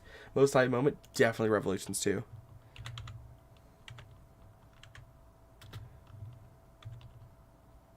I'll say, yeah, Rev 2, good ending. I'll put what he did. Honestly, when that happened, I genuinely was like, let's fucking go. This game may have not been that great, but that segment was awesome. Best main enemy? I kind of want to go with the Ganados from RE4. You can sympathize with them. Like, they're innocent people, kind of. I really like them. They're just solid. You know, I think they play well. You know, they're advanced. They're not just zombies. They don't just bumble the fuck towards you and kill you. You know, they have strategy. Yeah, Ganados RE4. That easy.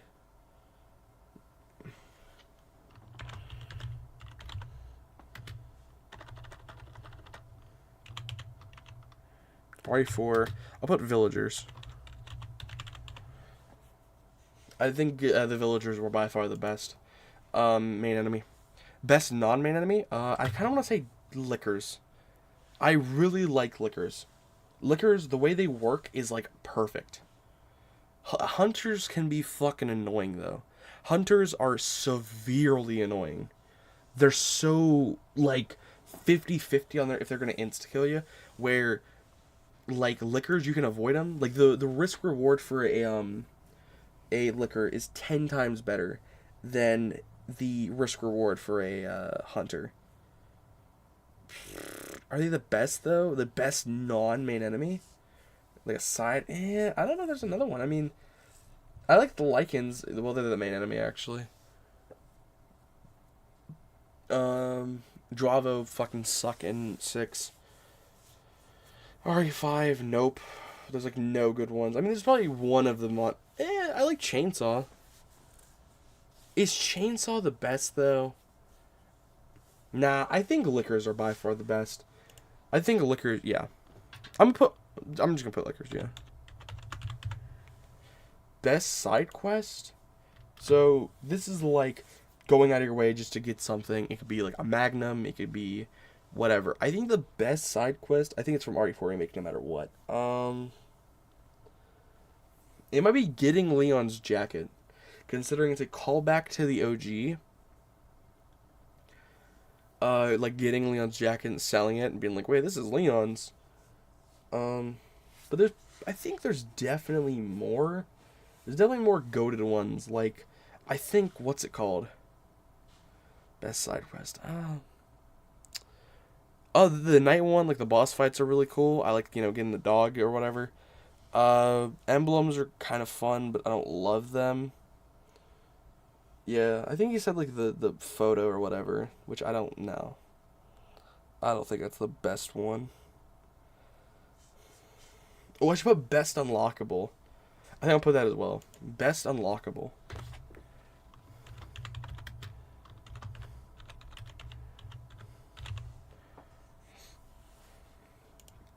Best side quest?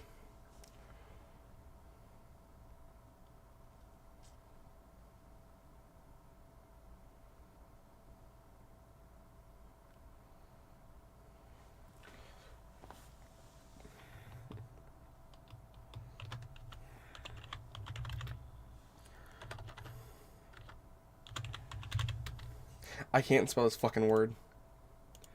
Separate.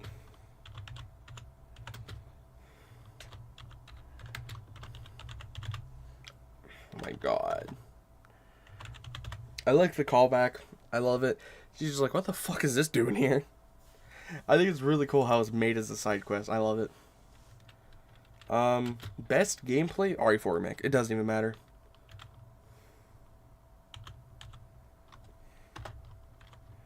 RE4 Remake. I don't care. That's as simple as it goes. Scariest enemy? What do I look at and just want to shit myself in terror? Reaper's pretty good. I think the tyrants, spiders. Super Salvador is really good. I think they're really scary. Yeah, I'll go RE1 spiders. The only one I look at and I go, damn. Well, you know what? At least I can see the spiders. At least they're not that scary. I think the RE8 mannequins. No, I'll put that. The RE8 mannequins are the scariest enemy. Best character? I mean, I'm trying to think of a character that has like lots of like character development. I kind of wanted to do the generic thing and say Leon, because Leon has never been a bad character. He's always stayed the same. Jill's a good character. I just wish she had more like time. Claire, no. Chris, he's the main character, but he has so many ups and downs. I'm gonna go and say Leon. I think Leon is by far the best character. If what's her name? If Jill had more screen time and Chris wasn't so fucking bounty on his personality, then maybe I would like other ones. I just think it's Leon. Best villain? Honestly, I'm Jack Baker. I don't care. I think Jack Baker, the way he handles himself, the way he's like a fucking, like, he's a lunatic, but you know that he's not trying to be that. He doesn't want to be that. But that's just how Evelyn made him. And I like how in Daughters you can see him beforehand and how he just was a normal dude. You know, he was just a father. You know, maybe not the best father, but he was a father at the end of the day who just wanted to protect his family. And then what happened to him, I think it's a lot more compelling. A lot of people would put Wesker, but in my opinion, Wesker's had some weird, like, his whole character is just kind of fucking weird. He just kind of sounds like a Redditor the entire time. Like, you know, I just don't like, I love Wesker for him, but when I look at the best of the best, and I look at, like, everything that makes a villain, Wesker just feels like a generic bad guy. Jack Baker is a tragedy. You know, it's a tragic event that turned him into who he is. You know, Jack Baker never wanted to be involved like Birkin did. You know, Birkin's a great villain, but at the same time, you know, I think what makes Jack Baker so good is that Jack Baker and William Birkin are basically the same character. Besides, one was basically heading into this shit, you know, making the viruses, testing them out on people, and doing it to himself. Jack Baker was just a normal family man who just wanted to help his family and wanted to help a random little girl, and that ended up ruining his life and killing him and his family in the process. So I think Jack Baker is by far the best villain, more so than Wesker. I don't care. Best unlockable? Infinite RPG, Resident Evil 1. Or the Infinite Ammo in RE7, not really. What does RE8 give you? I don't remember. Not RE6, RE5, no. RE4 is really good for the PRL, but nah. It could be skins as well. 3, no, 2.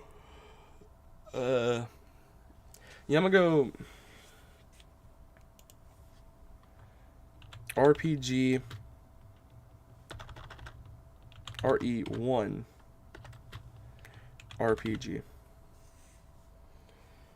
There's actually a couple other things I want to add in real quick.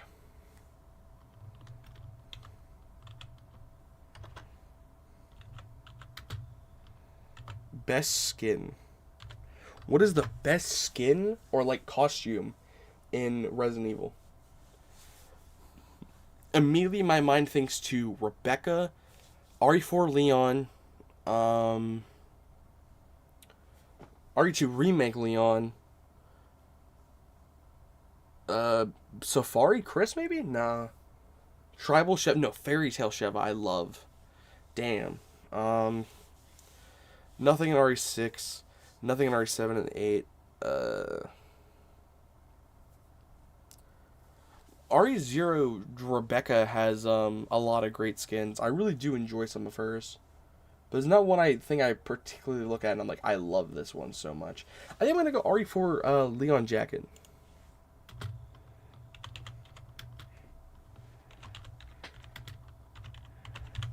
It's so weird that Leon Jacket appeared 2 times in this. I think it's my favorite skin by any character. Is just I love how it's just normal. No, I'll make it this better. Best alt costume. That's what I'll put. How about best costume and then best alternate costume? That I feel like is way better.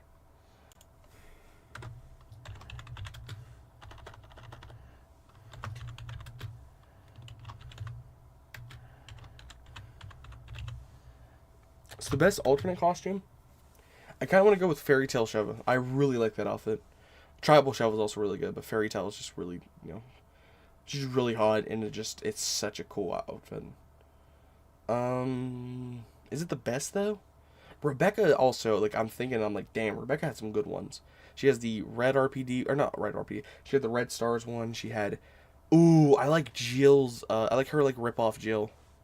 No, the best alternate, no, see, here's the thing, I don't want to take, so, I'm not going to include, like, RPD, or RE2 Remake Leon as an alternate costume for RE4 Leon, or I was going to pick RE3 Jill and RE1 Remake Jill. No, I'm not going to include that. I would choose RE3 Remake, or RE1 Remake for RE3.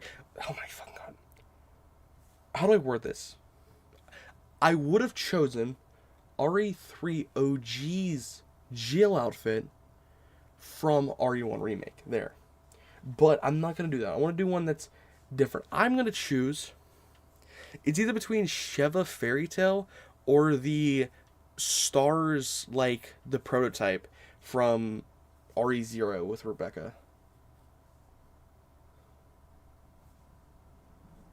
Fuck, I don't know which one to choose. I really like both of them.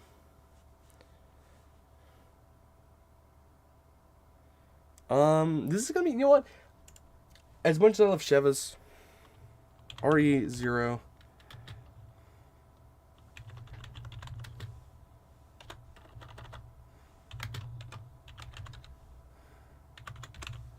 I'm pretty sure they're like...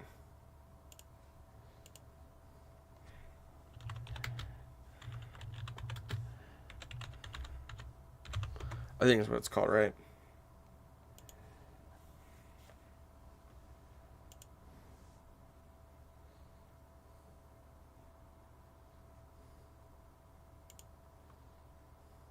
There's no good outfit that displays it. I don't know why there's just no good outfit that displays it. The one I was thinking about, I love this red one, I love this one, and I like this one. But I was like, which one?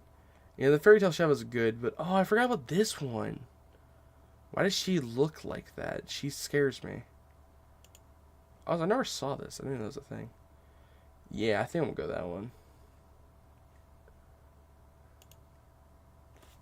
But yeah, RE4 Leon's jacket is literally the most iconic. The only other one that comes close though is RE3 Remake Jill's or RE1 Jill. I love RE1 Jill's as well. Especially with the little fucking beret she has. It's so cute on her. But I think I'm gonna go RE4 Leon jacket. Chris doesn't have anything. Claire has a good one. Well, I don't know about the best. Barry's is pretty good. Yeah, I mean, I feel like it'd be unfair to have a best alternate costume and then have... I mean, I know the Stars prototype is like a rip-off of RE1 Jill, but I think, it still counts because it is a new one. It's not even for the same character, and it has changed enough to be its own thing. But Fairy Tale Sheva is like right there. Oh my fucking god. I just ripped my fucking headphone out of my ear. But I think that's it, guys. I don't think there's a... Also, why did my playlist stop playing?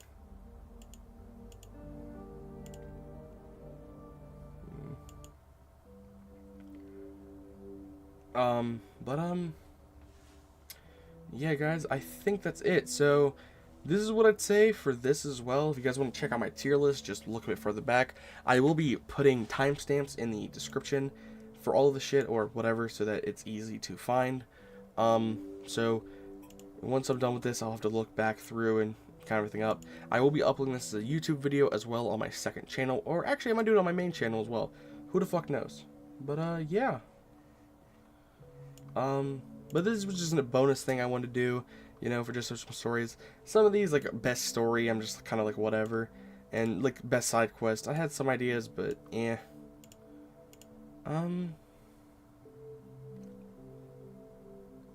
But yeah,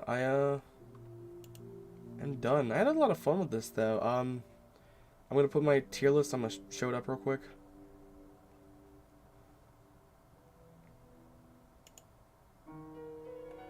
This is RE0. Wait, what the fuck is this one then?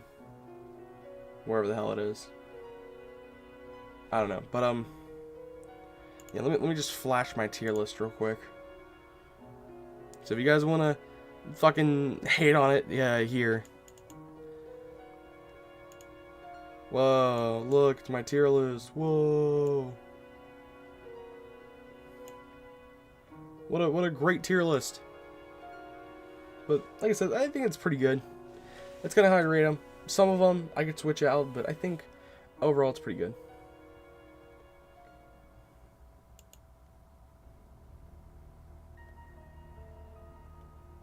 But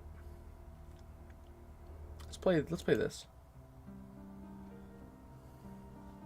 Anyways, guys, so thank you for watching. Thank you for coming to the stream. This was 4.5 hours of me yapping about games.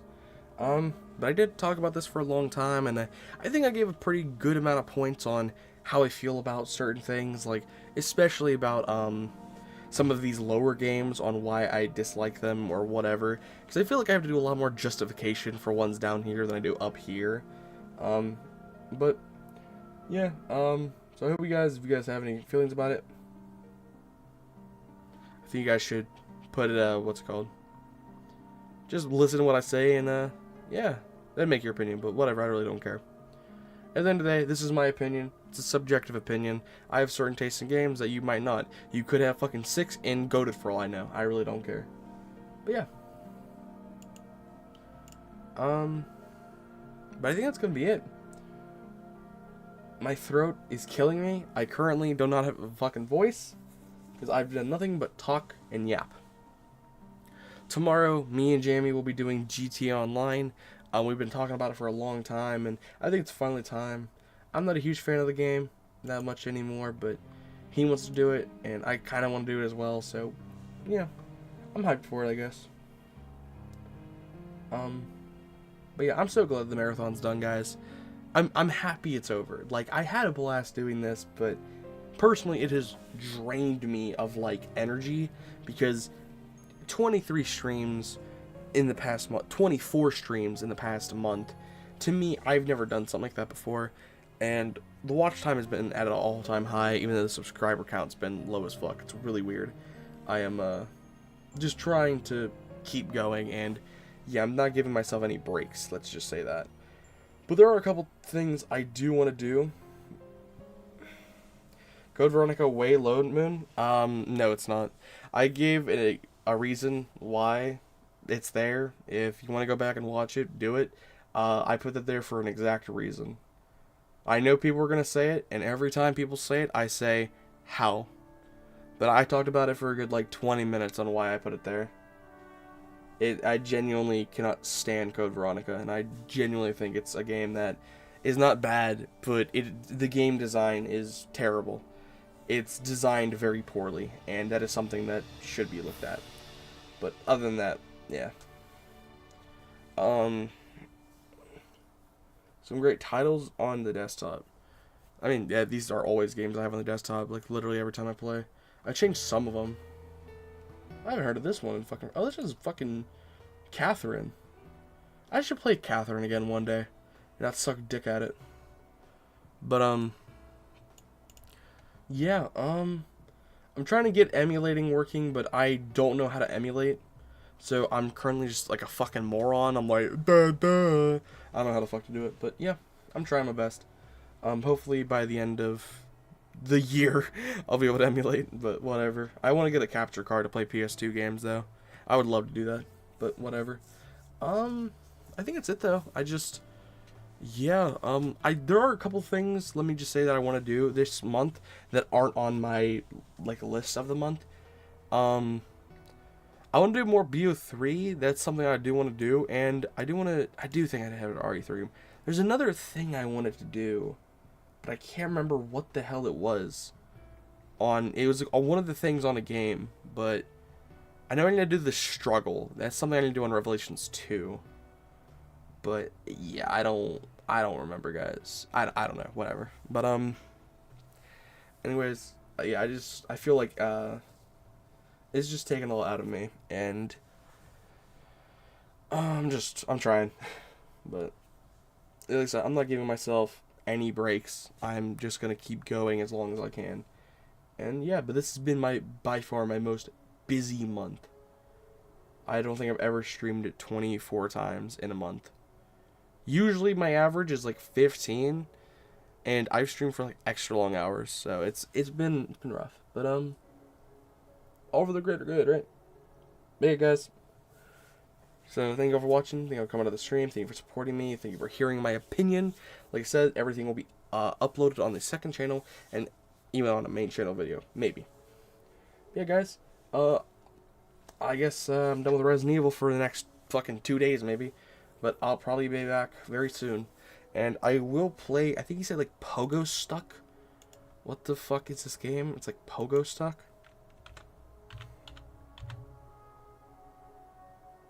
Pogo Stuck Rage with Your Friends. Is this the start or... Shut up. I don't have friends. This is gonna be solo.